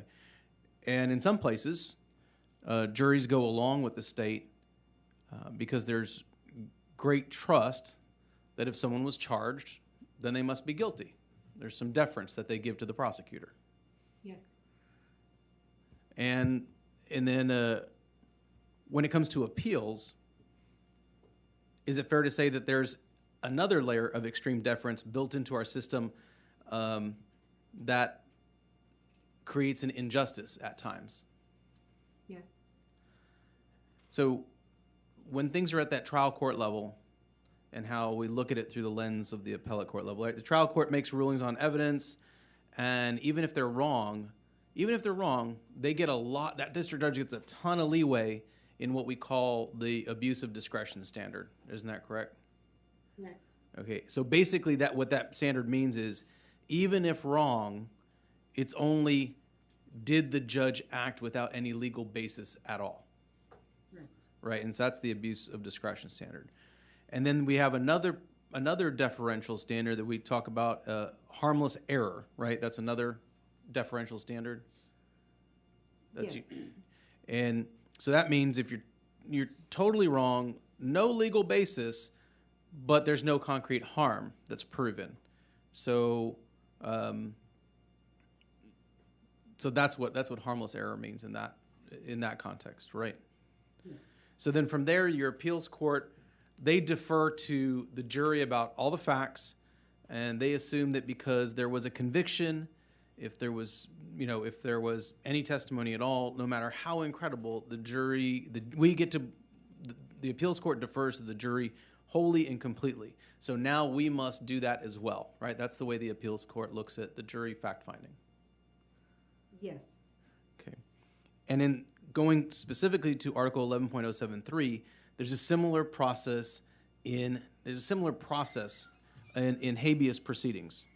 So the habeas court makes findings of fact, and those are the basis for everything that the Court of Criminal Appeals does. Isn't that correct? In general, the court does not have to, the court can decide that the findings of fact are not supported by the record. The record, right. So, yeah. But the habeas court delivers, they essentially do the legwork, build the record, and produce findings of fact and send that up. And that's what the Court of Criminal Appeals engages with in making their decision, right? yes, but sometimes the court says that on its own motion or on its own review, it's going to do whatever it does. So sometimes it follows the findings of fact, sometimes it expressly says that the finding of fact is not supported by the evidence, and sometimes the court says on its own review it's going to do. They do their own. They do their own, right. And so going back to some of the deference we get at that trial court level, that nuclear part of the trial, which in this case, when you look at that from the 11.073 perspective, the habeas court is that trial court that's taking that evidence. We heard last week in the committee, we actually saw a demonstrative of the findings of fact and conclusions of law that were submitted by the defense and the prosecutor. And I know that that's not determinative of anything, just because you have a stack of paper doesn't mean it. But other than two minor issues, the trial court adopted the state's findings of facts and conclusions of law wholly, completely, except for two minor points. And then the Court of Criminal Appeals, and I think I heard this correctly last week in testimony, wholly adopted those findings of fact and conclusions of law. And I'm not asking you to get into the minds of your former colleagues, but does that sound like a process where the new evidence was meaningfully engaged with that was gathered at the habeas court? From the way you describe it, it does not. Okay. Well, I certainly appreciate, Judge, you always have had an open door to talking about some of these most complicated issues, and I want to thank you for your time, not just today, but in service to the state of Texas throughout your career. Certainly grateful for your expertise, because this is really, I think, going back to Chairman Darby's point at the beginning of the hearing, this is the crux of it. What are we going to do? And you've given us some very concrete solutions and thoughts and ideas that we can move forward from here. Because while this is crystallized in Robert's case right here today, there's another Robert Roberson out there somewhere, and we need to start figuring this out. So, Judge, I don't think that, do we have any other questions before I excuse Judge Alcala? No? Judge, thank you so much. I certainly appreciate all the time you spent with us today. Thank you, Chairman.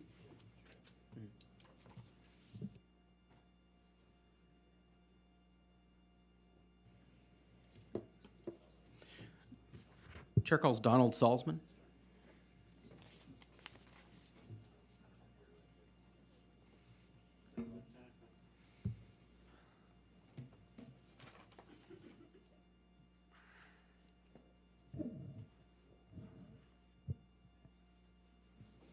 afternoon. Hi, good afternoon.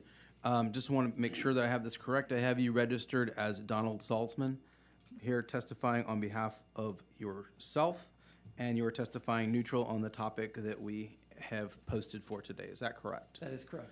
Okay, awesome. I'm going to open the floor to you to provide your testimony. As you've seen, I've seen you sitting here all day. The members may have witnesses, or may have questions as you go. They may jump in, or they may wait till you conclude, but we'll have questions as we go along. So thank you so much. Thank you, Chairman Moody and members of the committee. I very much appreciate the invitation to talk with you today and your attention and focus on 11073 and Mr. Roberson's case. I do need to make clear that my testimony today is on my own behalf, not on behalf of my firm, and the views that I express are my own. That's what the record reflects up here. Yep. So I just want to tell you briefly how I got involved in this case. I'm the pro bono counsel at Skadden, Arp, Slate, Marr, and Flom. I've been in that position, full-time pro bono counsel, for 22 years. But before that, I was a public defender in Maryland, in a suburb of Washington, D.C., for about 15 years. And in 1997, actually while I was on parental leave with my older daughter, I was called by my boss and asked to take on a what was called a shaken baby case. It was a homicide case when I would return from parental leave very soon after that.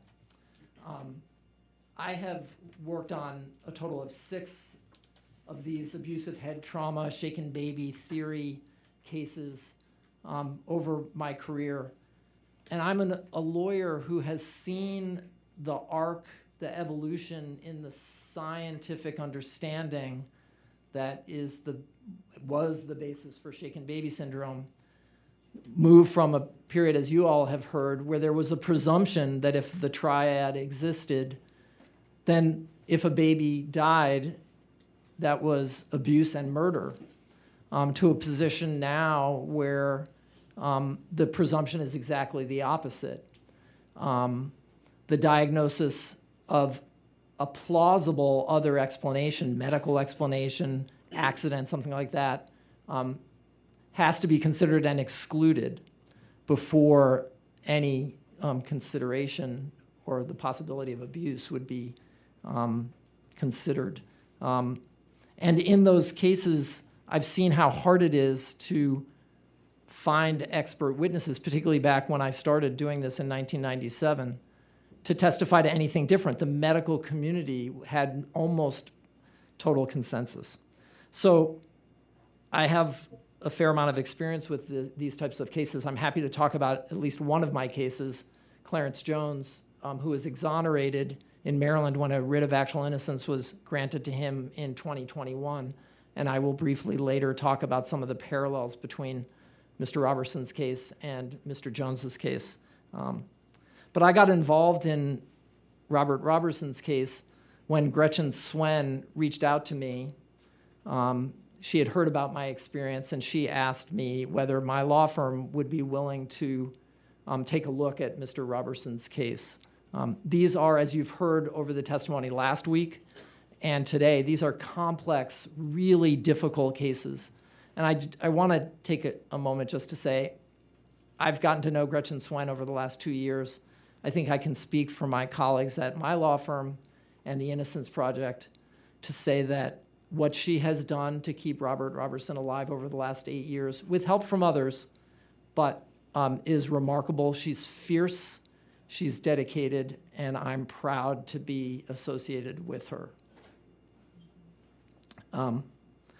So she asked me if my law firm would take a look at Mr. Roberson's case, and we took a very, very careful look. And what we found are a lot of the things that you've heard over the last 2 days of hearings. I won't go into them in detail right now, but obviously the medical records and trial transcript and expert opinions that were offered at the trial were infused, as you've heard, with shaken baby syndrome theory under several different names, and the terminology, the terms of art that are associated with shaken baby syndrome, abusive head trauma theory was infused in this trial. We looked at this case and we saw that Nikki Curtis was a very, very sick child. And we've now learned that she had pneumonia, which explains her death. When we looked at the case, we found that evidence that she had pneumonia was definitive, but it was not understood or really even discussed at trial. I've already talked about what the medical consensus was at the time that Robert Roberson was prosecuted. And I think the committee has heard testimony from a number of people, as some committee members have said, that the district attorney's office, the attorney general's office, people who are in the community advocating for Mr. Roberson's guilt, many, many people, there has been a retreat from the shaken baby syndrome hypothesis that was absolutely the theory of prosecution at trial. And you've also heard discussion today from Dr. Phil and maybe other witnesses about the unconscious or sometimes conscious, but unconscious bias that infuses these cases. And I think it's important to remember, as many of the committee members have expressed today, and some of the witnesses, and particularly Ms. Compton, that we have to look at these cases from the point of view of what the jury heard, not what the district attorney says they told the jury, not what the medical examiner says they told the jury, but what the jury heard.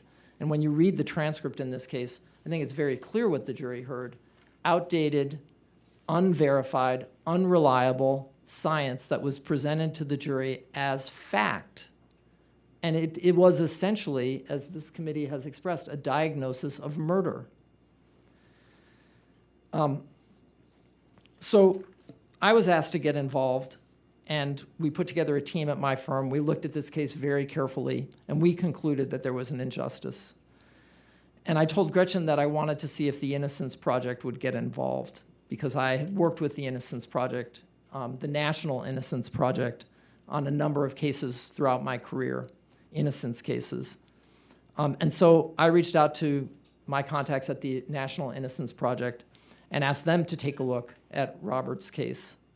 And I think it's important for the committee to know that the Innocence Project does not get involved in every case that they're asked. They get thousands and thousands of requests. My firm helped them with a backlog of 4,000 requests for assistance because there's so many people reaching out to them. But they do an exhaustive screening of their cases. They do not take a case where it looks like there might have been poor lawyering just because there was poor lawyering. They don't take on a case because there might have been constitutional errors in the case just because there were constitutional errors, although in many of their cases they find them. They take on the cases when after doing an exhaustive review, they believe there is compelling evidence that the person who was charged and convicted is innocent. So they did an exhaustive review of Robert Roberson's case. And they joined the effort because I think I can speak for them. They believe that there's been a terrible injustice and that Robert Roberson has been convicted and sentenced to death for something that was not a crime. And in many of the Innocence Project cases, the cases they get involved in, as you've heard, flawed, invalid, unscientific science and medicine has played an enormous role in the cases that they've worked on, that they've been able to prove have been wrongful convictions of innocent people. One other thing that I think it's important for you to know about the way the Innocence Project works is that they try to work in a collaborative way. They reach out to prosecutors, attorney generals, district attorneys. They ask to meet with them to discuss the evidence, to explain why they think there might have been an injustice or why there was an injustice. And they often are taken up on that. But in this case, it's frustrating and unfortunate that that has not been the case. The Innocence Project reached out to DA Allison Mitchell early on when they got involved in the case and asked to meet with her. She was polite. but she did not willingly and openly she didn't openly discuss the case. I had a chance to be in Palestine, Texas in April of this year. We were reviewing their records to make sure that we had everything that they had. And that was when I learned that they were planning to set Robert Roberson's execution date. And I asked Allison Mitchell if she would meet with us to talk about the new evidence that we had discovered and developed. And she said that she was not willing to do that. The Innocence Project also sought to meet with the medical examiner in this office to share the new evidence that we have developed since the last hearing in 2021.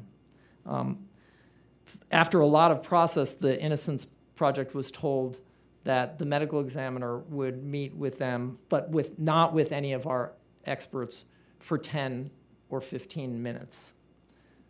In a case of this severity, that was a disappointing response. I know it's late. I do want to talk about one of the most significant issues that I think the members of this committee has been discussing, and I don't know, maybe it's the elephant in the room. It is the position of the district attorney, the office of the attorney general, and I think this has also seeped into the one opinion we have from a concurring judge in this case, and that's the allegation, which I'm going to explain why this is really misinformation, that Nikki, upon her arrival at the emergency room in Palestine, had multiple bruises and injuries. The Attorney General just over the weekend filed a brief that said Robert Roberson brought his 2-year-old daughter Nikki to the hospital. Upon arrival, Nikki had extensive bruising to her chin, face, ears, shoulder, and mouth, and the back of her skull was mushy. That is absolutely not true, and I'm going to tell you in a minute why the trial record shows that that is not true. There's also been allegations, as you've heard and you've discussed, about multiple impacts to Nikki Curtis's head. That is the theory now that the district attorney and the Office of the Attorney General is presenting, that this was not a shaken baby case. And as you have discussed, the CT scan, which I'll talk briefly about, but you already know, absolutely refutes that. So let me just talk about a key witness in this case, the first nurse who encountered Nikki Curtis. Her name was Kelly Gerganis. Her name is Kelly Gerganis. And she was in the ER when Robert Roberson arrived at the hospital, handed his daughter Nikki to Robert's then girlfriend Teddy Cox, who happened to be in the hospital for a medical procedure, was in a wheelchair, and met Robert outside the hospital. When Teddy Cox was brought into the hospital in a wheelchair, she said her lips are blue, or she's not breathing, or something like that. And Kelly Gerganis testified that she immediately she saw this bundle in Teddy Cox's arms, and she grabbed the child. Those were her words, and she used that term several times. And obviously that's the appropriate thing to do, but we know because of the testimony last week from Francis Green and Dr. Auer that Nikki had a bleeding disorder, disseminated intravascular coagulation, that causes, even from minor medical touching and procedures, bleeding. So Kelly Gerganis grabbed Nikki, and she testified that when she brought Nikki into the examination room, she said, "I witnessed bruising. There was what appeared to be a bruise right across here," and she was pointing, and I'll get to where she was pointing in a minute, "and down here on her medially." Medially means along the center. And later, she testified that what she was talking about was Nikki's lip and her chin. Of course, that is absolutely consistent with what Robert told the medical staff, nurses and doctors, that Nikki had fallen out of bed, and he told one of the nurses that he believed she might have hit her head or face or something on a table because she was bleeding when he picked her up. Multiple times during her testimony, Nurse Gerganis was asked to describe any other injuries, bruises, or swelling on Nikki, but those bruises that she described were the only ones she described on Nikki. She was asked to describe what she observed on Nikki's head after Nikki was intubated and the police arrived. They shaved Nikki's head, and she testified, as I remember once the police got there, they shaved the back of her head. So they shaved the back of her head, and I don't recall it being bruised, but it was red and it was just mushy, like a soft spot. Now, we know that Nikki Curtis had this bleeding disorder. We know that she was intubated. We know that doctors put a tube down her throat, and the procedure involves,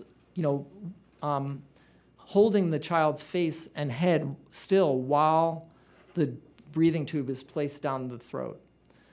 We understand from Dr. Squires, who testified that when she saw Nikki at Dallas Children's Hospital, Nikki's face was taped, and there were other medical devices over her face, so Dr. Squires couldn't see all of Nikki's face. In the context, in the setting of disseminated intravascular coagulation, any bruises that were seen at autopsy that are different from what Nurse Gerganis described, no one can rely on that to say that those were the product of anything other than the medical treatment that she received. Nurse Gerganis also testified that she saw other bruises developing during the time that she saw Nikki in the hospital, which is consistent, again, with the testimony of Dr. Green and Dr. Auer that Nikki had a bleeding disorder. This is what Kelly Gerganis was asked. So those bruises became more apparent as she was being treated. And the answer was, as the time went on, more bruises were apparent. She was later asked, and you were triggered by the bruising that had started to develop? Yes, sir. The testimony from the nurse who saw Nikki first described bruises developing over time. And the arguments that have been made now to defend this conviction are contrary to what the record shows. And as I said, another nurse testified that that Robert Roberson told her that he believed Nikki had fallen and hit her head or face on a table and found blood in her mouth, cleaned that blood with a washcloth, which he then showed to Brian Wharton when he was brought to his house. So the bruise on Nikki's lip, the torn frenulum, any other bruise on her face are consistent with what Robert Roberson told people at the hospital. I do want to address a different topic briefly because, sure, of course, yeah. Thank you, Mr. Salzman. Let me just ask you a couple questions, kind of where you are in the timeline here. Was Nikki, let me just ask, was Nikki alive when she was brought to the hospital? The medical records show that her pupils were fixed and dilated. That is a grave condition. She wasn't breathing. Her lips were blue. Her brain was essentially, according to the experts, her brain was essentially dead at that point. But she was revived because of heroic efforts in the emergency room. So when Mr. Robertson brought her in, she was still breathing, correct? She was blue. Okay. The medical records are really not clear whether she was breathing or not. Okay. I don't know if you've looked at them. They are really hard to read. They are. So let's just say we don't know, but she was intubated, right? She was. And she was placed on life support, correct? She was. And then she was transported to Dallas Children's? A few hours later. A few hours later. Mm-hmm. And so what date would that have been? January 31st. And we don't have any records. There are no records when Ms. Swen got involved in this case in 2016. Any records of the transport and what procedures were performed during the transport are no longer available. No records at all? Absolutely none. Why do you believe, or does the record reflect why they transported her from Palestine to Dallas? Yeah. Nikki was in critical condition, grave condition. Palestine is a regional hospital. It's not a correct primary. I mean, a trauma center. So, and this is a vitally important point, at least for me. And so I just want to stop here and make sure that we're all paying attention. Nikki was, you just said, in critical condition. Absolutely. So there were signs, although maybe a long shot and not, sustainable life wasn't going to be a possibility, but there were signs of life. She was not pronounced medically. She was not pronounced until February 1st. Okay. So January 31st, she was transported, intubated, put on life support, transported from Palestine Regional to Dallas Children's. Correct. And what was her time of death on the 1st? Ms. Swen's going to know that better than I. It was later in the afternoon or evening. So there was a decision made to remove life support. Yes, correct? There was. Was Mr. Roberson consulted about that decision? He was not. At that time, on February 1st, did Mr. Roberson maintain conservatorship over Nikki? Mr. Roberson had been awarded custody by a court and had been involved in Nikki's care for a few months. As of February 1st, when the decision was made to remove her from life support, no parental rights, none of Mr. Roberson's rights had been terminated. That's my understanding. Someone made the decision, and correct me if I'm wrong when I say this, but somebody, not Mr. Roberson, made the decision to remove Nikki's life support without his permission. That is my understanding. Everybody getting that? We've got the removal of life support at Dallas Children's, for which Mr. Roberson, her father, who rushed her to the emergency room in Palestine, was given no say and no permission. Correct? Correct. Since we're on the topic, I'm sorry. Yeah, no, since we're on the topic. Since we're on the topic of outrageous things, I wanted to briefly just follow up on some of the committee's questioning and the testimony about sexual assault allegations against Robert Roberson. A nurse at Palestine Regional Hospital who testified that she was a certified sexual assault nurse examiner when it turns out that she was not a certified sexual assault nurse examiner, examined Nikki while she was in this grave condition, and said that she saw 3 tiny tears, anal tears. The child abuse expert at Dallas Children's Hospital who examined Nikki said that she also saw a tiny tear, but that expert, Janet Squires, said that in her opinion, that was a neutral finding. That was not evidence of abuse. In fact, she testified that any mother would know that a child with diarrhea, vomiting, diarrhea, but diarrhea is really important, or just diaper rash, to have that type of little skin tag, as she described it, is not evidence of sexual abuse. But at trial, not only was the uncertified nurse, sexual assault nurse examiner, permitted to testify that she saw sexual abuse on Nikki, she was allowed to testify about why pedophiles might choose anal penetration. This is what the jury heard. Why a pedophile with Mr. Roberson sitting right there, equating him with being a pedophile.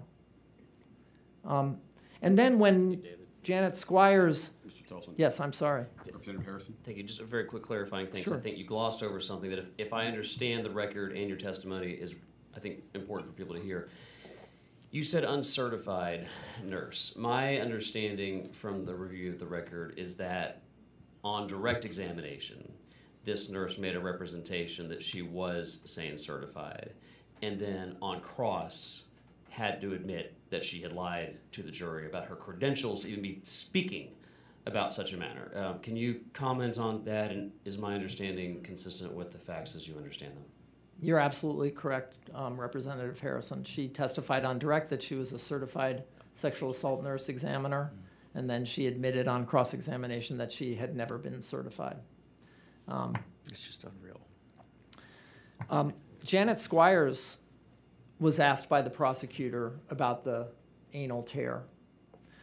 And after she gave her testimony that any parent, any mother looking at that would recognize that as essentially normal, and obviously we know that Nikki had diarrhea, the prosecutor then said, however, Dr. Squires, you've seen a lot of child sexual abuse cases, and I'm paraphrasing, and there are cases where children have been sexually abused when there's no evidence of sexual abuse.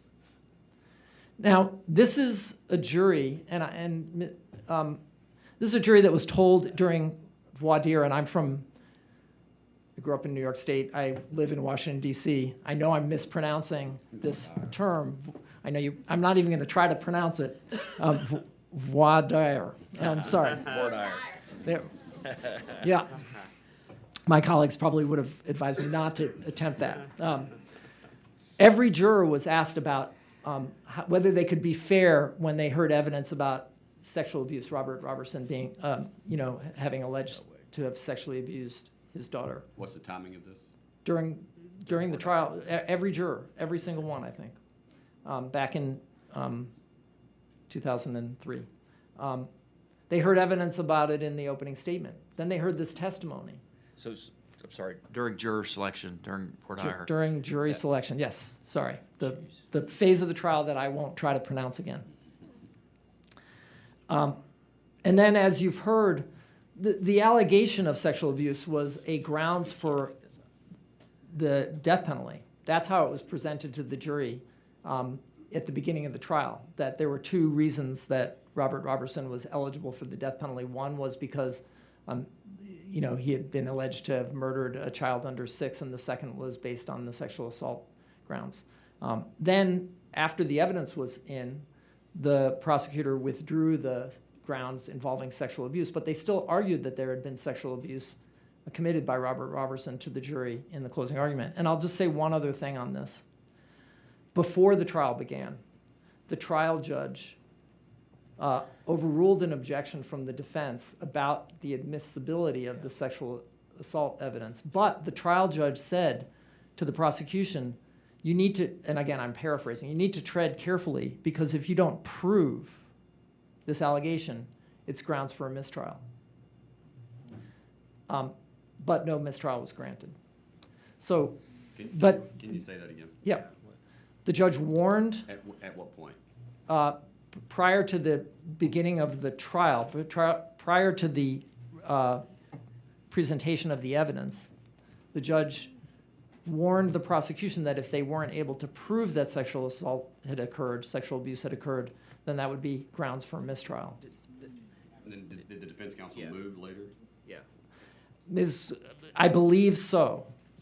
Ms. Swen knows the record way better than I do. I've read the record, but it's late, and I don't want to misspeak. I believe so, but she will correct me if I'm wrong.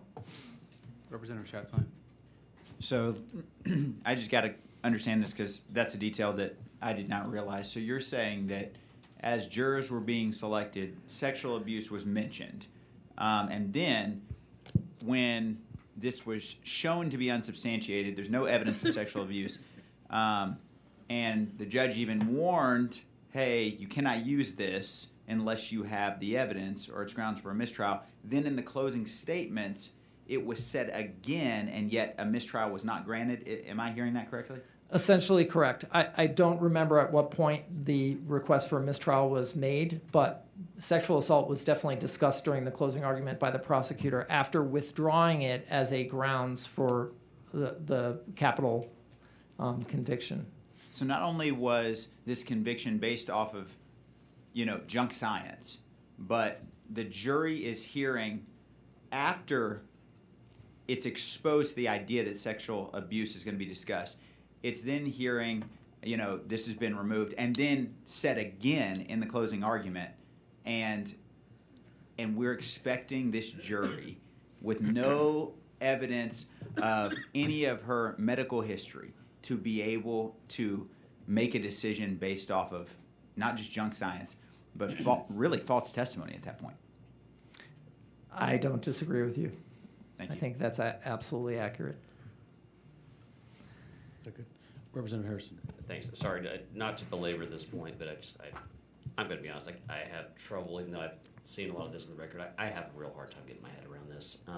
Where did sexual abuse first become a thing in this case? Why was the child examined for that upon presentation to the hospital? Was there a suspicion? Like, where did this come from? In the case. Nikki Curtis was a child who had bruises on her. Her father had given an explanation that medical personnel did not accept. And I want to echo what others have said. At the time, that was the medical consensus. But to answer your question, that was the scenario when this nurse decided to do an examination of Nikki Curtis's anus. So presumably she suspected... But she did that of her own volition, or what? She did it of her own volition and then reported what she found to one of the doctors. But what led her to go from a suspicion of physical abuse to a suspicion of sexual abuse? There was no one came up and said, Robert Roberson has been, sexually assaulting children. There was no... But this type of dialogue, and the reason I really want to pull this is being thrown around, in my opinion, recklessly and dangerously all over the internet right now, that he sexually abused and did other things to Nikki Curtis. Has there ever been a scintilla of substantiated evidence to support that claim? Absolutely not. Can you say that one more time? Absolutely not. And forgive me, you might have already mentioned this and I missed it. He was or he was not charged with sexual abuse. Again, Ms. Swen will correct me. I believe that he was not. The jury was not asked to. He wasn't indicted on sexual abuse. I don't believe. I believe it was an aggravating factor. But again, I'm not an expert on Texas law. We'll go to a different witness on that. Please But regardless, it's whether he was or he wasn't. It is unambiguously clear from your understanding of the record that from voir dire to the actual witness testimony from somebody who was exposed as lying on direct examination as to her credentials to even be able to do this, there had been, whether there was a charge or had been withdrawn, regardless, this was still discussed in closing arguments in the Robert Roberson case. It was. Thank you. I wanted to talk a little bit about the shaken baby syndrome theory, and it goes by many names. It started out as whiplash shaking in the 70s, and then it became shaken baby syndrome, and there was a whole no shaking campaign to teach parents not to shake their children. And then very few doctors and biomechanical engineers started raising questions about this, about whether violent shaking could even cause these injuries. And so a new term came to light, shaking impact. And now we have another term, abusive head trauma. But the principles for all of these, whiplash, shaken baby syndrome, shaken impact syndrome, abusive head trauma, the principles are all the same. And Robert Roberson's case, his trial, was riddled and infused with not only that term, as Dr. Phil said, dozens and dozens and dozens of times, shaken baby syndrome was used in the jury selection process. I'm going to stay away from voir dire. In the jury selection process, every juror was asked about what they know about shaken baby syndrome. As you've heard, opening statement, the defense counsel conceded it was a shaken baby syndrome throughout the trial. But what's more important is that the experts used the terminology associated with this hypothesis. And I say it was a hypothesis that became medical consensus. The terms were used throughout this trial: rotational forces, shearing forces, shaking and then slamming a child on a soft surface like a mattress. All of those terms which are associated with shaken baby syndrome, abusive head trauma, were used by the experts in this case, Dr. Jill Urban and Dr. Janet Squires. Dr. Squires testified that, or gave an affidavit to the police even before Nikki's autopsy was done, that the medical findings fit a picture of shaken impact syndrome. That's how this case was prosecuted. There was some flinging or shaking component which resulted in subdural hemorrhaging and diffuse brain injury. There was also an area of impact in the right back of the head. That is what Janet Squires wrote in a statement that was used as part of the arrest warrant. Shearing forces, the idea that blood vessels would be stretched and ripped and causing subdural bleeding. All of those things were testified to by Janet Squires and Jill Urban. Dr. Urban repeatedly discussed in her testimony shaking impact, shearing forces, and yet when she was called to testify before the post-conviction hearing, the 11073 hearing, she said that she never called this case a shaken baby case. And technically in her autopsy report, she said that the cause of death was blunt force injury. But she also testified that shaking is blunt force. She said on February 5th, 2003, on page 79 of the transcript, shaking also falls into this definition of blunt force. And when enough, and although it doesn't seem like, shaking is not necessarily striking a child, when a child is, say, shaken hard enough, the brain is actually moving back and forth within the skull, impacting the skull itself, and that motion is enough to actually damage the brain. So Dr. Urban was telling the jury that shaking itself is blunt force. So when you heard Ms. Compton this afternoon saying that all she heard was shaking, you can understand why, even though the doctors at times said, some people call it shaking impact, whatever, sometimes there were brief references to blows. What the jury heard was what Dr. Urban said. Shaking is blunt force. And I'm not going to go through all of the references. There's just dozens of them. But to say now that this case does not involve shaking baby syndrome alone, which is what Judge Urey said in his concurring opinion, I think misses, again, what the jury heard. And I know this committee is looking at, what the standard in 11073 says now and what, it might say differently. But I'll just say this. How do you unpack or separate testimony like this from Dr. Urban to say now that the statute doesn't apply? 11073 was designed exactly for the Robert Roberson case. And although the courts are not applying it the way this committee has said it wants it to be applied, I'll just express my view. Gretchen Swen at that hearing in 2021 met the standard that this legislature set. She established that there is new science. She established that the new science is material, that it would have made a difference. She established by a preponderance of the evidence, in my view. But unfortunately, You know,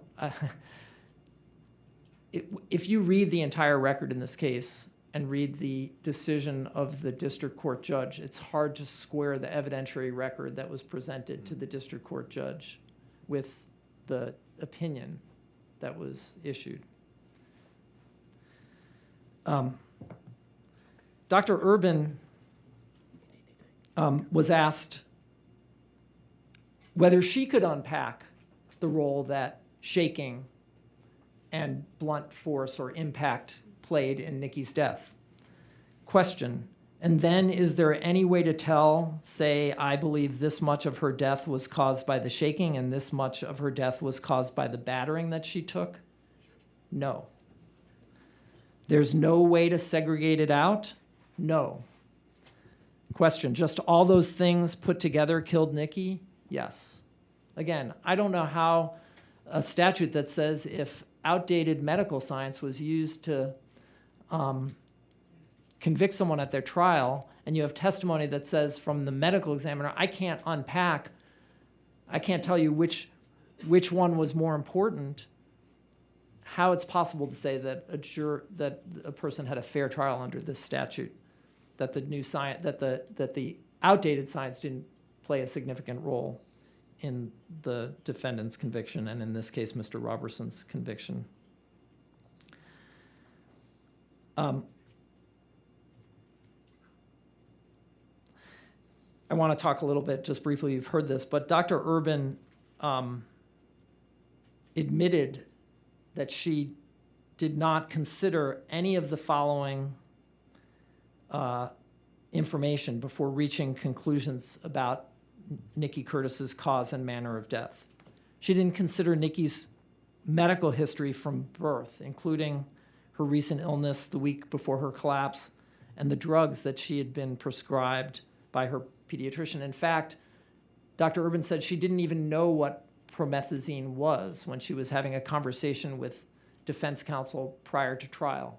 And during trial, she never gave any indication that she knew what promethazine was. Yes. I'm sorry. You're going to have to say that again. Yeah. You're talking about Dr. Urban. Dr. Urban. The medical examiner who performed the autopsy. Correct. She said what? She had a toxicology report that was attached to her autopsy report, and included in her autopsy report. She said that at autopsy they drew blood, and the part about you said she said somewhere in the transcript she didn't know what Finnegan was. Yeah, she had a autopsy report that reported that Nikki had Phenergan or promethazine, right. It was described there, in her blood at a certain concentration, 0.4 milligrams per. Now I'm getting beyond my area of expertise. Yep. No, but I heard you say she said she did not know what that drug was. Yep. Is that what she said? She did say that to defense counsel before trial when she was asked what that was. She said, I don't know what that is. And during the trial, she never testified about that at all. So just to be very clear, the medical examiner who conducted the autopsy of Nikki Curtis testified or admitted to defense counsel that she was unfamiliar with a drug that probably a substantial number of mothers know was. Is that what I'm hearing correct? That is correct. Thank you. While we're talking about promethazine, Dr. Keenan Bora, the only medical toxicologist who has provided evidence in this case, said that the level that Nikki Curtis had, 0.4 milligrams, whatever, through his calculations, was at least 8 times higher. At 10 p.m. on the night that Robert Roberson picked up Nikki from Nikki's grandmother's house. And as it's possible that if she had been given Phenergan earlier than that as her last dose, that she could have had as much as 30 times the level. That's what his report says. There are reports that the amount shown at autopsy, 0.4, is a high level, and that child fatalities have occurred at levels just 3 or 4 times that. Yes, Representative amount. Schatzline. So what you're describing right now, how does that happen? How does she get that level of dosage? Is that, the fault of the physician? How does it happen? You're asking me to speculate, but Nikki was in the care of both Robert and her maternal grandparents. She was given double doses of Phenergan. There's no way to know whether the caregivers understood that she wasn't supposed to get both prescriptions given to her at the same time. She was prescribed those. She was prescribed those drugs, and we know that she had incredibly high, dangerous levels of that drug in her system when she died. And essentially, just to break it down, Dr. Bora says that he can calculate the levels she had before she arrived at Palestine Hospital, and that he says it's very likely that they contributed to her death. Yeah, so removing everything else we've talked about today, that factor alone, talking about the lifelong illness that she had mixed with the pneumonia, and now we're getting a drug that halts breathing to an extent for children, and it's a dosage that is a dangerous amount prescribed by a doctor. That alone could cause death.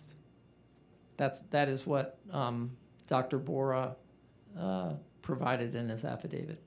Thank you. Dr. Urban. Oh, yeah. Sorry, Representative Harrison. Yeah, just real quick. I want to say this for a second to pick up where Representative Schatzline left off. We had a prior witness earlier today who wasn't on herself, one of the jurors. She testified that she had heard maybe something about a cough, some kind of cough medicine maybe, but it was very cursory, high level.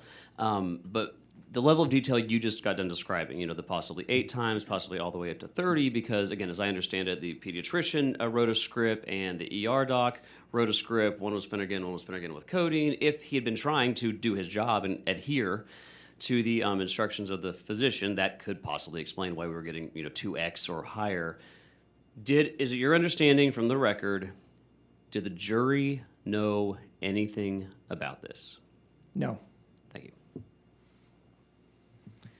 Dr. Urban also didn't have any of the Palestine Regional Emergency Room records related to Nikki's prior treatment or her treatment on the day that she entered the hospital on January 31st. She didn't have the CT scans, as you've heard, which show a single impact in the area consistent with Robert's explanation that Nikki fell off the bed. She didn't have any of the emergency transport records, which now seem to have been lost.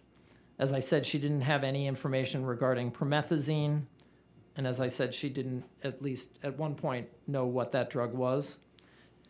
She didn't have any information about the drugs that were administered to Nikki by doctors who were trying to save her life, and Dr. Bora, in his affidavit, said that some of those medications increased her heart rate, thinned her blood. Dr. Green testified to that, I'm sorry. But Dr. Bora said that some of those drugs also lowered her threshold for seizures, including promethazine. And Dr. Urban and all the doctors who testified at Robert's trial dismissed any other explanation for Nikki's condition, including the fall from her bed, as a possible explanation for what they call her injuries.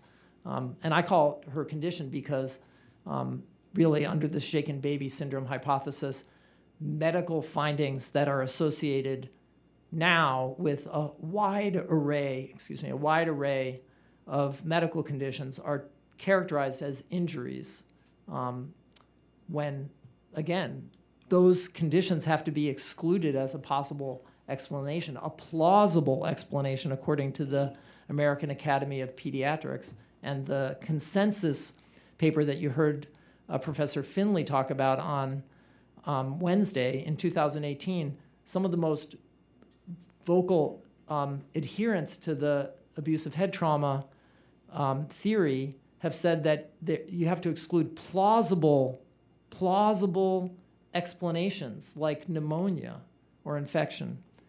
And there's the evidence of Nikki's death from pneumonia and this promethazine is not plausible.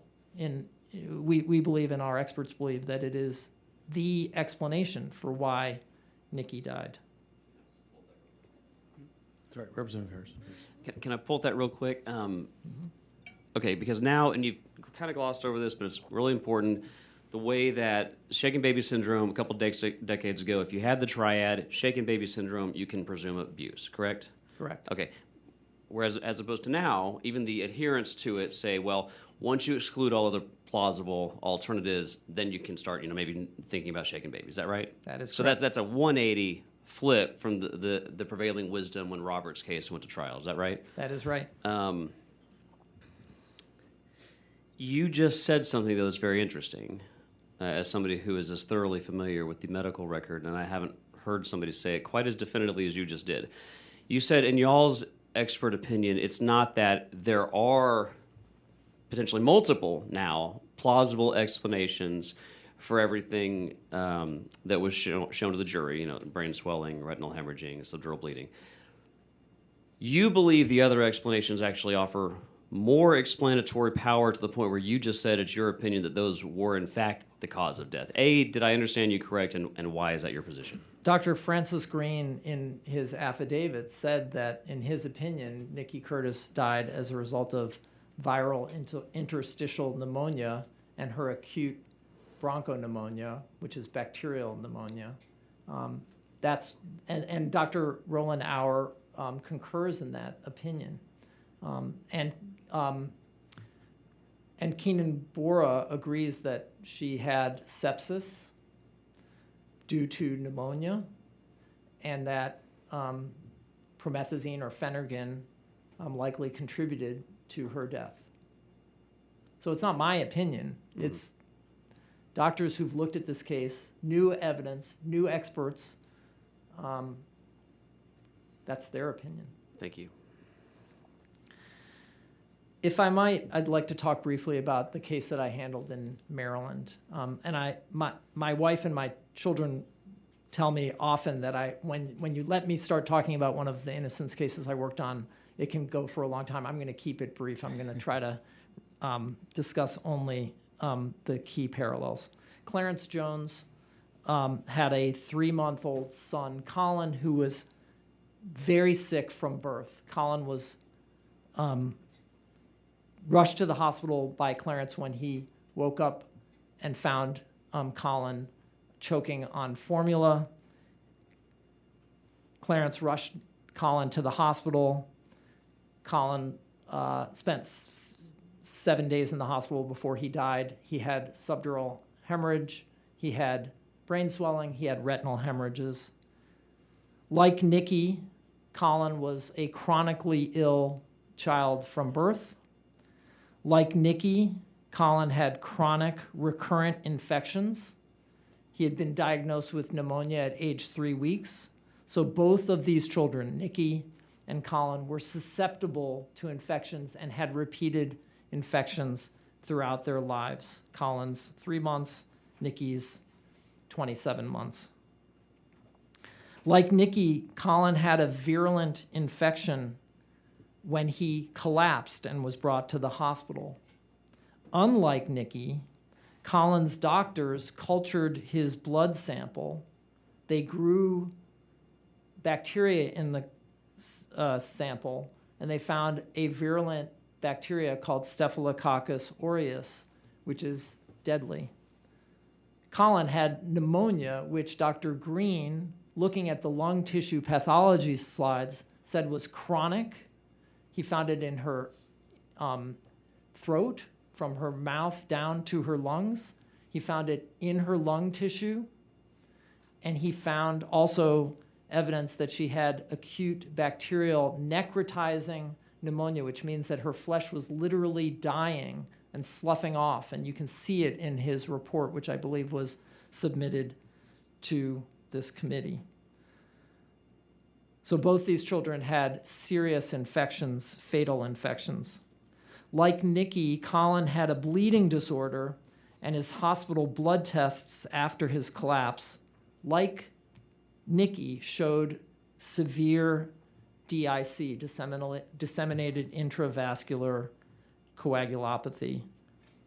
Colin actually had a bleeding disorder that he inherited at birth from his mother, and he had several episodes throughout his life where he had serious bleeding, his short life. Like Nikki, as I said, Colin had the triad: subdural bleeding, retinal hemorrhages, and brain swelling. And he also had other eye injuries. The ophthalmologist who testified at Clarence Jones's trial said that Colin's eyes were literally filled with blood, that the retina was torn and puckered, and described injuries to Colin's eyes that ophthalmologist said he had never seen, and testified were pathognomonic, which means essentially virtually diagnostic of shaken baby syndrome. Those descriptions about how retinal hemorrhages are the key to diagnosing shaken baby syndrome, that testimony was presented at Robert Roberson's trial. Retinal hemorrhages were the thing that Janet Squires said told you really that these eyes had been shaken. That's what Janet Squires said. Like in Robert's case, Clarence Jones's defense counsel conceded that it was a shaken baby case. In fact, Clarence Jones's defense lawyer called an expert witness who conceded that Colin had been shaken. He only disputed how violent the shaking had been. Clarence Jones spent 18 years in prison for something that was not a crime. And at his innocence hearing, we brought a writ of actual innocence under Maryland's writ of actual innocence law, because Maryland doesn't have a progressive junk science law like Texas does. During that post-conviction hearing, the prosecutors, just like the revisionist history here, pointed to bleeding that was found on Colin's rib at autopsy, which had never been discussed at trial, pointed to that as evidence that Colin had been shaken. And again, in the setting of disseminated intravascular coagulation, tiny amount of blood on the rib is not evidence of abuse. And unlike Robert's case, though, after the circuit court in Maryland ruled against us on the writ of actual innocence, in the face of 6 experts who said that Colin had died of serious infection, that this was not shaken baby syndrome. Unlike Robert's case, on appeal, the Maryland appellate court reversed the circuit court and granted the writ of actual innocence. And I will point out, I know this committee is considering ways to change the statute, but the Maryland writ of actual innocence standard is essentially the standard that Judge Alcala was discussing. The standard in Maryland to grant a writ of actual innocence is a substantial or significant possibility of a different outcome at trial if the jury were to have been known about the new evidence. And the Maryland courts have defined that standard, substantial or significant possibility of a different outcome based on new evidence, as more than a mere possibility and less than a probability, so less than the preponderance standard. And with that, I'm happy to answer any questions that the committee has for me.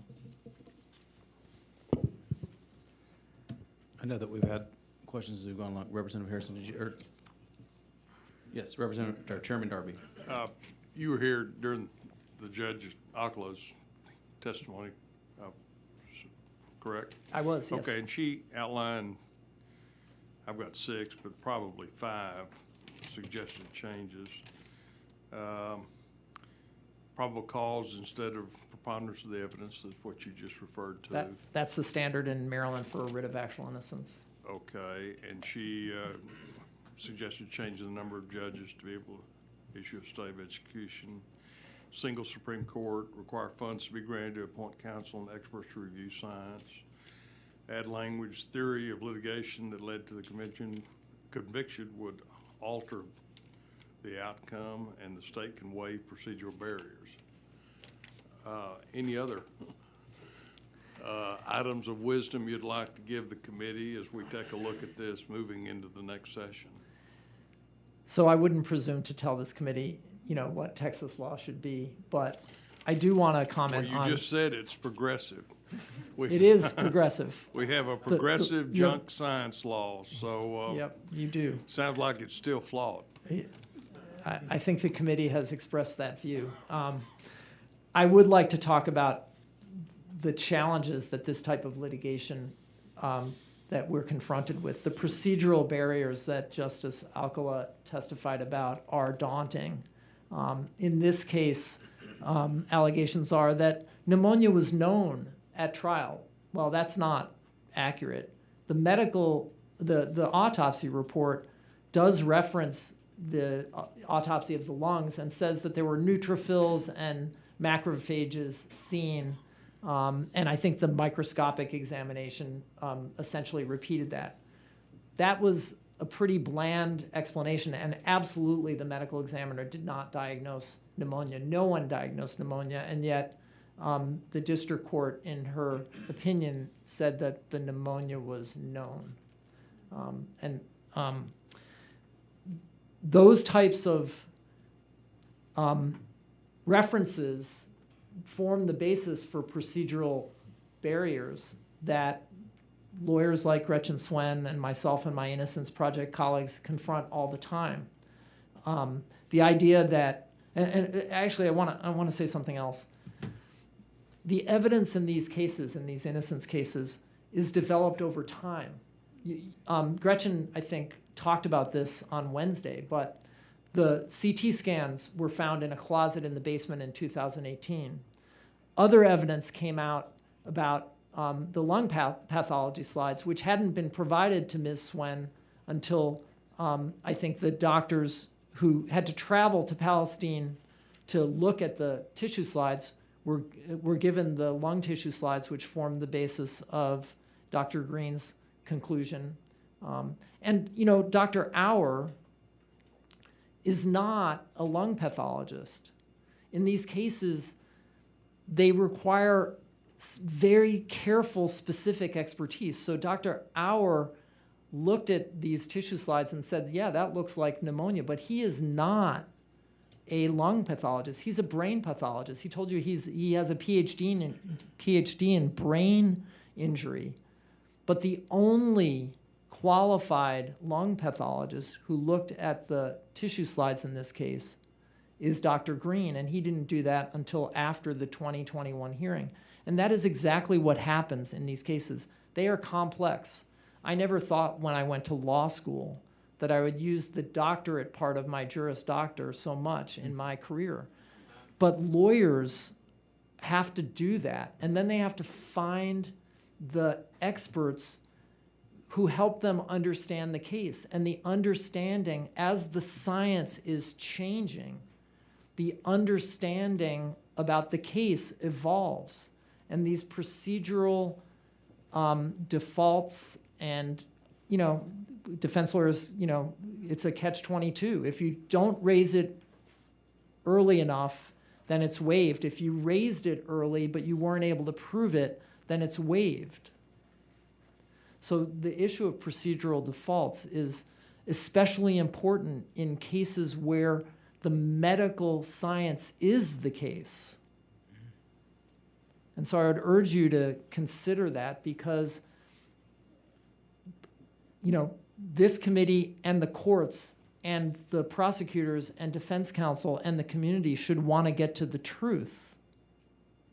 And it's hard to get to the truth, and the truth sometimes comes out in fits and starts over time as you find the right people to help you understand exactly what happened. And that is what happened in this case. Dr. Green was the one who was able to tell us exactly what happened. Dr. Bora was the only medically trained medical toxicologist to look at this case, was able to explain what happened. And at the 2021 evidentiary hearing, Dr. Downs, way out of his lane, just gave very firm opinions that the promethazine was not a factor in Nikki Curtis's death. And he was way out of his lane. And yet his testimony, if I recall, was the only testimony that the district court judge affirmatively credited, if I remember correctly. But again, Ms. Swen will correct me if I'm wrong. So I don't know if I answered your question. I realize I may not have, but. Representative Harrison. If there's a way to do what I'm about to ask you in a concise manner, that would be Sure. That'd be awesome. One of the things that I'm hearing just ad nauseum right now is that in addition to you guys shouldn't question the jury. The jury heard all the evidence. You guys are on Monday morning quarterbacking and whatever. We've now established, I think, beyond a shadow of a doubt, that the jury did not have all the relevant medical and scientific evidence that should have come to that courtroom. The question I have, though, is what's also said is there's been 20 years of appellate processes playing out. And so all of the new stuff that the committee has access to and the stuff you're pointing out and talking about, this has all been considered by the courts, and they all found it, insufficiently meritorious of a new trial. My understanding, if I've heard you correctly, is you've listed off multiple things, although forgive me, I didn't write them all down, so I don't want to try and screw this up. Is there any way you could even almost just like in bullet form, and I'll phrase it this way, is there any evidence that no jury and no court has interacted with or contemplated as this thing has moved through the appellate process for the last 2 decades? Absolutely. Dr. Green's expert report has not been reviewed by any court or jury. The most recent 11073 petition that we filed, I guess 2 weeks ago or whatever, was dismissed with procedural grounds. And the one that was filed in August was dismissed on procedural grounds. So Dr. Green's report has never been considered by any Just real quick, court. Dr. Green's report, which in a sentence or two, what was the import of that evidence that no court has interacted with? Nikki Curtis died from chronic pneumonia, both viral and acute bacterial pneumonia. That's evidence that no court nor jury has ever interacted with in over 20 years. Correct. Dr. Bora's report, the only medical toxicologist to examine the case, concluded that Nikki's promethazine levels were dangerously high and contributed to her death. No court nor jury has considered that. So she had drugs in her system that were potentially at a toxic or fatal dose, and no jury or court has ever interacted with or contemplated that evidence. That's correct. That's correct. Mm-hmm. Okay. The other evidence about the change in science was presented during the 2016 to 2021 proceedings, but the district court, I'll just say that opinion did not reflect the evidentiary record that was presented to.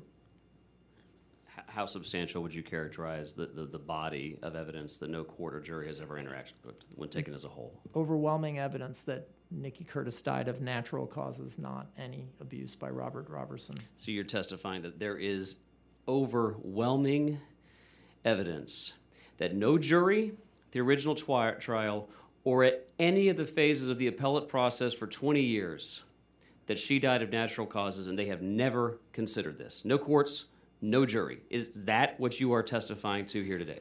I can't speak to what judges who have affirmed the conviction in this case have reviewed, but the evidence is overwhelming, in my opinion, that Nikki Curtis died of natural causes. And at least a significant percentage of that has never been interacted with by a jury or the courts. Absolutely. The recent affidavits that were submitted in August have never been considered by any court. And absolutely none of this evidence that we've been talking about today, as Ms. Compton said, was considered by the jury. So the original jury, and again, we don't like to second-guess juries here, but it is unambiguously true, no jury has heard the body of evidence you've just been describing for the last hour. Unambiguously true. Thank you. Members, do we have any other questions? Can you speak to the Cook? procedural grounds that the last two petitions were dismissed on? So the court didn't explain the procedural grounds. They just referred to the statute, which I believe is 11071, which says that there are various procedural grounds that can bar consideration of a subsequent habeas petition, including not bringing the claims sufficiently soon enough, or having previously brought claims and having had them denied. So there's various grounds, but the court didn't specify which one of those grounds. The last several subsequent habeas petitions that were filed were dismissed on procedural grounds without any explanation. Members, do we have any other questions? Mr. Salzman, I want to thank you for your time and your testimony. And I know that maybe possible that some of us will have some follow-up questions for you. Is that okay? You make yourself available for that? Absolutely happy to answer any of the committee's questions at any time. Great. And if that's okay, I think we probably have your contact information here. Is that okay that we distribute it to the members in case they want to reach out to follow up? Thank you so much. Absolutely. All right. Thank you for your time. Thank you.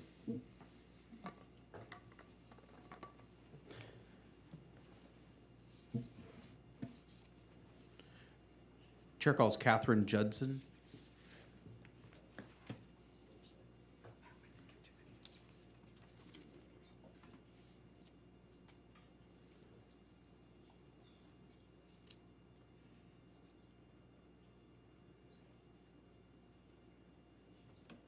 Thank you for your time. Thank you.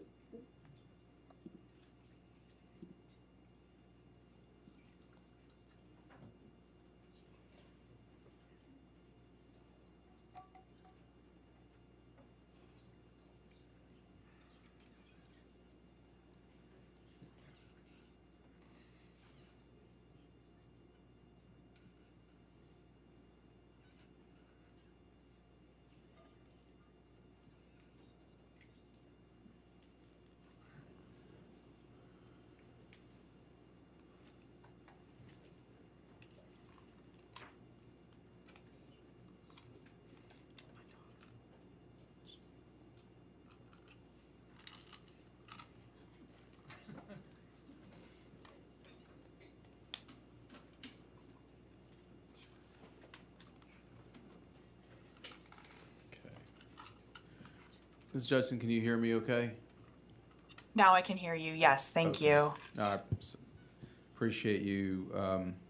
Appreciate you making yourself available today. I know it's been a long day, and so I certainly try to be respectful of everybody's time. And I know these things will continue to talk.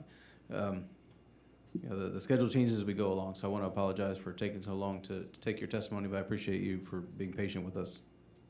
Oh, please don't apologize. I've been a lawyer for a long time, and waiting around is part of the job. Yeah, I guess that is a big part of the job for us. A lot of hurry and wait, but I'm very grateful to you for inviting me to speak with you today, and I'm especially grateful for your really honestly honorable efforts to seek justice in this case. Yep.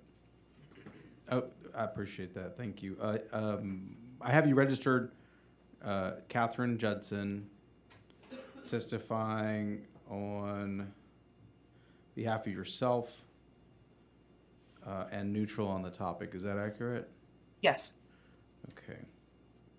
I have it here that you're in Madison, Wisconsin. Is that true? That's true. Okay. Someone was asking on the committee. I'll talk a little bit about our geographical focus or lack thereof, and hopefully clear up why you want someone from Wisconsin to talk to you. Yeah, that's why I mentioned. I think it's important for context purposes. But I think obviously your background and your explanation of your background and what you do, I think is going to probably clear that up fairly quickly. As you've seen with the other witnesses today, just going to invite you to make your comments on the topic that we're discussing today. Members may have questions as we go along, and so we'll jump in if we need to, and if not, we'll ask some questions at the end, if that's okay with you. That sounds perfect. I did prepare remarks, and then of course I plan to make myself available for your questions. Fantastic. Okay, well, we'll turn it over to you. Thank you. Okay. Well, you've heard a lot of testimony today, so I'm going to do my best not to repeat any of that, but instead to give you context for Robert Roberson's case based on my work on shaken baby syndrome cases across the country and actually around the world, and also to place into context some of the arguments and responses you've heard both about SBS-AHT generally and then this case specifically. So hopefully be able to clear all of that up. I want to tell you a little bit about my background and then the organization I work for. I'm the executive director of the Center for Integrity in Forensic Sciences. We are a nonprofit organization exclusively devoted to ensuring that scientific evidence presented in courts is valid and reliable. We are headquartered in Madison, Wisconsin, but our service is not based on geography. We have consulted on cases involving forensic sciences in most states in the United States, as well as in multiple countries.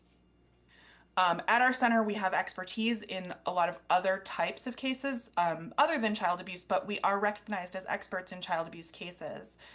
We've also weighed in on DNA issues, many other forensic errors, and much like the Innocence Project, there's a process in order to get our help. There has to be a serious error in the forensic evidence, and we really take very few of the cases referred to us.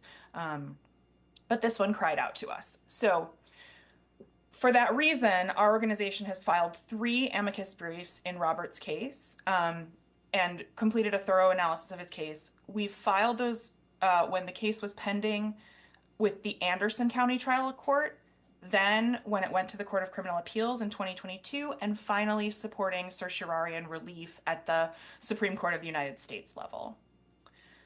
As an attorney, my personal experience with this issue started with my first SBS case, which was a first-degree murder trial tried in 2010.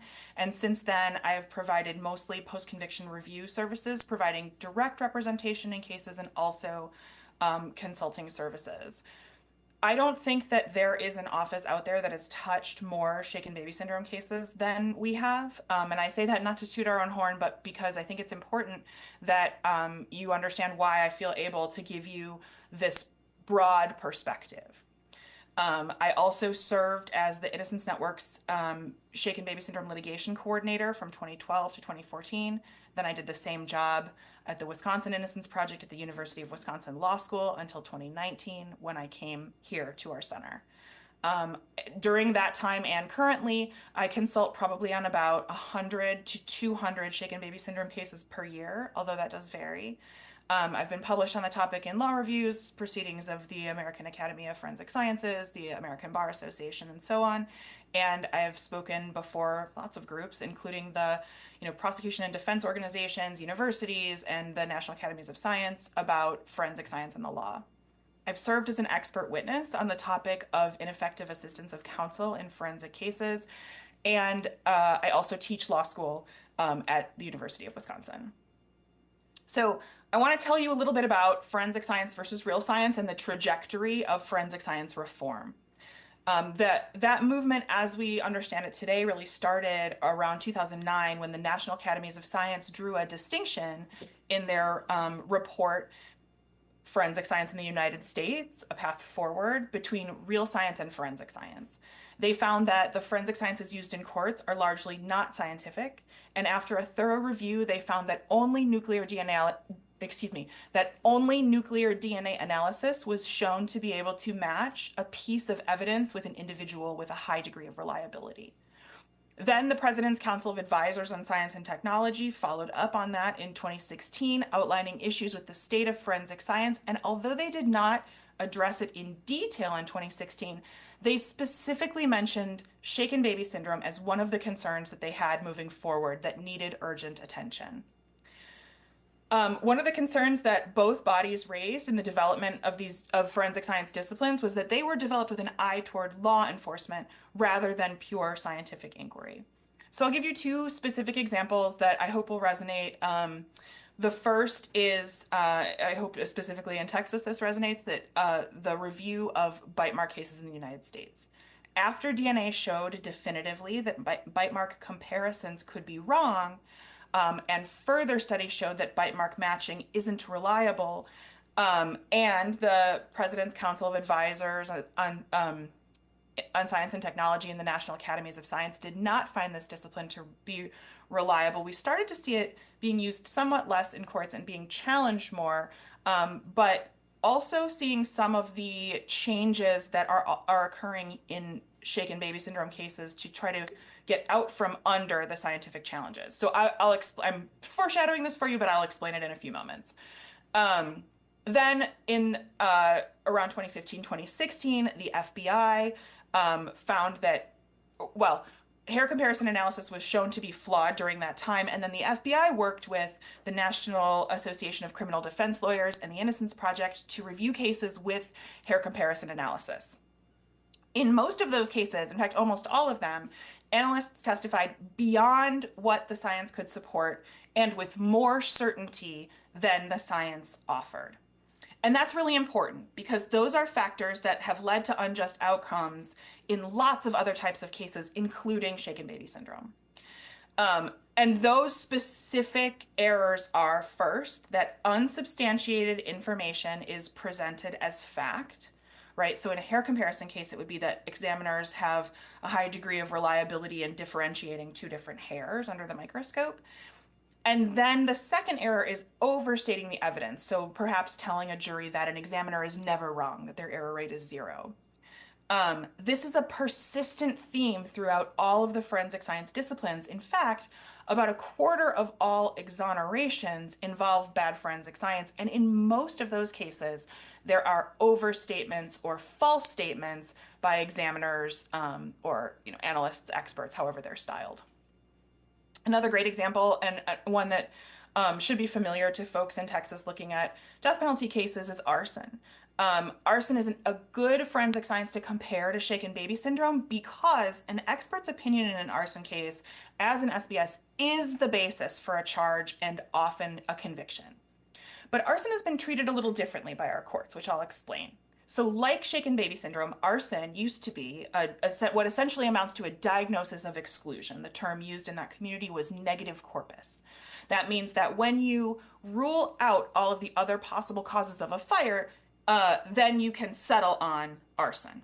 But we now know that the signs used to do that are wrong, and the negative corpus procedure is fraught with error. So just like in SBS cases, signs that were previously used to determine arson could possibly be present in an arson case, just like signs previously used to determine abuse could possibly be present in a child abuse case. But they're also present for lots of other reasons. But unfortunately, in arson cases and also in child abuse cases, experts claimed that they were reliable indicators of the crime. Right? And so given what we now know with scientific experimentation and a really careful look at arson science and fire science, we know that we can no longer look at those signs and say that something is arson without more information. But given all of this, it has still been extremely difficult for folks to get any relief when they've been convicted under scientific theories and evidence now known to be false, right? So we've been talking about 11073 today, and that was a commendable effort to try to improve the chances for wrongfully convicted people to get relief, but it has not been successful for far too many people. So pivoting specifically to wrongful convictions and SBS-AHT, shaken baby syndrome, abusive head trauma shares many aspects with other faulty and discredited forensic sciences. The history and trajectory of the hypothesis is especially important in this case, and I know you heard from Keith Finley about these important issues last week, so I won't belabor anything, but I want to offer a couple of highlights that are relevant to my testimony today. The first is that in 2001, as you've heard before, but it's important to underline, the American Academy of Pediatricians, or of Pediatrics, had a position statement about shaken baby syndrome, and that was that in relevant part, shaken baby syndrome results from extreme rotational cranial acceleration induced by violent shaking or shaking with impact. And at the time it was diagnosed, and this was the guidance from that organization, by a constellation of clinical findings in infants that include retinal hemorrhages, subdural or subarachnoid hemorrhages, and little or no evidence of external cranial trauma. That's from that 2001 position paper. It also explicitly states that the constellation of these injuries does not occur with shortfalls. So essentially what this guidance was in 2001 is that when somebody tells you a story like Robert told physicians and hospital staff about Nikki in his case, that was a lie, that the caregiver could not possibly be telling the truth because this constellation of injuries, they explicitly said, does not occur with shortfalls. We now know that that's not true, but that was the guidance at the time. They also said that the findings are, and again, these are quotes, right, rarely accidental unless there is another clear explanation, such as trauma from a motor vehicle crash. And this was also the guidance from the National Association of Medical Examiners, that the findings were the result of violent trauma and that they could never occur by accident. And shaking is an important component of that all the way through, because a single impact can certainly be the result of an accident, but you can't really imagine a situation in which a violent shaking occurs by accident, right? So that becomes an important component. But now we understand that just like in this case, some of the findings might not be trauma at all, right? They might be non-traumatic. They might be trauma related to resuscitation, especially in a context of a child with a bleeding or clotting disorder, just like Nikki in this case, just like Colin Jones in the case Mr. Salzman just talked about, and just like the decedent in the Alan Butts case, which I'll talk about shortly. So these positions were in accord with what was generally accepted at the time. In 1998, for example, a then leading pediatric SBS specialist wrote that the shaken baby syndrome, with or without evidence of impact, is now a well-characterized clinical and pathological entity with diagnostic features in severe cases virtually unique to this type of injury. And then he goes on to describe all of the findings we've been talking about: cerebral edema, subdural hemorrhage, and retinal hemorrhage. And this remained a consensus view through 2003, which was the time of trial, and thereafter. The National Center on Shaken Baby Syndrome, for example, endorsed that view. And during this time, it was extremely difficult to find experts to testify. And then when they did, they were subject to extreme personal and professional retaliation. Some of that continues today, but really the most extreme examples I know about are from right around this time. Some supporters of the SBS hypothesis now acknowledge that some things that aren't shaking can cause the findings historically associated with shaking, but the fact that they may have tried to make the testimony more equivocal does not make it more correct. So if they go from saying that the error rate is 0 to the error rate is infinitesimally small, and we don't know what the real error rate is, it is still incorrect testimony. And fundamentally, the important thing in any individual case is the right answer in that individual case, not a statistic.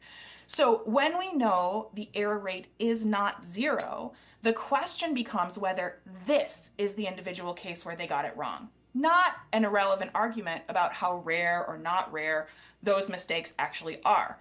Those are important questions of public health and improving medical diagnosis, but they are essentially meaningless to an individual who's been charged, right? Because if their case is the one that experts got wrong, it doesn't matter if the error rate is 1 in a million or 1 in 2. The only question is the accuracy in this individual case. And so for that reason, it's pretty classic in all wrongful conviction cases and exoneration cases, but particularly in SBS cases, to see prosecutors try to undermine the new science by changing the theory of the case. We see it pretty routinely. Wait, and I want to hold on one second. Of course. I just want to slow down a little bit because you just said something that certainly has been implicated in the conversation around this particular case. Mm-hmm. The changing narrative over time. I think there's been a lot of conversation about that today, including hearing from one of the trial jurors, who I don't know that, obviously, you know, those that have reviewed the record, they can do that, but nobody was back there that's talked to us today other than her, and she was pretty unequivocal about how that looked then and what we're hearing today, based on, you know, I don't remember who called it. I think Judge Alcala talked about revisionist history Yes. And so you seem to be zeroing in on that particular topic. So I do want you to spend a little bit of time there, because I think that that is a phenomenon that we're kind of realizing in real time and trying to ferret this out. And usually when people put stuff in pleadings and say stuff so vociferously, you just assume that, oh well, the truth is probably somewhere in between. But I do want you to delve into that if you could. If you got concrete examples of some cases, I think that would be helpful to us as well. Yes, I'm just about to get to a couple. And I agree with you. I think it is really troubling. And again, it is something that we see, unfortunately, fairly routinely in wrongful conviction cases. So, as you might imagine, you can't remove the bad science from the case and simply say that if we relied on the other evidence, the outcome would still be the same. This is because studies have shown that jurors give significant and sometimes outsized weight to scientific evidence, even if that evidence is not scientifically sound, which you also heard today from Dr. Phil. And some few, but not many, courts have weighed in on that issue and said that is impermissible. But specifically in SBS cases, because the expert's opinion about abuse is often the only evidence of abuse, one especially cannot pretend that if we removed the outdated opinion, we would reach the same result. And it does seem, given the testimony in this case, and given the testimony that's been adduced at these hearings, that is what the prosecution is attempting to do in this case.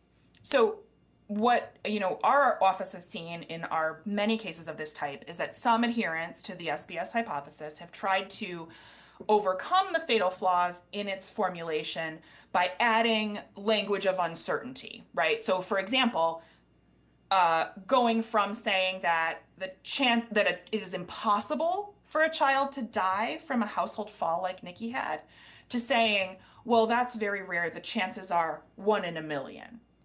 That's not an effective or a correct way to resolve these issues. And that's because in SBS, trying to acknowledge some ambiguity does not resolve the fundamental problem, which is, at its core, that we do not know how accurate doctors are at looking at the findings associated with abuse and determining whether abuse occurred, but we know for sure that their error rate is not 0. And we know that for a few reasons.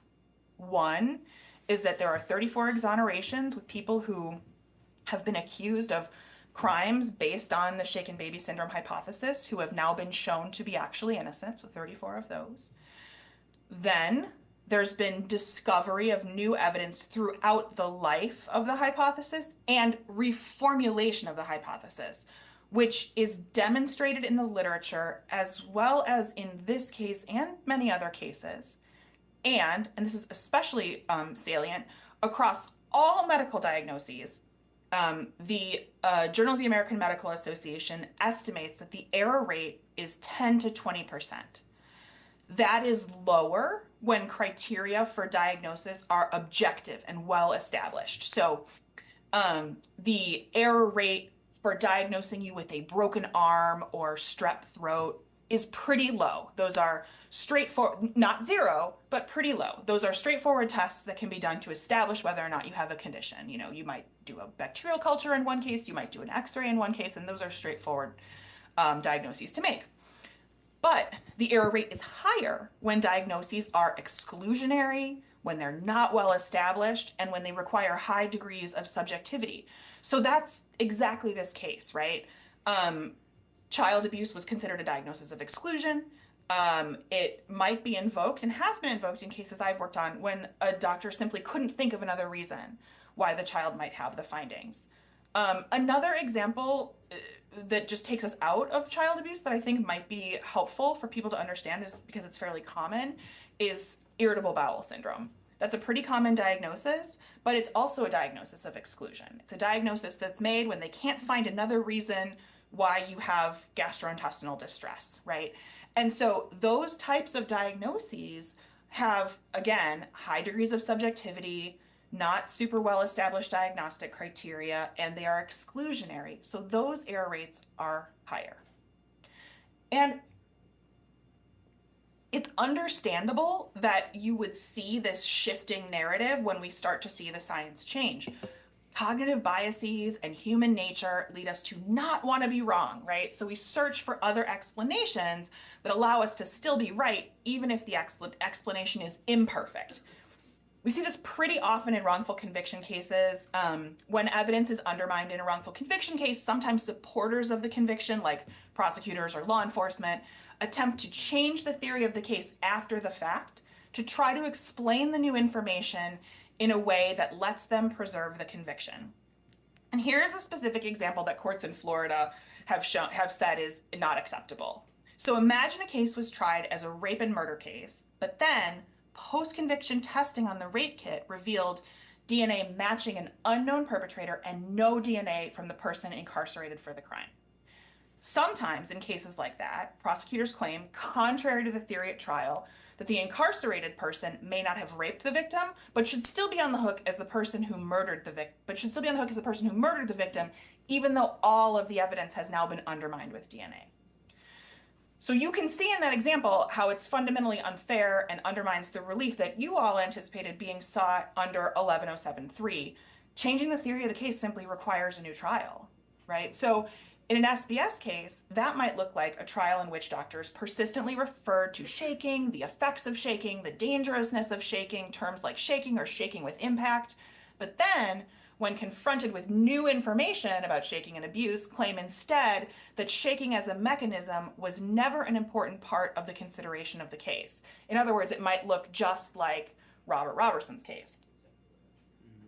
But here, shaking is not just an isolated fact, it's intertwined permanently and inextricably with the theory of the case, which was abuse either by shaking or shaking with impact, but shaking was always and throughout a critical part of the alleged mechanism of abuse.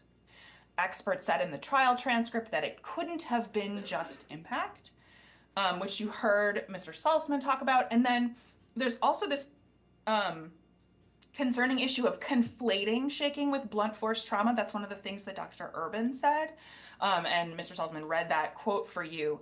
But she made the claim that shaking is blunt force trauma.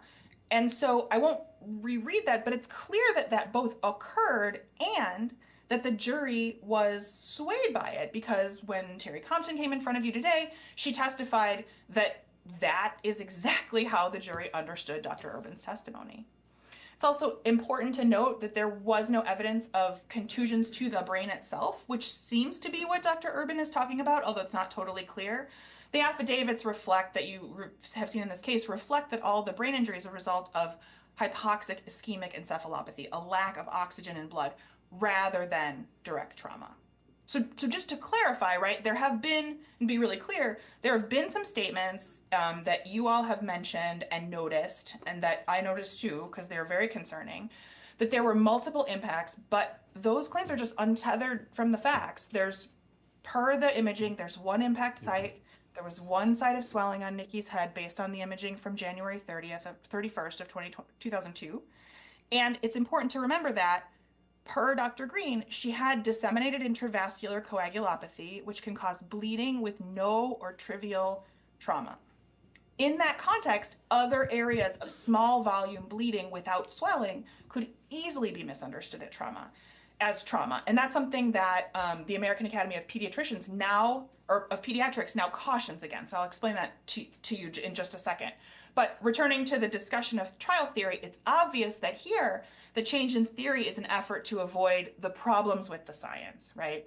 The fact that they're trying to change the theory now shows that the original one was fatally flawed. And in the end, there's really no genuine doubt that this was an SBS case. Everything else is kind of cognitive gymnastics to try to make the now discredited testimony fit with the new science. If prosecutors want to do that, then they need to do it at a new trial. That's what I want to drill. You just said where I thought you were going and what your expertise leads to. So I'll be very direct because I want to crystallize that in the record. You have an enormous amount of expertise when it comes to SBS. You've obviously exhibited that here for us today, and you've looked at these cases across a vast array of cases in multiple jurisdictions, dealing with lots of professionals. I will just ask you directly, based on that expertise and your background and your analysis, do you believe that the courts here in Texas should reopen Robert Roberson's case and afford him a new trial? Absolutely. There's no question in my mind that he deserves a new trial. I don't think you can get clearer than that. Representative Harrison, did you have a follow-up question? I do. Let me make sure. Representative Shatstein, Rajani, 1 second. Yes, Representative Harrison, go ahead. Thank you. I want to pick up on a couple things here. If I can find where I wrote my notes down. There we go.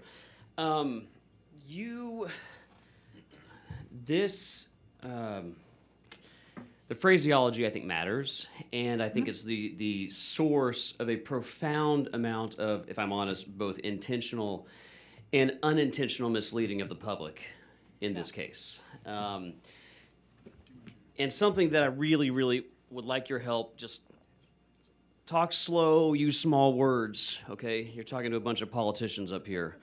And an Aggie at that, that's right. Gig 'em. There is a lot of pushback from people across the country when those of us who have taken the time to digest 20 years of facts to the best we can, with trying to articulate this was a shaken baby syndrome case as an actual juror as Chair Moody referenced, there was no ambiguity about her testimony, that she understood that this was about shaking the baby. Right? They had the doll. She demonstrated the shaking. She had no concept. People were talking about this as a battery case. That would have been a completely anachronistic concept to the jurors 20 years ago. Yeah. Where I get a lot of pushback and where I just need some help from you is people say, no, of course it wasn't shaken baby. Or if they're trying to be slightly more nuanced, well, it wasn't exclusively shaken baby. And this is before the way they're articulating it, and I'll get to that in a second. They say it was written up, the medical examiner determined this had nothing to do with shaken baby syndrome. That baby, Nikki, died of blunt force head trauma. And my understanding, but I want help with this, is that it is not uncommon, in fact, please correct me if I'm wrong, it is more normal than not for shaken baby cases to be written up by the medical examiner as blunt force head trauma. A, is that accurate? B, help me understand how that can be. Yes. So there's there's been this claim about the death certificate, which I think is what you're referring to. And there's this question about blunt force trauma being listed as a cause of death and therefore making the claim that shaking was not a crucial argument at trial. Yep. But that's really unavailing. And I'll tell you why. So medical examiners fill out death certificates without uniform language. There's not a nationwide rule about, across jurisdictions about how to classify these deaths. So different individual pathologists are free to use the terminology that they prefer. But part of the purpose of the testimony at trial is to elucidate anything that's not clear about the death certificate. And the testimony in this case clearly says shaking over and over. The other thing that I think it's important to note, and actually I really shouldn't take credit for it because Justice Sotomayor pointed it out, so I should probably give her the credit because she's obviously brilliant. But she wrote about how Dr. Urban relied on shaking in part because she didn't think any of the other trauma that she was seeing or the impact that she was seeing could explain the brain injury. She called it out of proportion, right? And that's really the essence of SBS. It was created and initially used to explain how a child could have extensive internal findings with little or no external injury. How a child could have extensive internal findings with little or no external injury. Thank you. And yeah, of course. And that goes to, and I want to hang on this just for a second because there's a piece of the transcript from the trial that I've got here in front of me because people are saying that it's just, our committee or others on the outside are misrepresenting what happened in trial, when in fact this was battery. But I want to read a quote from the prosecuting attorney at the original trial from the transcript, and I want you to explain to me why she might be asking this question to Dr. Urban, who was the medical examiner in this case. And I quote, let's talk about, there is a really large discrepancy, at least in my mind, between what you see on the outside and what you see on the inside. You described a lot of different impact sites, multiple blows to the head, and you really don't see that when you look at the pictures of her face. Why might the prosecuting attorney be saying that you don't see evidence of different impact sites and of multiple blows to Nikki's head at the trial? Yeah, it's hard from that quote for me to totally understand what she means when she says evidence of blows, because there's only one spot where there's swelling, and then there's also some unexplained bleeding, but in the context of a bleeding disorder that we know can cause internal bleeding for Right.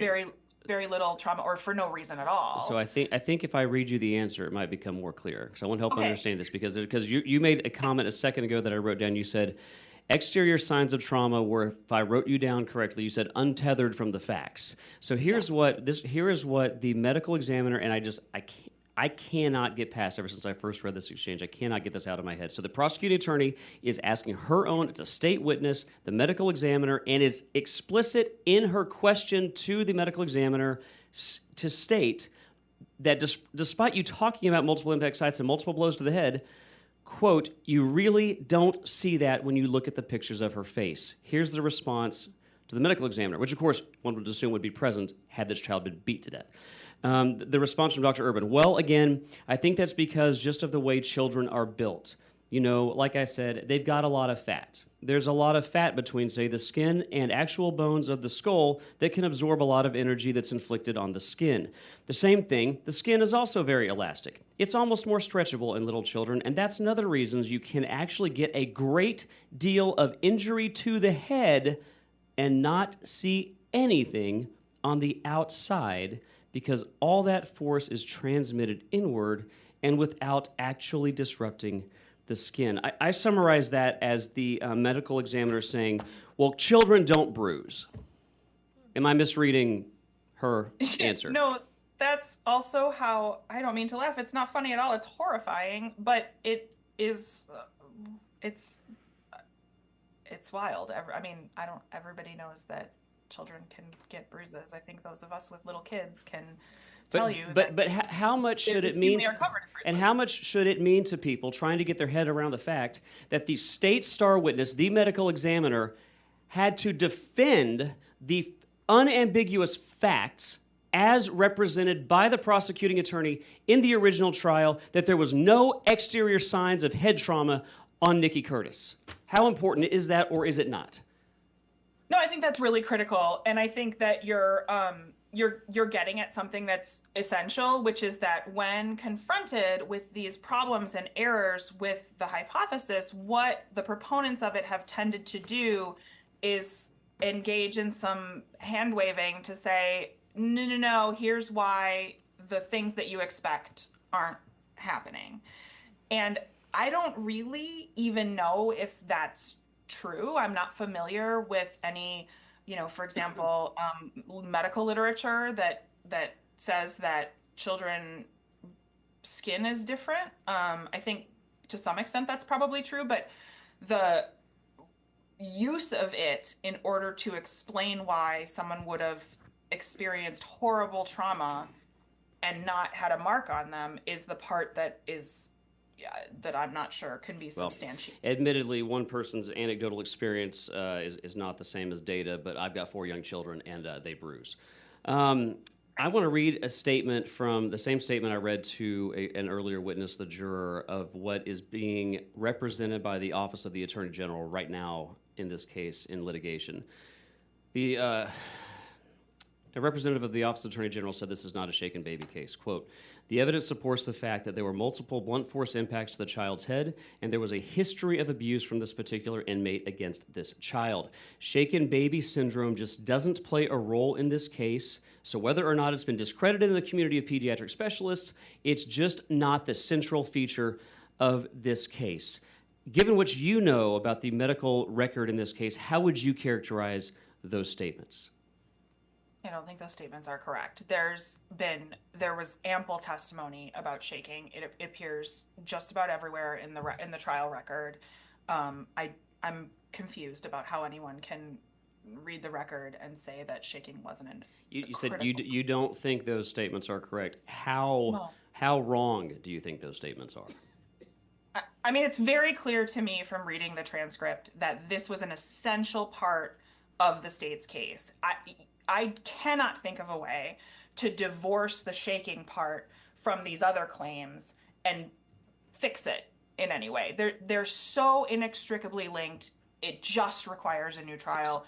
You can't speculate and pick out pieces of it and try to sort of finagle a correction. It's not possible. I'll wrap real quick. Just quick yes or no if you're able. Was there any major any significant bruising on Nikki Curtis upon presentation to the hospital?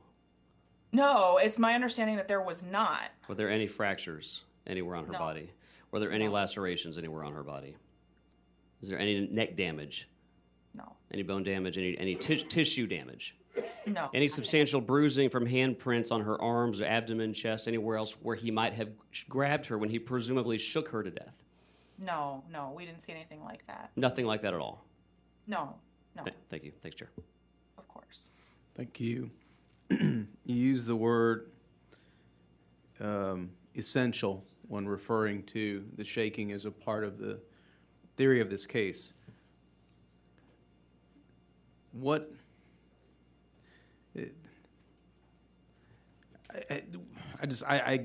continue to be at a loss for the representations that are made to us. Last week we heard from the state's attorney in this case who referred to it as a component. To me, the word component is very different from the word essential, right? A component seems ancillary to something else going on. Maybe it's a piece of the puzzle, but how clear can you be? Because we have certainly been digging into this case as best we can, as fast as we can. And I think a lot of people are not taking the deep dive on this. But this is their opportunity to hear about it. This is the time for other people to educate themselves. When you use the word essential in this particular case, as best and as clear as you can, as concise as you can, tell me what you mean by utilizing that word. The testimony that was given in this case is almost textbook for shaken baby syndrome cases. It is reflected in the legal literature of the time, but especially it is reflected in the medical literature of the time. And if you want to get a conviction in one of these cases, you have to preclude the jury from believing that there's a reasonable accidental reason for the medical findings. And I think that the way that has predominantly been done is to say, well, this is so much more significant of an injury than we would expect from a household fall, which is already a statement that's problematic. But the shaking component is added, I think, to make it especially clear that it couldn't possibly have been an accident. Now, I don't know if that's incidental or it's on purpose, but that's typically how they play out in these cases. And if you imagine, right, if there had not been a shaking component in this case, Robert's trial lawyer could have argued, given the facts and the single impact site, that the fall caused the findings. But he couldn't argue that because shaking was this essential component of the state's theory. It was baked in. All of the explanations for why Nikki had the injuries the medical findings that she had are related to the explanations are all things like acceleration, deceleration, shaking the brain, back and forth inside the skull, tears little vessels, and that's where the bleeding comes from. And then this claim that Dr. Urban made that the impact from the fall was out of proportion with the suspected injury. This is also reflected in the medical literature of the time, and we now know it isn't true. And the reason why we now know it isn't true is because there have been lots of incidents that have been reliably witnessed, like from, like teachers seeing a child fall on a crowded playground where multiple teachers are watching the kids would be an example of a reliably witnessed incident, or a videoed incident where children had falls that initially looked like they might not be very dangerous, and then those children had really significant health consequences, sometimes even fatal consequences. Those statements aren't true anymore, but those were the statements that were being made at the time, that it was out of proportion with a simple fall. And so you don't really get there without this shaking component. I'm happy to clarify that more if it's unclear.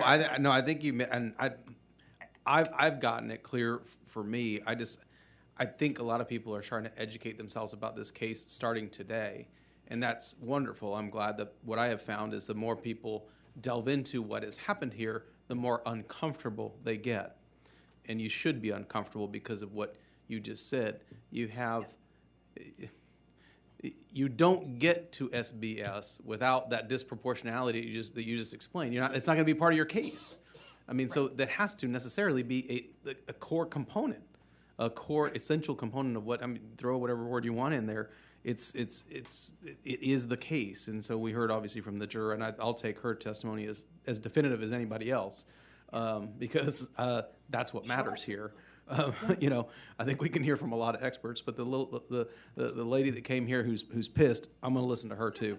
Yeah, you should, because she knows she was there. And I think that what Dr. Phil said earlier is absolutely true. Jurors, when they're presented with the correct information, typically make the correct decisions. There are, deviations from that, but for the most part, it's 100% true that jurors pay attention, they take their role seriously, they consider the information in front of them. Again, they don't always get it right, but I think most of the time they probably do. Sure. I appreciate it. I think you've done a wonderful job in helping us educate not just ourselves, but those who are now turn their focus and attention to this topic. And I think it's important. I want to just touch on one other thing, unless other people have questions. I want to dive into one other topic, and you touched on it, I think, at the very beginning. And Judge Alcala talked about this idea under our statute that could it have been litigated before in their analysis of how we afford relief. And I mentioned to Judge Alcala in her testimony, that's what I want to delve into with you, is you talked about this time period, 2002, 2003, hard to find an expert that could help challenge. So let's say you even had an attorney that could find someone. What the context of the medical opinions at the time, even if it could have been brought up at that time, what's the context that evidence would have been lodged into? And how different is it from 2024? You couldn't have set me up better if we'd scripted it, so thank you for that. I guarantee you I haven't. But I have an example that I want to give you all that is precisely on point, and I think really helps explain a lot of what's going on now with the shift in the science. And so that's the case of a client I represented for a long time. My representation ended this year when he was found to be actually innocent. His name is Alan Butts, and he lives in Ohio, and his case is remarkably similar to this one. He was convicted in 2003, about a month after Robert was. And just like Robert, he had a 2-year-old who was his stepson with pneumonia who deteriorated over many days and had doctor's visits that did not result in an appropriate diagnosis. This child was also treated with over-the-counter medications that, like Phenergan, now carry warnings against use in small children. And just like Robert, Alan and his partner tried to get help for the child both before he collapsed and after, and this child was on life support for several days before he died. But this is the important part that fits, right? When Alan's trial commenced in March of 2003, the medical standard for making a diagnosis was set forth in the position papers that, I and Professor Finley and a bunch of other people have talked about from the American Academy of Pediatrics and the National Association of Medical Examiners. And unlike Robert's attorney, Allen's trial counsel tried to call an expert in 2003. The expert who he called was a man by the name of John Plunkett, who is a forensic pathologist who was one of the first to sound the alarm on these types of cases. He was a really tireless advocate for people who are accused under this paradigm. And he was in this trial essentially ridiculed because what he was testifying about, according to the courts who considered the case, both the trial and appellate level, and other physicians attacked him for being outside of the medical mainstream. What's so fascinating about all of this is that, of course, now his testimony would not be considered controversial.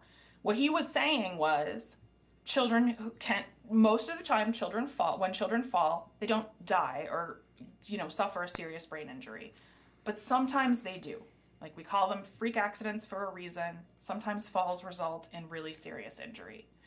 And at that time, he pointed that out. He wrote an article about it in the American Journal of Forensic Pathology in 2001, where he detailed 18 cases of reliably witnessed or videotaped, except with a couple of exceptions, cases that involved a fall, like a household fall, a fall off a swing, a fall from furniture, those kinds of things, and showed that those kids could have exactly the same findings as children who were thought to have been shaken. So our client in Ohio had the benefit of that testimony in 2003, like weeks after Robert's case.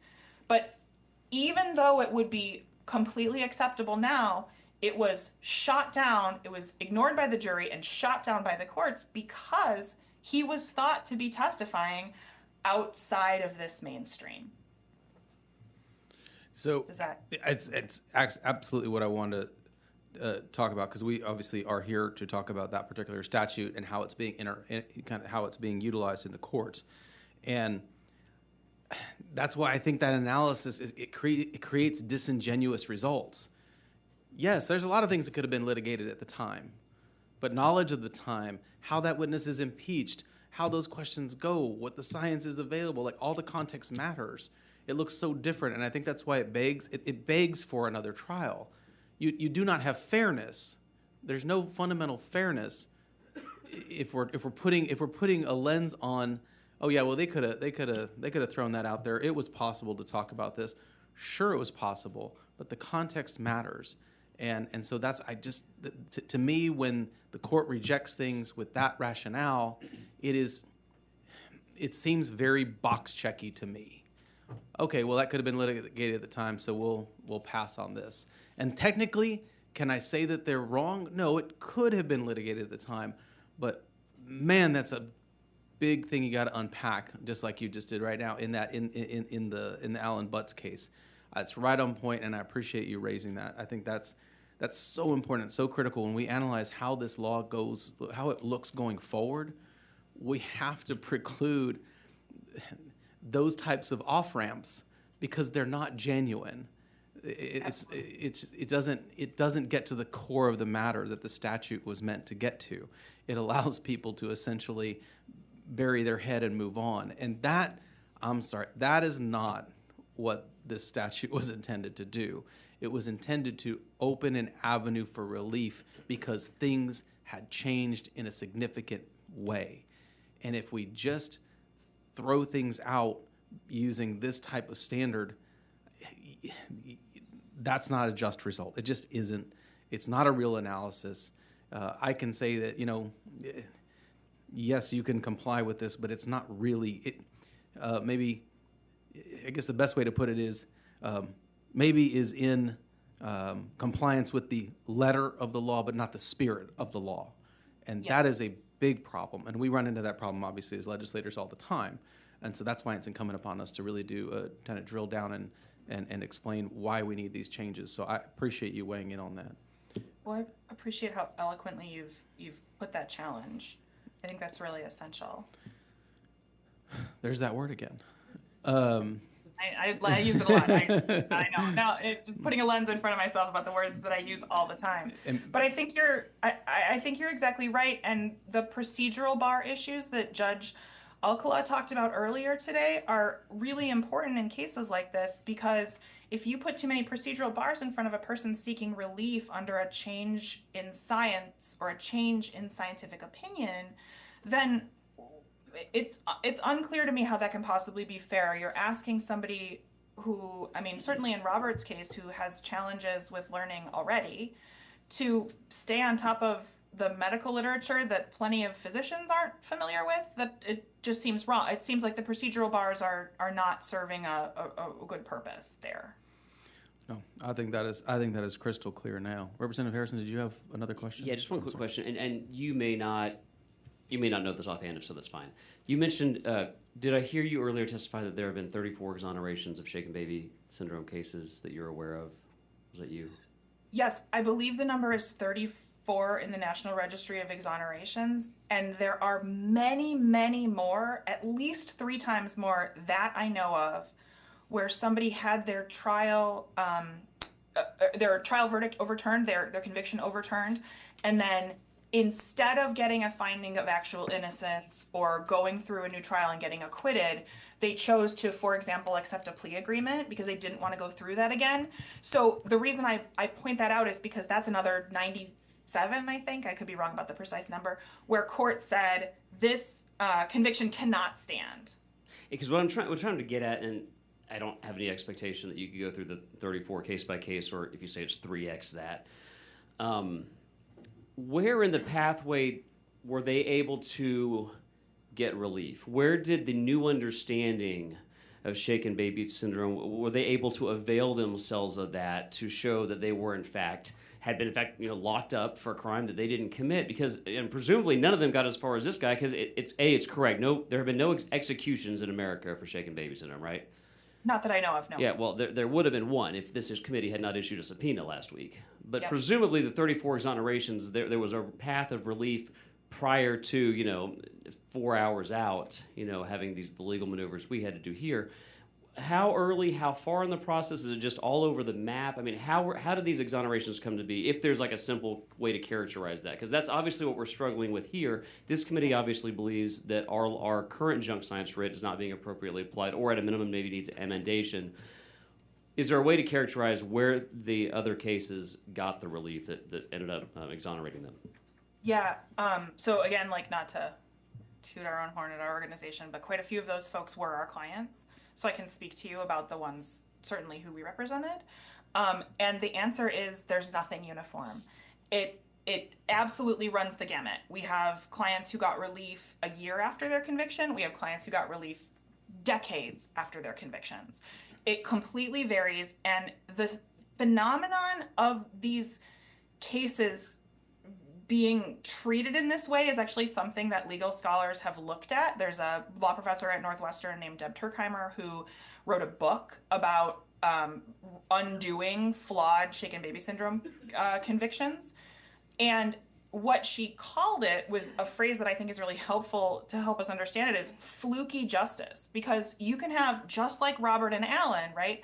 Alan's free today. Alan Butts had his conviction overturned in Ohio. He spent some time on house arrest while the prosecutors decided what they wanted to do with his case, and then they ultimately decided to dismiss it. So he's free and innocent. And Robert Roberson came within minutes of being killed. So that, to me, is an absolute encapsulation of this idea of fluky justice. You should get the same justice. It shouldn't matter whether you are in Ohio or Texas. But because of these, not only the procedural rules, but also some jurisdictional quirks, and sometimes it just comes down to the individual judge you're in front of, that has resulted in wildly different outcomes in so many of these cases. And I wish I could characterize them better for you than that, but I feel like the right answer, I know that the right answer is they're all over the place and we don't always know why. Thank you very much. Members, do we have any other questions? Ms. Judson? I want to thank you for, obviously, again, thank you for your patience and thank you for lending your expertise to our evaluation of this.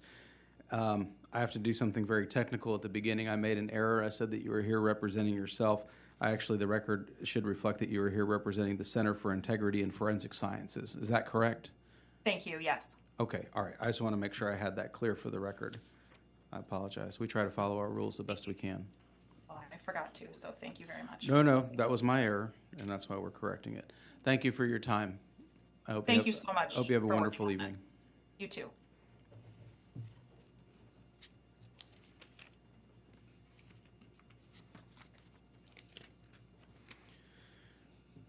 Chair calls Dr. Natalie Montfort. Dr. Montfort, I will extend to you the same apology that I did to Ms. Judson. These are long days. This committee has conducted hearings that go well into the middle of the night before. I've been part of a hearing that's lasted 23 hours before. So we're just getting started, I guess. I don't want you to feel like you have to move quickly or rush or cut something. If there is something that someone talked about before that you can move past, that's fine if you don't want to be repetitive. But I don't want you to feel like because it is a late hour in the evening that you don't have the opportunity to offer your expertise, because that is the reason we asked you to be here. I also know that you are a practicing doctor, and you did an enormous amount of moving things around to be here with us today. So I'm grateful for you doing that, and we want to respect the sacrifices that you've made to be here today to offer your expertise. So before I let you start, I have you registered as Natalie Montfort on behalf of yourself, and you will be testifying neutrally on the topic. Is that all correct? That's correct. Okay, then you may begin your testimony. Thank you. Well, thank you for having me. This is important work, and it did take work to get here, but it's definitely worth it. So as you know, my name is Dr. Natalie Montfort. I'm a clinical psychologist in Houston. So that's right, that means I'm in practice. I did not go into forensic psychology, but I have more than 2 decades of experience working with adults and children on the autism spectrum. I serve on the board of the Houston Psychological Association, and I hold an elected position with the Texas Psychological Association. And over these years, I've become an expert in autism spectrum disorder throughout the lifespan. So I've met hundreds of adults on the autism spectrum. Adolescents and children would definitely put it into the thousands. I'm experienced with a late life diagnosis of autism, which is something that not all clinical psychologists do. We have many providers who see children or see people through even adolescence or high school age, but we have a real hole in the area of who sees and serves adults. So as I mentioned, I never intended to become involved in legal proceedings. Oh. Is it still? Yeah, there we go. Yeah, it's directional, so. Okay. But over the years, I began to see my own clients drawn into the criminal justice system, either as victims or accused perpetrators, and I realized that the system was not equipped to serve them. So autism is a lifelong neurodevelopmental condition, and it affects someone's ability to communicate and to relate with others. It affects their verbal communication, which means how they speak to others, how they understand what others say, but it also affects nonverbal communication, like the ability to use and understand eye contact, facial expressions, or gestures, so the movements that clarify or enhance our communication. In other words, autism is a brain-based difference in the way someone thinks about and interacts with the world.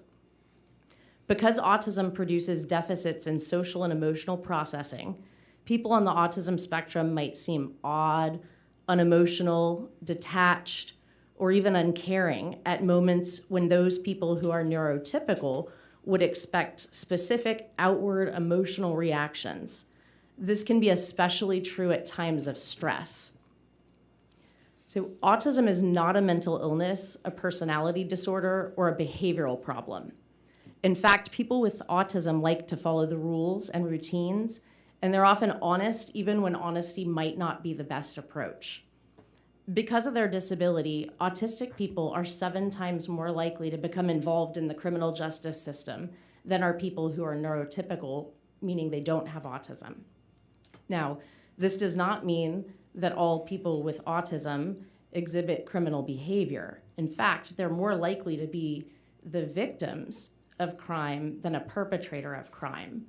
But my experience has found innocent people getting involved in the criminal justice system because, like I mentioned, accused perpetrators of crimes, mostly because they react differently to situations than a typical person would. You may get to this, but I think, and maybe some of the legislators are familiar with some of our efforts to work with law enforcement on their reaction and their interaction with individuals with autism, with a number of things, but autism specifically, because of what you just stated. Are you aware of some of that training that goes on, and what does that look like? Because, like you're saying, you get people ensnared in the process, and the process just starts working. It just starts running. That's right. And so, these individuals may do things like hear and agree to Miranda rights, but not fully understand them. They could have a hard time assisting in their own legal defense because, as you heard from Dr. Phil earlier, they can be compliant and aiming to please. So they can be, sometimes gullible or naive, talked into things that they don't truly believe. I know Dr. Phil spoke about how Robert was not able to say, hey, stop saying shaken baby syndrome. I didn't do that, on his behalf. And that's absolutely what we see. So I didn't personally evaluate Mr. Roberson like Dr. Phil, but I've reviewed the records and testimony from the 2018 assessment and agree that unquestionably he has autism. But the impact that this disability had on where he is now, convicted and on death row, cannot be overstated. So much of the evidence that the state presented against Mr. Roberson at trial was about manifestations of his then undiagnosed autism. The jury heard witness after witness say Mr. Roberson was odd, uncaring, and unemotional when he brought his daughter to the hospital trying to get her help. For example, a nurse testified that she found it strange he'd gotten his daughter dressed before bringing her to the hospital. Former homicide detective Brian Wharton recalled finding Mr. Robertson's affect disconcerting, saying, quote, he's not getting mad, he's not getting sad, he's just not right. His reactions were misconstrued as evidence of guilt. The jury was told to believe he was callous and remorseless. So before the 2003 trial, Mr. Roberson had never received any evaluation, diagnosis, or services for autism. Therefore, no one told the jury that his lack of emotional display and his routinized actions, his labored stammer, were products of his disability. Jurors were told to judge him as an unfeeling liar, and they heard no evidence to contextualize his responses. But at a 2018 hearing, the psychologist, Dr. Diane Mosnick, who formally diagnosed Mr. Roberson for the first time that same year, said autism helped explain the misalignment of his feelings and his expressions. So, for example, appearing unemotional at the hospital, also his strong reliance on routine, especially in times of stress, like getting his daughter dressed before he took her to the hospital.